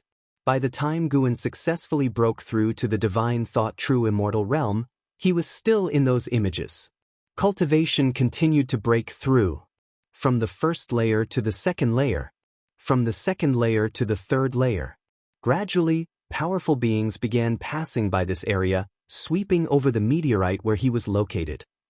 Chapter 305. Absolute Order. After Guwen reached the 9th layer of the divine thought true immortal realm, The spiritual energy and rules within the universe that had been violently disturbed returned to tranquility. Looking around, powerful figures were darting in all directions, while the pair of eyes that had been spying on the universe had already disappeared. Guwen slowly opened his eyes, his gaze indifferent. Having seen so many lives, his Taoist heart had been elevated, and in the unknown reaches, he had even touched upon a Tao that belonged to himself. The Tao is long and profound, necessitating accumulation over lengthy eons. Currently, Guwen possessed only cultivation level. Wishing to strengthen his Tao, he needed to traverse real time in reality. Of course, this did not mean Guwen was weaker compared to others at the same realm. The Tao was merely the direction for his future cultivation. 9 heavens of immortal path, divine thought true immortal was already the 8th heaven. Qi cultivation, foundation establishment, core formation, nascent soul, divinity transformation, void crossing unification, mystic heart, Mahayana, nirvana, loose immortal, wandering immortal, heaven and earth flying immortal, carefree primordial immortal, divine immortal of wondrous dharma, Tao void mysterious immortal, divine thought true immortal. Unknowingly, Guwen had transcended so many major realms. He was only 220 years old now. His future achievements were limitless. What realm lies above the 9 heavens? Guwen fell into endless reverie, uncaring about the figures moving in various directions.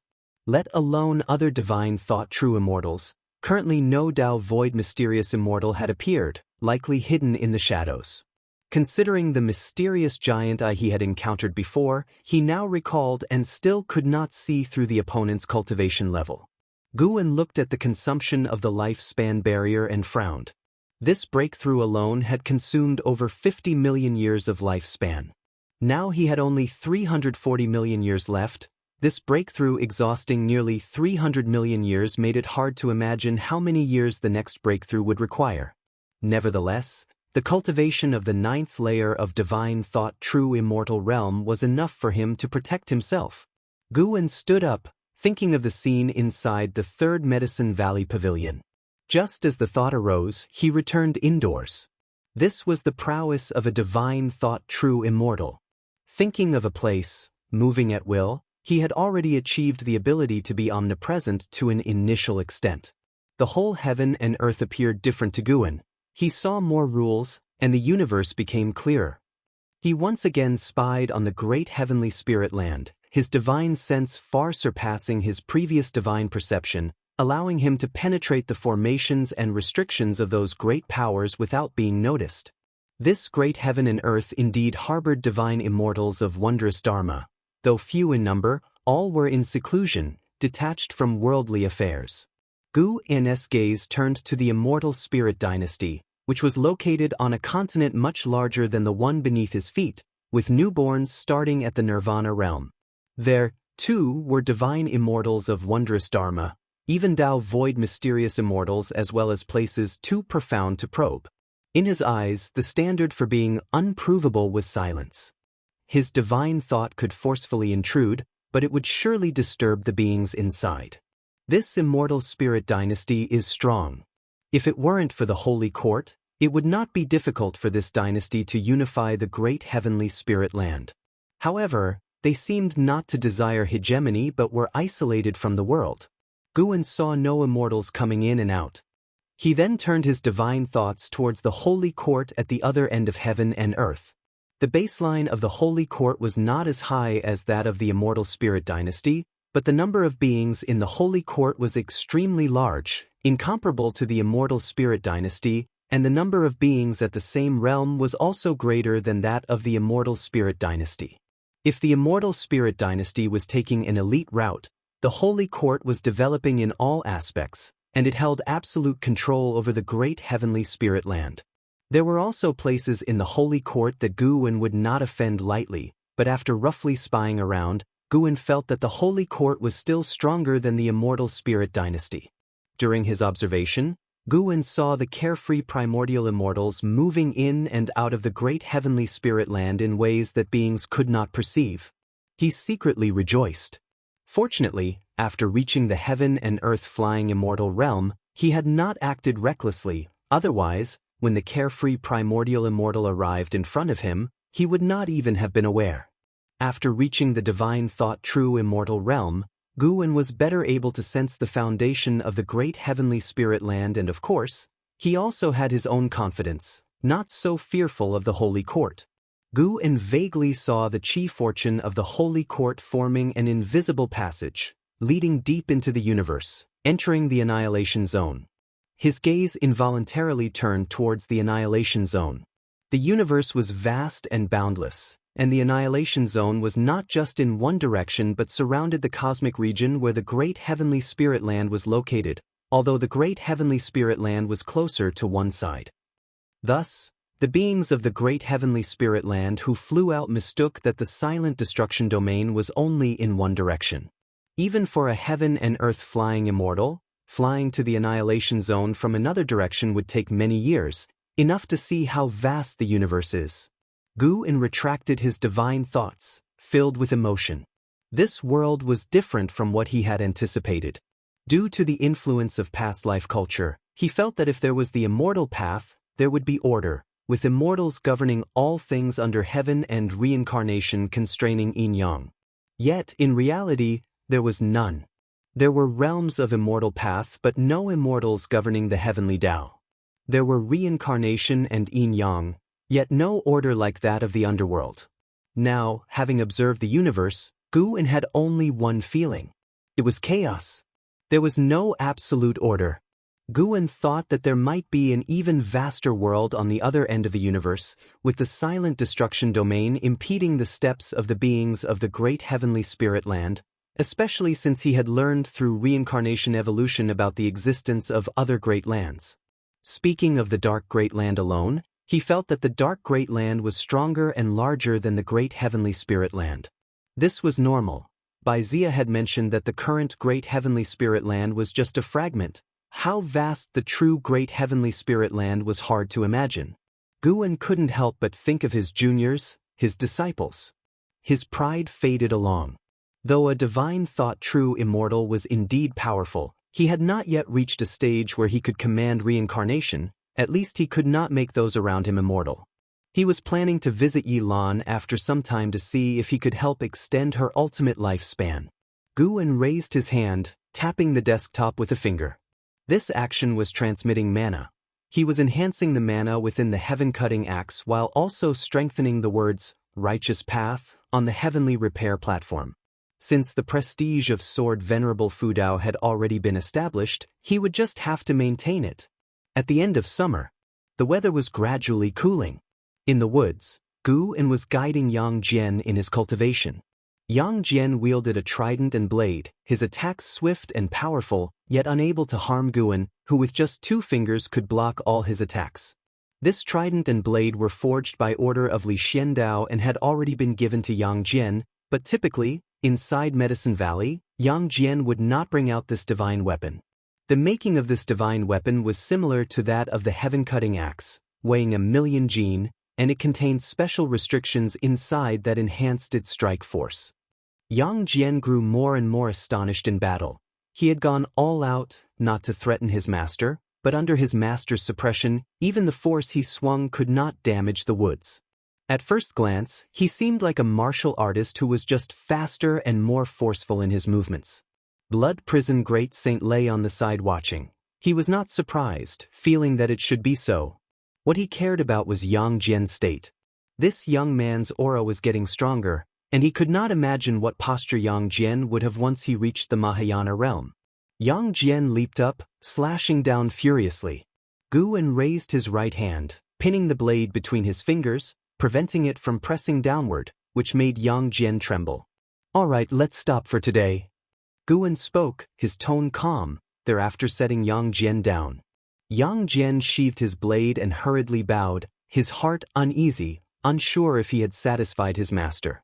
His actual cultivation had reached the 7th layer of divinity transformation realm. Other than his own efforts, he received many elixirs from Guwen. As for cultivation speed, it quite satisfied Guwen. "Let's go back, a major figure is visiting today." Guwen revealed a smile, softly speaking. Yang Jian couldn't help but be curious. What major figure? They walked towards the outside of the woods. Along the way, Blood Prison Great Saint started to evaluate Yang Jian's battle, imparting practical fighting experience, and Yang Jian, knowing his true cultivation, listened very attentively. An ancient hour later, Guan was playing chess with Stealing the Five Elements, watched by Nine-Fingered Divine Lord, Xianxia, and a crowd of cultivators. Stealing the Five Elements was frowning deeply, hesitating to make a move. Just then, a sonorous voice echoed through Supreme Sect, reverberating across the continent. Holy Minister decrees, Sword Venerable Fudeo's merit in saving beings is notable, and he may enter the Holy Court to receive the Chief Fortune Fruit position. Upon these words, everyone in Medicine Valley looked up, and Guan also pretended to look. After a brief silence, uproars broke out in Medicine Valley. The Holy Court? A reward for Sword Venerable Fudao? What's the matter? What power is this Holy Court? What is Chief Fortune Fruit position? It sounds quite powerful. Who is this holy minister, daring to recruit Sword Venerable Fudao? Too arrogant. Most disciples felt dissatisfied with the Holy Court after hearing this, feeling that the Holy Court did not respect Sword Venerable Fudao. At least from these words, it seemed the Holy Court considered itself stronger than Sword Venerable Fudao. Guan could not help but shake his head in amusement. Recruit me? But this plot point somewhat resembles Journey to the West. Luckily, it's not recruiting me to be Horse's fortune. A disciple couldn't help but inquire about the background of the Holy Court from Nine-Fingered Divine Lord, who did not conceal anything and began to introduce the Holy Court. Hearing that the Holy Court was the overlord of the entire world, the disciples' dissatisfaction quickly dissipated. Immediately after, they started to worry about Sword Venerable Fudao leaving. Without Sword Venerable Fudao, what would they do in case of another crisis in the future? Meanwhile, Guan sensed that the heaven and earth flying immortal who had transmitted the message had already stepped onto the heavenly repair platform. He immediately stood up to go watch the excitement. Inside the outer gate city, the crowd was buzzing. People on the heavenly repair platform were discussing the Holy Court, many also believing that the Holy Court was undervaluing Sword Venerable Fudao. A man in white walked among the crowd, his pace not quick, his long sleeves fluttering, his appearance handsome, holding a folding fan in his hand. He wore a smile on his face, his heart scornful. A group of mortals dares to question the Holy Court? The man in white was not angry, he would not bother with mortals over this, and since this was Sword Venerable Fudeo's territory, it would not be good to offend Sword Venerable Fudao. A great power capable of eradicating the Great Cold Demon sect was not someone he could provoke. After delivering the Holy Minister's message, he did not care whether Sword Venerable Fudao agreed or not. He now wanted to try out that heaven-cutting axe. Before coming to Supreme Sect, he had heard about the legend of the heaven-cutting axe while traveling in the Taizong dynasty. Chapter 306. I am Sword Venerable Fudao. The man in white walked for a while, slowly arriving in front of the heaven-cutting axe. Zuijian saw his extraordinary bearing and couldn't help but scrutinize him with curiosity. The man in white asked with a smile, I am Lu Xinyi, may I try my hand at the heaven-cutting axe? The creatures of this continent are too weak. Naturally, it would be impossible for them to receive the inheritance of Sword Venerable Fudao.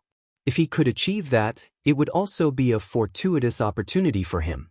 Leaving aside his identity, for him as a heaven and earth flying immortal, Great Cold Demon sect is certainly an immovable behemoth that he could easily sweep away. The man in white speculated that Sword Venerable Fudao might possess abilities comparable to a holy king. Go ahead, but you can only pull once per day, said Zuijian, neither haughty nor humble. Over the years, he had seen too many great cultivators, and the pride in his heart had also been growing. In his eyes, the honor of Sword Venerable Fudao was even higher than the prosperity of the Supreme Sect. The man in white nodded and turned his gaze to the heaven-cutting axe. At the same time, Guan stood among the crowd, watching the man in white from afar and sending out a life-span detection.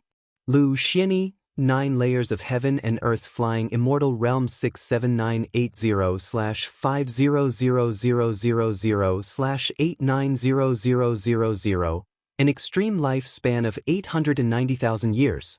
It was unknown what realm he could reach in his lifetime. Guwen suspected that a certain realm might once again bring a transformation of extreme lifespan, but since his breakthroughs did not increase his lifespan, he was not clear about which realm would bring about such a transformation. Furthermore, in his view, the previous great realms all had the feeling of being reborn from the ashes. Under Guwen's watchful gaze, Lu Xinyi grasped the handle of the heaven-cutting axe and his expression changed slightly. The gaze of more and more onlookers fell upon them. Anyone looking at Lu Xinyi would think that he came from an extraordinary background. Lu Xinyi began to exert force, and for a moment, the heavenly repair platform trembled slightly, but the heaven-cutting axe did not budge an inch. Zui Yijian's look changed when he saw Lu Xinyi shake the heavenly repair platform. It indicated that Lu Xianxia's cultivation level was extremely profound. It was too normal to not be able to lift the heaven-cutting axe. After all, Sword Venerable Fudao was unmatched in the world. At least, in Zui Yijian's heart, Sword Venerable Fudao was invincible. Wait a minute. This guy's voice is very similar to the one who shouted just now. It's not just similar, it's the exact same voice, just quieter, and the oppressive feeling is also restrained. Having realized this, Zui Yijian's gaze towards Lu Xinyi was filled with hostility. How dare this scoundrel try to poach the Sword Venerable? Outrageous! The commotion caused by Lu Xinyi attracted the attention of everyone on the heavenly repair platform, but he didn't pull for too long. After a few breaths, he released his hand. He let out a long sigh, stepped back, and said with a smile, "Sword Venerable Fudao is indeed as reputed, I am impressed."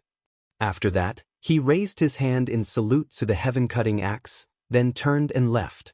The cultivators along the way made way for him, afraid of offending him. Just from the commotion earlier, they felt they were not in a position to provoke him. Guwen stood among the crowd and also gazed at Lu Xinyi. Soon, Lu Xinyi disappeared from the platform, prompting discussion among the cultivators there. Guwen then headed down the platform. Since he was here, he might as well take a stroll. Otherwise, stealing the 5 elements and 9-finger Divine Lord would suspect why he specifically came to watch Lu Xinyi. Of course, the most important reason was that Guwen did not want to play go with stealing the 5 elements. These guys were playing slower and slower games. Guwen certainly understood their malicious intentions. Indeed, at this moment, stealing the 5 elements was still claiming the last game was a draw. Although the others didn't believe it, stealing the 5 elements was dead set on it, and no one else wanted to pursue the matter further, as the cultivation levels were quite deterring. Guwen paid a visit to the Elixir Hall, where almost everyone recognized him, except for the disciples who had just started this year. His income from Medicine Valley was one of the highest in the entire Supreme Sect, not to mention he was also a core formation realm cultivator. Even having reached the divine thought true immortal realm, Guwen still liked to chat with others. As for the invitation from the Holy Court, he didn't want to pay it any mind. Going to the Holy Court was likely to cause trouble, and he certainly didn't want any of that. What if, in the process, he ended up making enemies with the Holy Court? Although Guwen had wiped out the Ephemera sect, the 7-star spirit realm, and the Great Cold Demon sect, he was inherently kind-hearted and peace-loving. Well, if it's possible to avoid making enemies, then it's better not to. Not until dusk did Guwen return to his valley, and by then, stealing the 5 elements had long since disappeared. In the days that followed, Guwen noticed that Lu Xinyi had no intention of leaving the Supreme Sect. Guwen couldn't help praying, hoping the man wouldn't enter his Medicine Valley. The 3rd Medicine Valley had already hidden too many monsters and devils. It couldn't house any more. Summer passed, and autumn arrived. In the 3rd Medicine Valley, under an old tree, Guwen held the 7 stars mirror, using it like a fan, relaxing blissfully. Sitting opposite him, Lu Xianxia's complexion was ugly, his hand holding the ghost stones, unable to make a move for a long time. Stealing the 5 elements and 9-finger Divine Lord sat aside, both revealing sincere smiles. A being in the 9 layers of heaven and earth flying immortal realm and still less than 70,000 years old was definitely a top-notch genius of the current era. Even stealing the 5 elements, who was also in the 9 layers of heaven and earth flying immortal realm, felt a dangerous aura from Lu Xinyi. After learning to play Go, Lu Xinyi was able to beat stealing the 5 elements on the same day. After losing the position of the second-best Go player in the world, stealing the 5 elements had always been displeased with Lu Xinyi. Today, he finally got to see Lu Xinyi get put in his place. Suddenly, Lu Xinyi raised his eyes to look at Guan and asked in a deep voice, "Impossible. Who exactly are you?" While Go is indeed exquisite, he felt that the reason the other party could win was because they anticipated his next move. This suggests what? That the opponent's deductive abilities were stronger than his own. His talent and comprehension might not be considered top-notch in the Holy Court, but he still believed he was a genius. He refused to believe that Guan's comprehension exceeded his own. There's only one possibility. This person is hiding their true cultivation level. After hearing this, Guan said with a proud smile, "I'll tell you, I am Sword Venerable Fu Dao. Do you believe that? Kid, you can't even recognize the immortal path supreme treasures in my hand and on my head, yet you aim to see through my cultivation level?" On hearing Guan's words, Lu Xinyi suddenly stood up and quickly bowed with clasped hands towards Guan, stealing the 5 elements. 9-Finger Divine Lord, and those around them, were taken aback for a moment, then burst into laughter. Lu Xinyi looked up, confused. What was so funny about that? Weren't these people afraid of offending Sword Venerable Fu Dao? 9-Finger Divine Lord could not help but laugh and say, "Young brother, you can inquire around if you wish. This lad is only in his 200s, how could he possibly be Sword Venerable Fu Dao?" Sword Venerable Fu Dao became famous over 100 years ago. On hearing this, Lu Xinyi looked at Guan in disbelief. Now he naturally didn't believe that Guan was Sword Venerable Fu Dao. What can be accomplished in 200 years? With talent like his, he could at most cultivate to the mystic heart realm. What is a realm before nirvana worth? No different from ants. Even if they said Sword Venerable Fu Dao was 200 years old, he wouldn't believe it. Sword Venerable Fu Dao must definitely be an existence that transcends the carefree primordial immortal. Lu Xinyi stared at Guan, quite angry. Guan stood up and said, "Someone is looking for me, you guys continue playing." Having said that, he slipped away. Lu Xinyi watched his retreating figure, unable to let go for a long time. Luckily, this guy didn't harbor enmity toward Guan, otherwise, he would have been extinguished this evening. Stealing the 5 elements immediately took the seat that Guan had vacated and said, "Let's continue, I think I have figured out your game." Lu Xinyi took a deep breath and could only sit down. He knew that Guan, being the Valley Master, couldn't escape, and he refused to believe that he couldn't beat a mere mortal in a game. Guan was not using an excuse, someone was indeed looking for him. He waited at the base of his own attic. After a while, a figure flew into the valley. It was Xianxia. "Big brother, long time no see." Guan exclaimed with joy. Xianxia was as spirited as ever. He patted Guan on the shoulder and observed him closely, praising, "You learned to dress up, you have a bit of my aura. But your cultivation hasn't increased, you're disgracing me." Lu Xinyi, who was playing Go downstairs, heard this and immediately dismissed his doubts. Someone who could greet a junior cultivator of the Mahayana realm as a brother, could that be some profound master? It seems this lad's invention of Go really is based on unique insights. Guan took Xianxia upstairs to catch up. Once inside, Xianxia began to recount his experiences over the years. He too had dealt with divine exotic resentful ghosts and had a wealth of experiences. Guan listened intently, sometimes shocked, which pleased Xianxia. He liked chatting with this younger brother, so invigorating. Xianxia mentioned Liya and Hao, especially Hao, whose tone was filled with envy. He truly understood what an unmatched genius was. Compared to Hao, his own talent seemed mediocre. And he had also learned that Hao's master was Sword Venerable Fu Dao. What?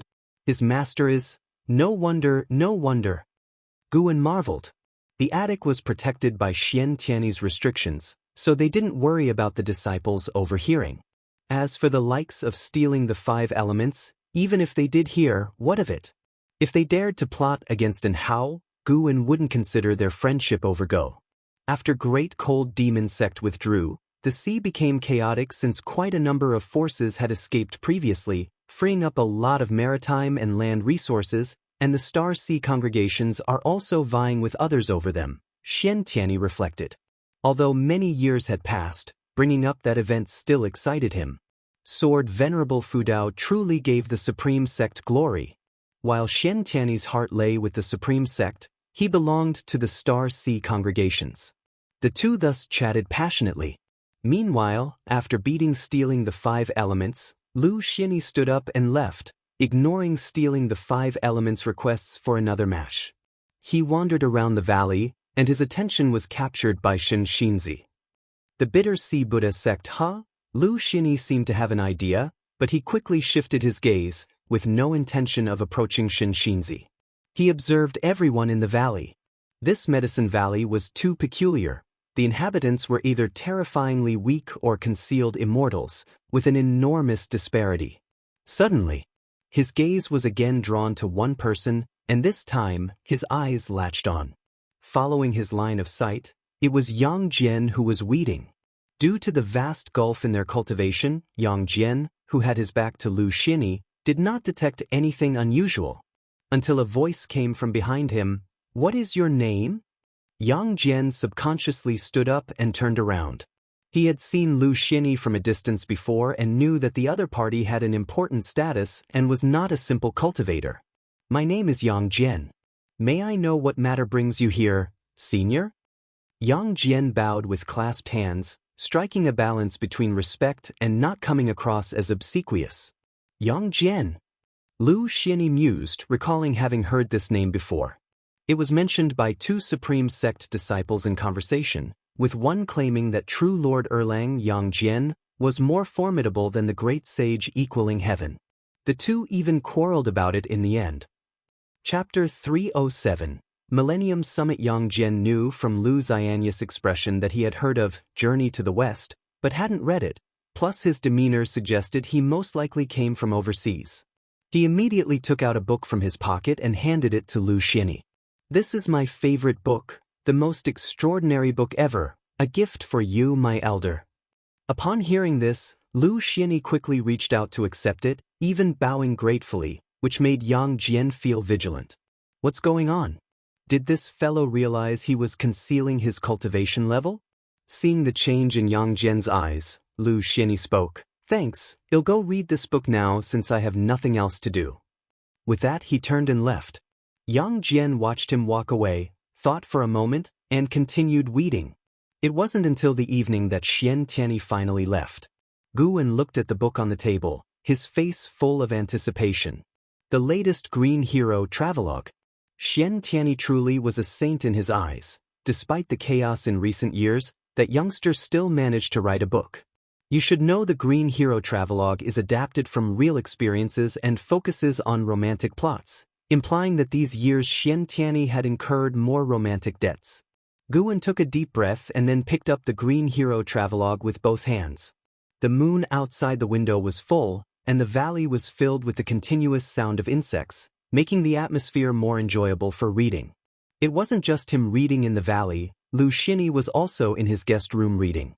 Lu Xini held Journey to the West in one hand, his brow furrowed, and his other hand was calculating something. 7 days later, Guwen rode the Blood Prison Great Saint to Tianya Valley to pick medicinal herbs. Only Luo Hun, Lv Xian, and 3 monkey demons were there. Yi Luyun, Ji Rualai, and Li Lingtian hadn't returned. Above the clouds, Lu Xini looked down at Tianya Valley, his brow tightly knit. Listening to the exchange between Guwen and Luo Hun, he finally let down his guard. This youngster providing the Supreme Sect with grass and serving the dynasty as a laborer, with hardly a grand background, was exactly why he was so humble.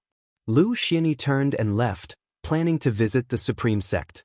He had heard that investiture of the gods could be linked with Journey to the West, and he wanted to see what investiture of the gods was about. As Guwen continued weeding, the corner of his mouth curled upward. Beside him, Luo Hun continued asking, "What have you considered?" "Let's not, I really don't want to leave the Supreme Sect. Thank the Emperor and the Crown Prince for their kindness on my behalf, but I won't be going to the Imperial City," Guwen replied. Luo Hun smiled and said, The Crown Prince always talks about defeating Yang Jian. He's been cultivating hard these years. He even received pointers from a great cultivator from the ocean. You better prepare Yang Jian. Guan nodded. Sure, old Luo, you've aged.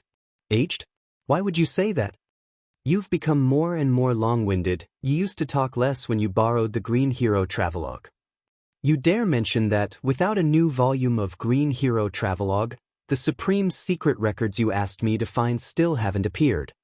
Read more of the Journey to the West and cultivate your mind. Guan kept weeding while bantering with Luo Hun. Days continued to pass. Autumn left and winter arrived. Snow began to fly. One day, while reading in the 8 scenic caves, Guan suddenly sensed something and immediately took out a green jade, the mortal jade of the mortal world peak, a symbol of a peak master and also a magic artifact. He sent his divine thought into it and soon learned that the Millennium Peak meeting was about to start. He thought for a moment, stood up, and disappeared from the spot. The mortal jade had a directional guide inside, but Guan didn't need it. He had already found the location of Mortal World Peak. Mortal World Peak was very distant from the Supreme Sect, situated over an ocean covered in thick fog. There were no islands or continents, only towering peaks rising straight from the ocean floor into the clouds. Guan appeared at the edge of Mortal World Peak and then proceeded forward through the clouds. It wasn't long before he saw the figures of cultivators, more and more of them all heading in the same direction. Guan didn't speed up, flying at a leisurely pace, enjoying the scenery along the way. He was considering, now as a peak master, whether to plant medicinal herbs on his own peak. Arriving at Mortal World Peak, he couldn't rely entirely on picking his own herbs, as that would be too suspicious. After all, here he was a heaven and earth flying immortal. Taoist friend, please wait. A voice came from behind, and Guan stopped and turned to look. He saw 2 cultivators approaching on swords, a man and a woman, both at the Nirvana realm. Guan performed a lifespan detection. The man was named Su Ruahai and the woman Su Shi. Their ultimate lifespans were not outstanding, but also not mediocre. The 2 approached Guan, and Su Ruahai took the initiative to raise his hand in greeting. I am Su Ruahai. This is my sister, Su Shi. May I ask for your honored name, Taoist friend? Guan returned the greeting. I am Meng Lang. May I know what brings the 2 of you here? Su Ruahai smiled. Taoist friend, are you also here to pay respects at Mortal World Peak? We are siblings too. Why don't we keep each other company? Although he couldn't see through Guan's cultivation level, Guan didn't appear dangerous to him and he observed Guan flying leisurely, looking around as if it were his first visit. Su Shi, examining Guan, quickly averted her gaze when Guan looked at her, her earlobes turning slightly red. Interesting, embarrassed after living over 8,000 years? Guan thought to himself and then nodded. Su Ruahai became even more enthusiastic, and the 3 chatted as they flew. Guan asked them about their understanding of Mortal World Peak, reassuring Su Ruahai that it was indeed Guan's first visit. Su Shi didn't talk much, mostly Su Ruahai spoke, with her occasionally interjecting. Through them, Guan gained a clearer understanding of Mortal World Peak. At the same time, he thought about the siblings he had met towards the end of Xianxia's life, recalling their adventures, which made him feel somewhat regretful and endearing Su Ruahai and Su Shi to him. An hour later, the 3 passed through dense fog, and their eyes were drawn to a gigantic peak ahead, an incredibly majestic peak even larger than any they had encountered along the way. Its diameter at the base was at least 1,000 miles, shooting straight into the sky, its top invisible. The surface of this mountain was densely wooded, full of vitality, and cultivators from all directions were flying toward this mountain. Upon arriving here, the surroundings became noisy, with roars of demon pets and mounts in the distance. Su Ruahai looked up, feeling moved, truly worthy of Mortal World Peak, one of the oldest schools in the world. I've wanted to join Mortal World Peak since I was young. I wonder if it'll pass smoothly. Guan laughed. With your cultivation level, you should be fine, no need to worry. Su Ruahai laughed bitterly. Brother Meng, you don't understand the requirements of Mortal World Peak for aptitude. Ha ha, Taoist friend Meng, you finally arrived. A hearty laugh interrupted Su Ruahai.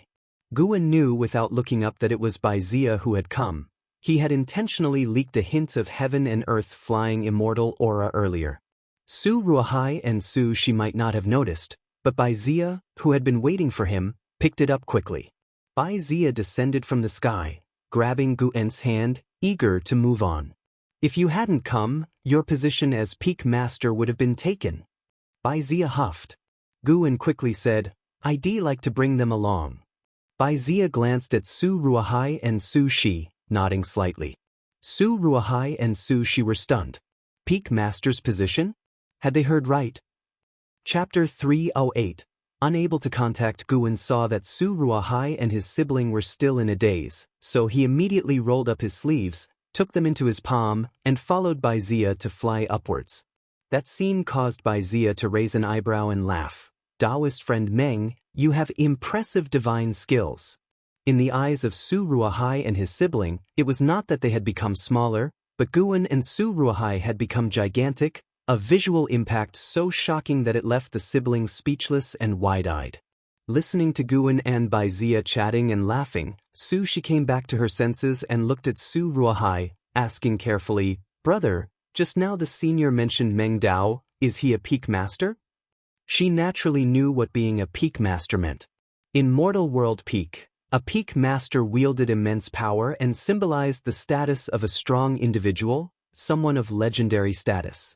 Turbulent waves rose in Su Ruohai's heart as he tried to maintain his composure, slightly nodding his head without making a sound.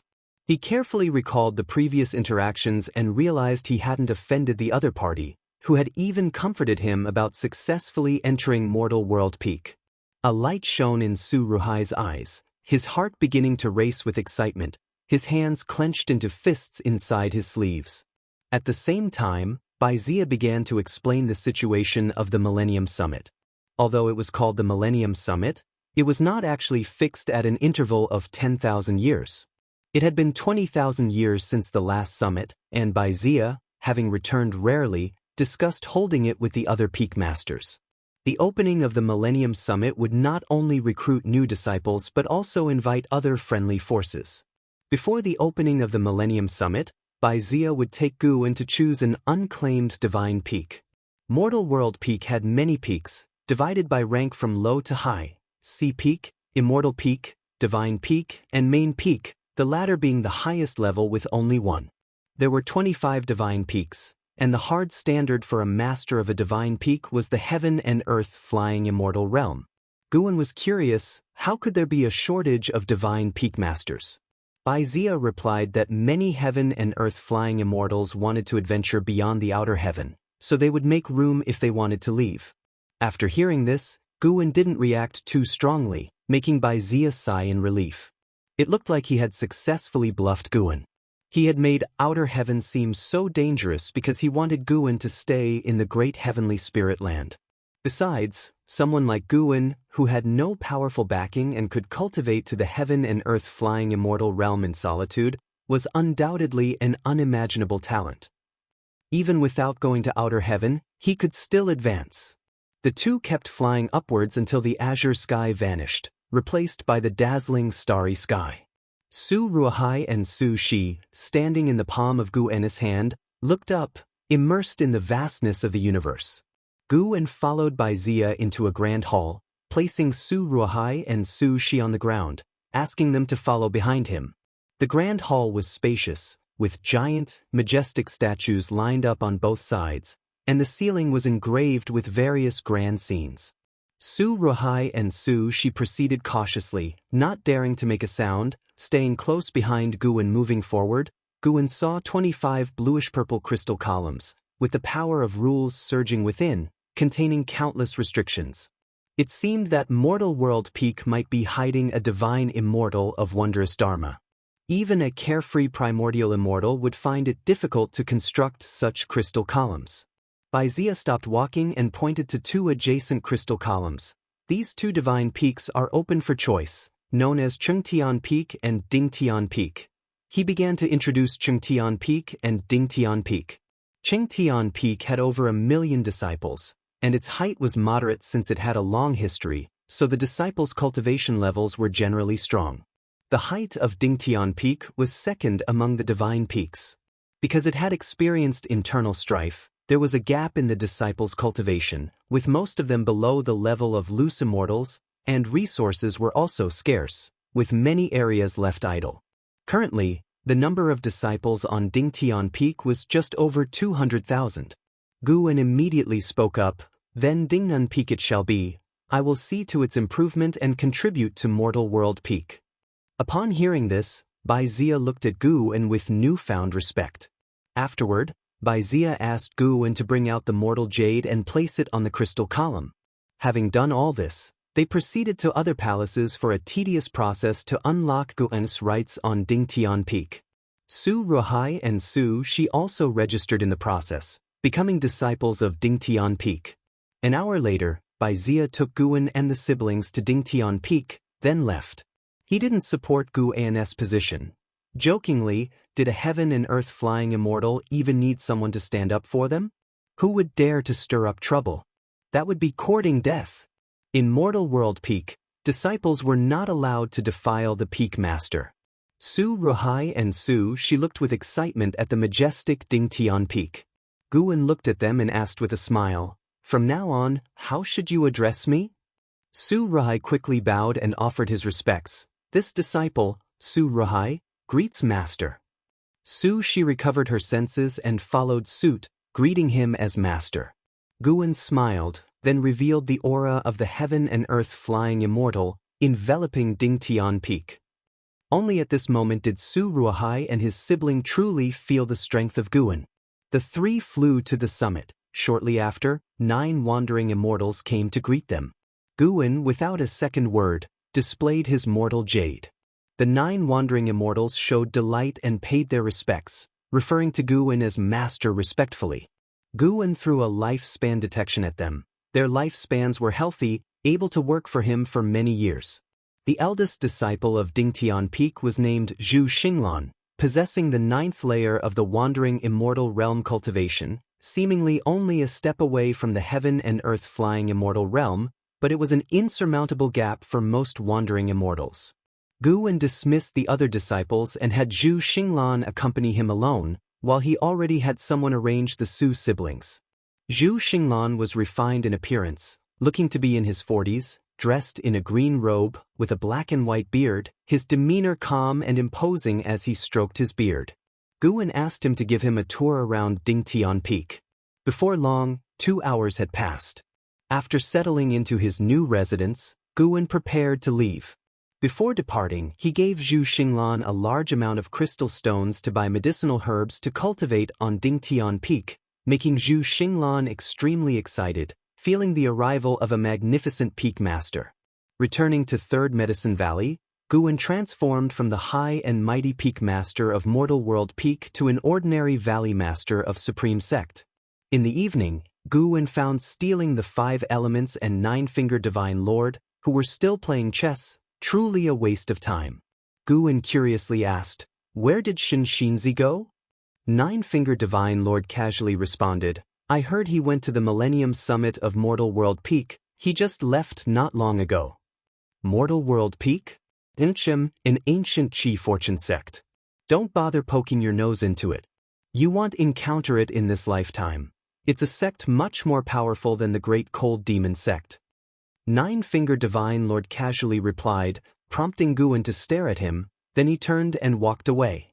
Stealing the 5 elements then said with a smile, "That's not necessarily true. If he could invent this game, I think he might encounter great opportunities in the future.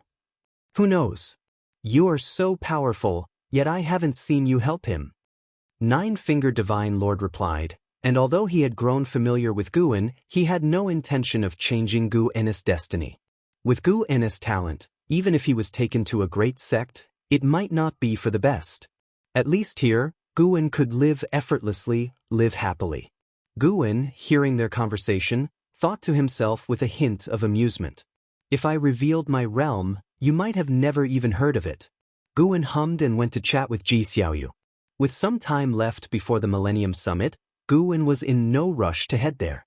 Days later, Guan came to Immortal Seeking Island and made his final deal with the island master. Henceforth, Immortal Seeking Island would belong to him. Due to the calamity brought by the Great Cold Demon Sect, the forces behind the island master had already withdrawn, not willing to look back, and could only sell it off to gain as much as possible.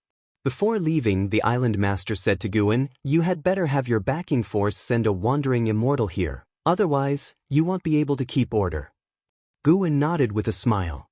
After the island master and his people had left, Guin turned to Hu Shaojian and said with a smile, "From now on, Immortal Seeking Island is mine, and I won't treat you unfairly." Hu Shaojian immediately knelt down, banging his head on the ground in excitement.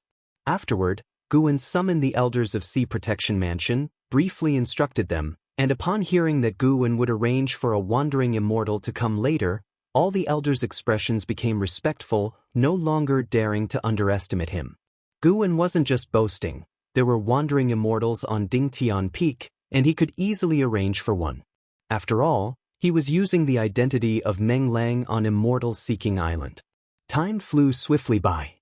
Until the Spring Festival had passed, the Millennium Summit of Mortal World Peak was finally about to begin. Above the sea of clouds, Holy Mother of Western Spirit stood on a lotus throne, moving swiftly, with Lu Lingjun standing beside her, and a small snake lying on her shoulder, the White Spirit Demon Emperor who had ascended with her. Lu Lingjun's beautiful eyes widened as she saw the peaks through the clouds, feeling as though she was witnessing the immortal realm of mortals. The White Spirit Demon Emperor flicked its tongue curiously and asked, "How does Mortal World Peak compare to the Great Cold Demon Sect in terms of strength?" Upon hearing this, Lu Lingjun couldn't help but look toward Holy Mother of Western Spirit, curiosity gleaming in her eyes. She could not forget the sight of the Great Cold Demon Sect surrounding the continent. At that time, it felt like the Great Cold Demon Sect was invincible. In terms of historical heritage, Mortal World Peak is stronger, and Mortal World Peak also has considerable power within the Holy Court. Even we, the Bitter Sea Buddha sect, cannot compare, Holy Mother of Western Spirit replied, her face calm. Lu Lingjun and the White Spirit Demon Emperor could feel the might of Mortal World Peak even more. Holy Mother of Western Spirit continued speaking of Mortal World Peak's past. While listening, Lu Lingjun gazed into the distance, her anticipation for the upcoming Millennium Summit growing. Passing through layers of clouds, they observed the peaks along the way, their eyes never resting. Gradually, more figures of cultivators appeared in their view, all invited monks or demons from great sects, each with extraordinary presence. Neither Lu Lingjun nor the White Spirit Demon Emperor had reached the Mahayana realm, yet the cultivators and demons they encountered along the way were much stronger than them, causing an instinctive feeling of nervousness and discomfort. But they were ascenders, certainly not cowards. Ambition grew within them. One day, they too would arrive invited, rather than relying on others. Lu Lingjun couldn't help but think of Guin, the young man who had written the Immortal God book. If he could see this spectacle, would certainly be inspired even more. Too bad, with Gu An's talent and temperament, he probably would never reach such a place in his lifetime. Chapter 309. The Invincible Heavenly Demon Great Emperor at the summit of Mortal World Peak. In a courtyard at the mountain's top, Guin gathered with a group of heaven and earth flying immortals. Everyone present was either a peak master or main peak elder of Mortal World Peak. The courtyard was simple and not very expansive, filled with various flowers and trees, and the faint scent of sandalwood lingered in the air. Guin was exchanging pleasantries with everyone. No matter how high one's realm might be, social interaction is inevitable. Guin did not resist it. After all, he intended to stay at Mortal World Peak for the long term. This place was destined to become an important source of lifespan for him. Overall, the atmosphere was harmonious, with no apparent scheming or rivalry in sight. The master of the main peak, just as Guin had guessed, was none other than a carefree primordial immortal, and not of a low realm at that. Eternal Taoist Lord, Carefree Primordial Immortal Level 6267907/78000/1500000, a maximum lifespan of 1,500,000 years. Exceeding Shinzin's 999,999 years suggested reaching the carefree primordial immortal realm heralded a transformation in the limit of one's lifespan. With just level 6 of carefree immortal achieving 780,000 years of lifespan, the divine immortal of wondrous Dharma must certainly surpass 1 million years, and the higher Tao void mysterious immortals would have lifespans of several million years, or even more. Guwen was unable to even estimate how long the divine thought true immortals had lived. They were ancient beings to him. Compared with them, Guwen was like an infant. After rotating through interactions with each person, Guwen became a listener. The Millennial Peak meeting would host a banquet to exchange insights with the higher echelons of various sects and also conduct peak combat competitions. The first aim was to promote healthy internal competition, and the second was to demonstrate Mortal World Peak's strength to the world. As for recruiting disciples, that was just a side matter. With Mortal World Peak's current foundations, they hardly cared about the number of new disciples. After a while, the high-level meeting of Mortal World Peak adjourned, and Guwen flew off alone toward Dingtian Peak. He spread his divine thought and already caught sight of Lu Lingjun and Xianxia. Xianxia was not a concern, for with his 9th layer wandering immortal realm cultivation, he was treated well wherever he went. However, Lu Lingjun, who was only at the mystic heart realm, couldn't enjoy the same treatment. Without the Holy Mother of Western Spirit accompanying her, Lu Lingjun had to stay inside her temporary residence. She was living atop a mountain peak with a broad view. Many cultivators and demons who passed by cast surprised glances at her, which made the color of her cheeks unpleasant. Guwen glanced at the situation briefly before taking his gaze back, not taking much interest in it. Upon returning to Dingtian Peak, Guwen wandered around leisurely as no disciples recognized him along the way. There were many winding mountain paths on Dingtian Peak. Along the way, he saw courtyards of disciples, some growing flowers and plants, some with empty yards, and others raising demon beasts and insects, providing an entertaining stroll for him. Dingtian Peak had several mountain cities, akin to the fortresses of the Supreme Sect, where nearly anything one wished for could be purchased, except that these cities weren't as crowded as those of the Supreme Sect. As Guwen passed by a mountain city, a voice reached him, its tone filled with surprise. "Master!" Guwen turned his head to see Su Shi approaching briskly. Upon seeing Guwen, her ears reddened and she shyly lowered her head, reminding Guwen of an Exen. But an Exen was not shy, she was gentle. Guwen smiled and asked, "Where's your brother?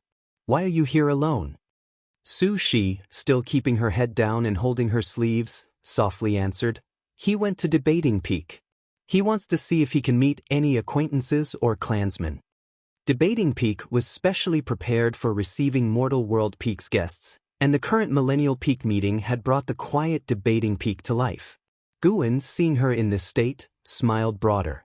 He then took out a secret book and handed it to Su Shi, saying, "Meeting is destiny. Consider this spell book a welcome gift. You may pass it on to Su Ruahai as well." Su Shi looked up, instinctively stepping back and waved her hand, saying, "If not for Master, we might not have been able to join Mortal World Peak. How can we accept another spell book? We will train diligently and earn spell books with our efforts." Guwen gave her a stern look and said, "Then what kind of master am I? Take it." Su Shi had no choice but to accept. Seeing her at a loss, Guwen then chuckled and said, "If you feel bad, how about doing me a favor? Have you been busy lately?" Su Shi quickly shook her head, replying, not busy at all. Go to Debating Peak, to the dwelling of the Bitter Sea Buddha sect. Look for a person named Lu Lingjun. Keep her company wherever she wants to go these days. If she asks, just say it's arranged by your master. Do not reveal my name. If she has any requests that you can fulfill, help her out. Your master won't let you suffer for it," Guwen instructed, then raised his hand to project the image of Lu Lingjun into Su Zai's mind. Su Shi hesitated for a moment before accepting the task. With a wave from Guwen, she bowed respectfully and took her leave. Watching Su Shi leave, Guwen smiled to himself.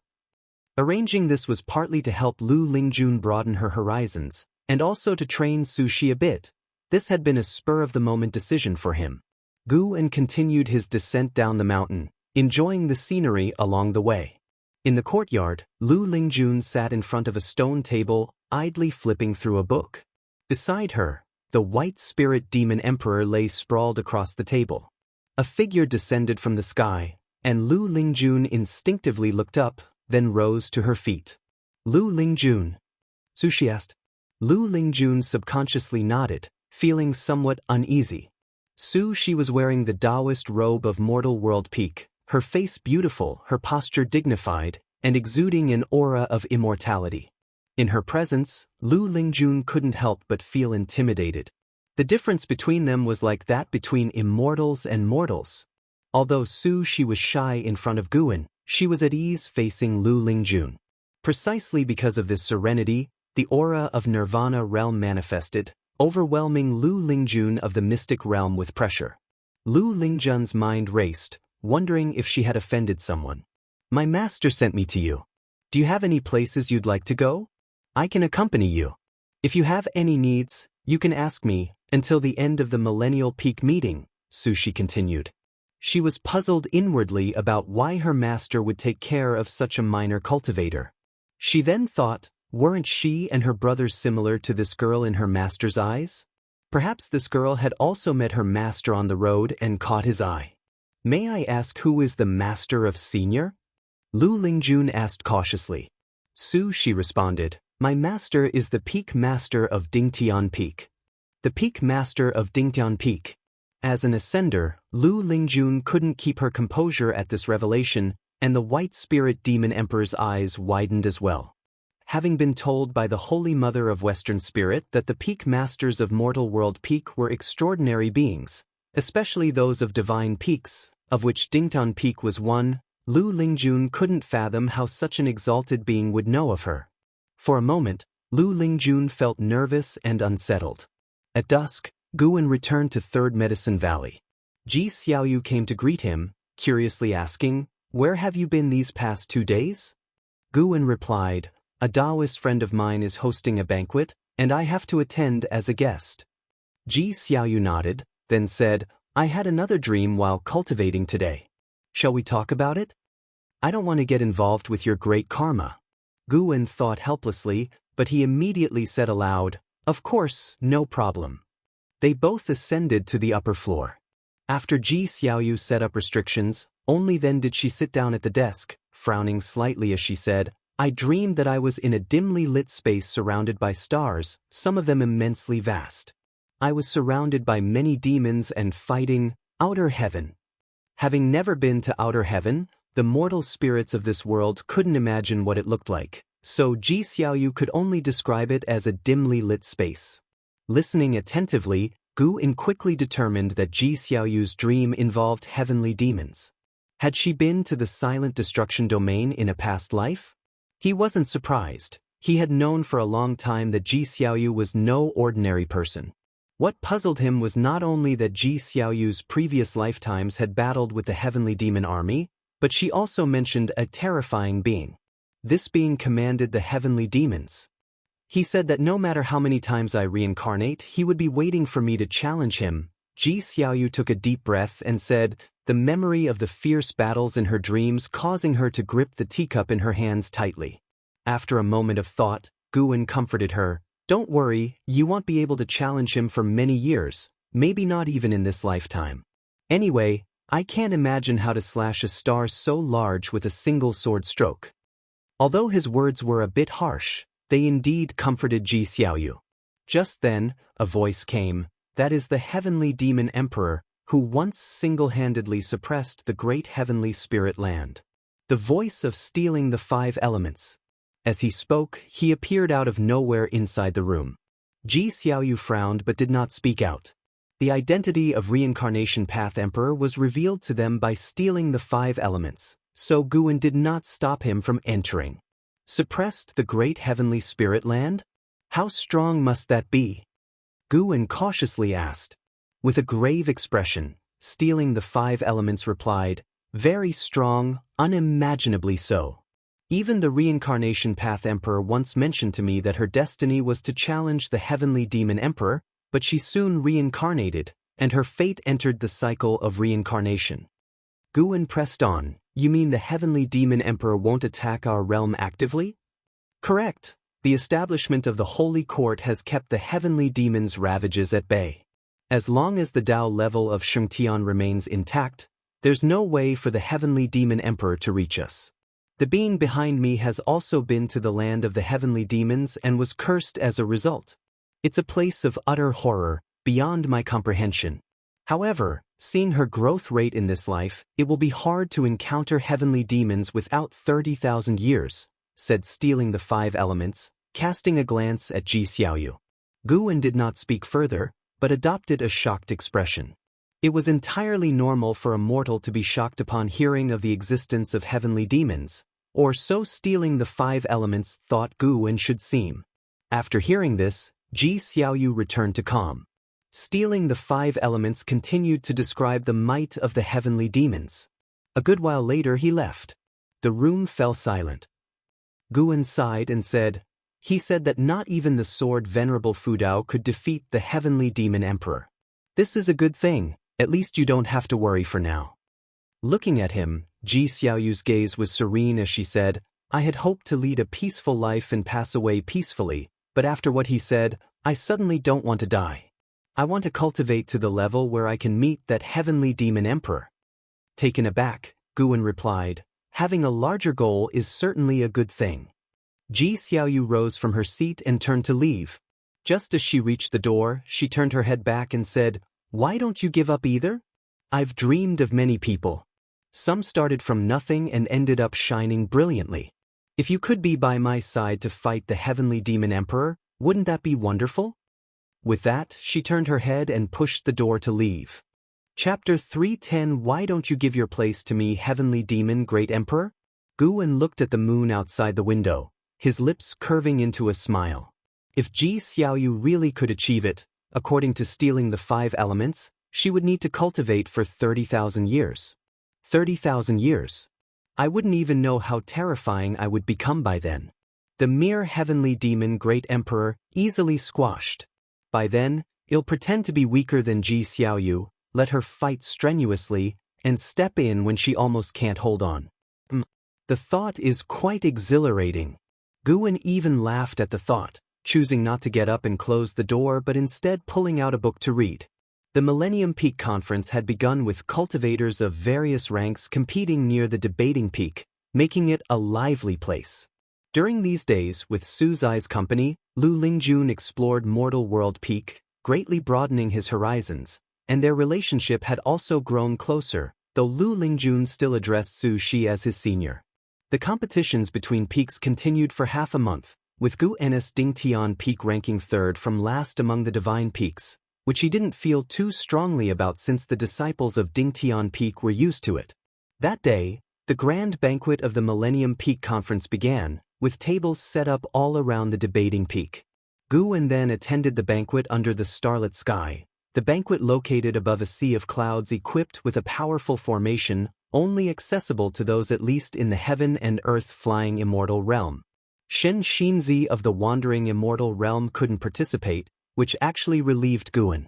If Xianxia had come, he wouldn't have attended. There were hundreds of heaven and earth flying immortals and over 10 carefree primordial immortals at the cloud banquet, with Guwen standing beside Zia listening to him introduce the guests. The participating forces numbered over 20, including even cultivators from the Holy Court. The atmosphere was harmonious, and Guwen was enjoying the feast. The exquisite delicacies here were truly exceptional, with just one bite enough to save mortals decades of hard cultivation. With Zia's help, Guwen got acquainted with quite a few heaven and earth flying immortals. An ancient hour later, a carefree primordial immortal suddenly walked to the middle of the cloud banquet, laughing as he spoke. Taoist Lord, I wish to join Mortal World Peak, may I ask if that's permissible? Upon these words, everyone turned to look at him. The peak master of Mortal World Peak's main peak, Everlasting Taoist Lord, looked towards him and laughed. Mo Hen, although you've left the great cold demon sect for tens of thousands of years, can you really sever all ties given your sect's current crisis? Other carefree primordial immortals followed with light jabs at Mo Hen. Mentioning the Great Cold Demon sect invariably brought up Sword Venerable Fudao, but Mo Hen wasn't upset. He looked at Everlasting Taoist Lord and cheerfully said, "I've long severed those ties. It's normal for that group of useless people to be annihilated. Don't provoke me, Sword Venerable Fudao isn't someone I can afford to antagonize. I advise you all to speak well and avoid substantial karmic retribution." Hearing this, other carefree primordial immortals stopped making fun of him.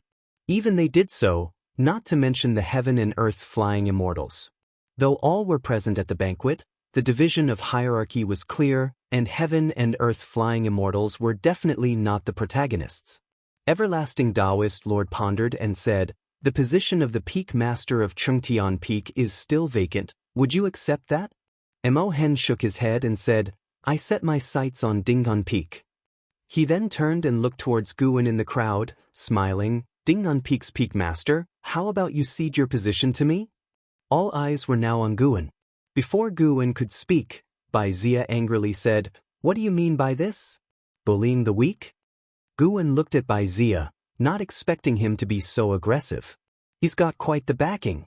Mo Hen wasn't upset and chuckled. There was internal strife on Dingtian Peak back then, and a good friend of mine died there. I'm just being nostalgic. Yet his tone obviously left no room for negotiation. Suddenly, the banquet fell silent.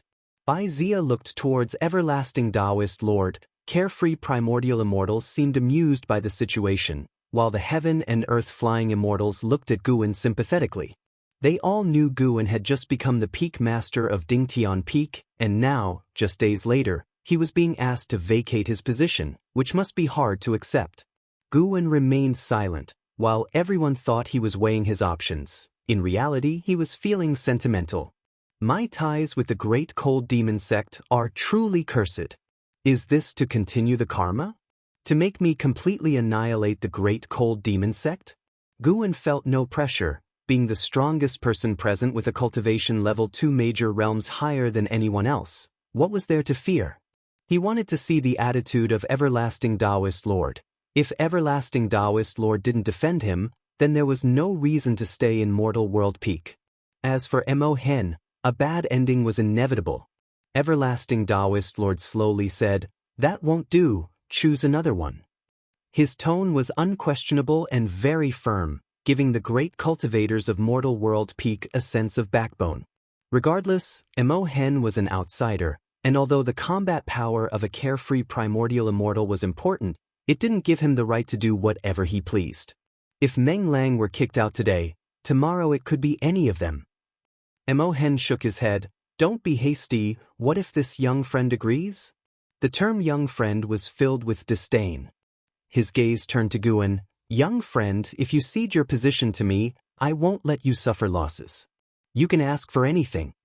Guwen replied, "Thanks for your kind offer, senior, but no need. I'm not the type who likes to change nests." Everyone's expression changed slightly, none expecting Guwen to defy Mo Hen, Everlasting Taoist Lord included. At this level of cultivation, recklessness was impossible unless facing a lower-level cultivator. Mo Hen's smile disappeared instantly, his face darkening as he said, "I can give Taoist Lord face, but have you considered the consequences of offending me?" Everlasting Taoist Lord frowned, appearing suddenly in front of Guwen, looked at Mo Hen and said coldly, "Taoist friend, you are going too far." Mo Hen stared at Guwen with a cruel smile, blatantly threatening him. Mo Hen harbors hostility towards you, despising you deeply. Would you like to conduct a lifespan detection on him? This constitutes deep hatred? Typical of a demon cultivator, heartless and ruthless. Sigh. Guwen sighed deeply, attracting everyone's attention. He walked past Everlasting Taoist Lord towards Mo Hen. "What are you doing?" Bai Zia hastily grabbed Guwen. Since Bai Zia had brought Guwen into Mortal World Peak, he felt dishonored and angry over Guwen being bullied. Everlasting Taoist Lord spoke. "Meng Lang, in Mortal World Peak, no one can harm you, and should anyone cause you harm outside, Mortal World Peak will not simply let it go." Guwen smiled at Bai Zia, then broke free from his grip, turning towards Everlasting Taoist Lord to bow respectfully, before continuing towards Mo Hen. Mo Hen laughed, not expecting this young man to actually walk towards him. "You called me Mo Hen, right? Why must you force me?" Guwen shrugged and spread his hands, his expression one of helplessness. His steps didn't stop, suddenly erupting with a terrifying aura, causing everyone's complexion to change drastically, including Mo Hen's. With each step Guwen took, his aura surged, quickly surpassing the heaven and earth flying immortal realm and continuing to rise. How is this possible? A carefree primordial immortal widened his eyes in disbelief. Others were similarly shocked, and Wuxia was dumbfounded. When Guwen reached Mo Hen, his aura had reached the 9th layer of the carefree primordial immortal realm, with the strongest present only at the 6th layer, and Mo Hen himself only at the 4th layer. Guwen lifted his chin, looking down at Mo Hen, asking, "How did you address me just now?" Mo Hen's face looked extremely unpleasant as Guwen's aura completely overwhelmed him. The banquet fell into silence. You could hear a pin drop. The most alarming incident then occurred. Guwen actually reached out and patted Mo Hen's wrinkled face. Though the gesture was gentle, to everyone watching, this was the making of a deadly feud. Chapter 311. A million years is far from enough. After Guwen slapped him, Mo Hen's face showed disbelief. He had not expected Guwen to be so audacious. Despite the gap in their cultivation levels, they both existed as carefree primordial immortals. Mo Hen clenched his teeth and asked, "Who exactly are you, and from which sect do you come?" Everyone else stared at Guwen, waiting for his response. A heaven and earth flying immortal who had just joined Mortal World Peak was a carefree primordial immortal? Everyone felt it was absurd and even suspected Guwen had ulterior motives. At this moment, Wuxia could not help but entertain doubts, but upon rethinking, he recalled that it was he who had persuaded the individual to join Mortal World Peak, and it did not seem like a setup at that time. Guwen fixed his gaze on Mo Hen and said, "Does that really matter? If I were merely an ordinary peak master of Mortal World Peak, how would you seek revenge on me?" As soon as Mo Hen exhibited hostility toward him, Guwen had already marked him as a dead man in his heart. Guwen's statement made Taoist Lord Yongyan narrow his eyes. After hearing this, Mo Hen's expression grew uglier, and for a moment, he did not know how to respond. Could he also be aiming for Dingtian Peak? Mo Hen thought angrily in his heart, not considering it a coincidence. How could it be that a randomly chosen person turned out to be a great cultivator concealing his power? Now, he found himself in a dilemma. Bowing his head in submission would not erase the karma, but refusing to do so would only worsen his situation. Suddenly, Mo Hen revealed a smile and said with a clasped fist, "If that's the case, I am even more convinced to join Mortal World Peak. As for Dingtian Peak, I no longer want it. Qingtian Peak is also fine." Upon hearing these words, most of the people present heaved a sigh of relief. Taoist Lord Yongyan spoke. "Forget it, Taoist friend, please go to another sect." Everyone was taken aback by his rapid change in attitude, and Mo Hen's face turned even uglier. Guwen turned around to look at Taoist Lord Yongyan, saw him slightly nodding, and he couldn't help but smile. "Very sensible. Umph." Mo Hen let out a cold snort and left with a flick of his sleeves. Everyone urged him to stop, fearing he would stay and escalate the conflict. Guwen raised his right hand, causing everyone to look at him, not understanding what he intended to do. 3 breaths later, Guwen suddenly clenched his hand, then quickly put whatever it was into his sleeve, the movement so swift that no one saw what he had in his hand. "You have successfully seized 8,709 years of lifespan from Mo Hen, Carefree Primordial Immortal Realm, 4th layer." Looking at the prompt before him, Guwen remained indifferent, feeling no sense of accomplishment. The surrounding carefree primordial immortals suddenly changed their demeanor. They looked at Guwen with fear, realizing that Mo Hen's aura had suddenly vanished. The heaven and earth flying immortals were curious about what Guwen had just grabbed. Guwen moved next to Wuxia, and Taoist Lord Yongyan looked deeply at Guwen and then signaled for the cloud banquet to continue. Wuxia looked at Guwen, wanting to say something but hesitated. Guwen smiled and said, "By Taoist friend, shall things remain as they were before?" Wuxia subconsciously nodded, his demeanor becoming reserved. How could things be the same? Damn, That was frightening. Xia felt somewhat apprehensive in his heart, wondering if he would have been killed had he acted arrogantly in the beginning. He couldn't voice this question, but the answer was quite clear. At the subsequent banquet, Guwen became the focus, with everyone enthusiastically interacting with him, a stark contrast to the earlier scene, even the carefree primordial immortals addressing him as a senior. At Debating Peak, a yard filled with tables where Lu Lingjun, the Holy Mother of the Western Spirit, and Su Shi sat together, Xianxia was at another table, engaging in a discussion on the principles of Buddhism. The Holy Mother of the Western Spirit looked at Su Shi, curiously asking, "Miss Su, I wonder if we might have the honor of visiting your master? I would like to thank him in person for taking care of Spirit Lord Lu." Lu Lingjun also looked toward Su Shi. In the past few days, Su Shi had shown her around, enriching her understanding of many immortal cultivation concepts. Whenever she wanted something, Su Shi had purchased it before she even asked, and despite some reservations about the motives of the Dingtian Peak Master, she still held a good impression of Su Shi. Su Shi shook her head and said, "My master hasn't mentioned wanting to meet you, nor has he said he is keeping Ms. Lu. After the Peak Conference, you may return without any burden." This statement caused the Holy Mother of the Western Spirit and Lu Lingjun to exchange puzzled glances. Just then, a cultivator landed in the yard. The elder from the Great Cold Demon sect offended the Dingtian Peak Master and perished just after leaving Mortal World Peak. The person spoke excitedly, capturing everyone's attention. Upon hearing it concerned the Dingtian Peak Master, the trio showed curious expressions. The person began to recount the events at the Cloud Banquet, a scenario that was spreading quickly among all peaks of the Mortal World Peak. Mo Hen had once been an elder of the Great Cold Demon sect, which was nearly dissolved, so Mortal World Peak had no hesitation in making his demise known to demonstrate its strength.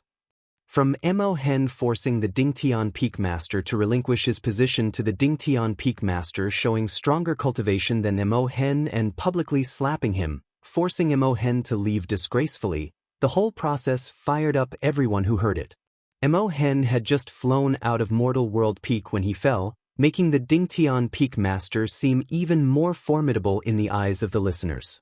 The news spread within Dingtian Peak, motivating all disciples and clearing the gloom of their low ranking. After understanding this, Lu Lingjun felt even more uneasy. Such a strong-willed Dingtian Peak Master. To have such a person assisting her was a mixed blessing. Due to the conflict between the Dingtian Peak Master and Mo Hen, this Wanli Peak Conference became much more discussive. As Mo Hen's identity and deeds were unearthed, all guests could feel the strength of Mortal World Peak. After the Cloud Banquet ended, Guwen returned to the Supreme Sect. He had also heard the noise from Mortal World Peak. How could news spread so fast? In reality, it was Mortal World Peak deliberately promoting it, thankfully without mentioning Meng Lang's name, showing him respect. Guwen returned to the Third Medicine Valley and happened to meet an Exin, and they chatted for a bit. Master's disciple discussed ordinary matters in the valley, and Guwen found talking about lives' minor details more interesting than discussing major worldly affairs. Those carefree primordial immortals always talked of grand principles and the world's populace, floating aloft. In the divine exotic realm under the blood-red firmament, Zhang Buku stood by the seashore practicing his divine skills. Behind him, the divine exotic realm master sat before the divine exotic life tablet, looking up at the heavens, lost in thought with a vacant gaze. Zhang Buku finished his maneuver and turned to face his master, asking, "Master, the great calamity has ended, and you have reached agreements with various sects across the sea. Why do you still look so troubled?" Thinking about how sword and circumverted the Great Cold Demon sect stirred his blood. Since he began walking the path of immortal cultivation, he had often heard of the deeds of Sword Venerable Fudao. He never imagined that wherever he went, Sword Venerable Fudao would still be revered by all as a supreme great power. Divine Exotic Realm Master slowly retracted his gaze and said, "Just like Master, the Great Cold Demon sect is but a pawn. This matter cannot end so quickly. The commotion is too large, and the Holy Court will surely investigate. When the storm settles, more trouble will come." Zhang Buku disagreed and said, If there were an existence behind the great cold demon sect capable of contending with Sword Venerable Fu Dao, wouldn't they have acted long ago? Perhaps they are investigating Sword Venerable Fu Dao's identity and cultivation level. Master, don't worry. Wouldn't it be better for you to focus on cultivating and strive to break free from destiny on your own? Zhang Buku advised. Since his father's death, he had faced continuous tribulations and developed a firm heart. He knew worrying about the future was futile, and seizing the moment to cultivate diligently was key. The divine exotic realm master shook his head, smiling. Master is not like you. I cannot strengthen through cultivation. The more divine exotic resentful ghosts there are, the stronger master becomes. Zhang Buku frowned upon hearing this and asked, now that the world is at peace, won't you be unable to expand the number of divine exotic resentful ghosts? The divine exotic realm master nodded, then looked up again and said, it just means I can't grow stronger in this realm. My disciple, would you like to venture to other great heaven and earths? Where?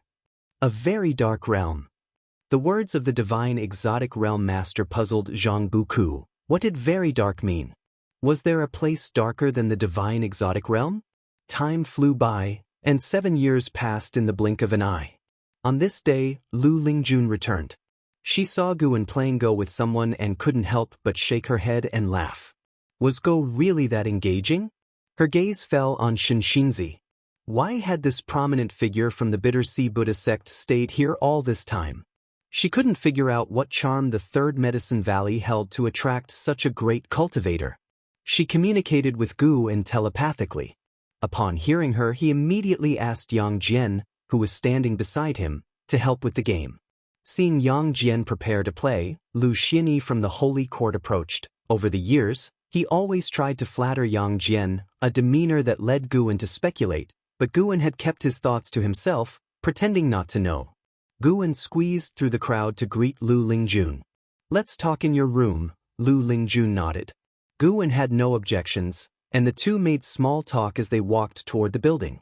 Once inside, Lu Lingjun casually sat down, scanning the surroundings. When her eyes landed on certain books on the shelf, she couldn't help but grimace. Some things never change. Guan brewed tea for her as she began recounting her experiences over the years.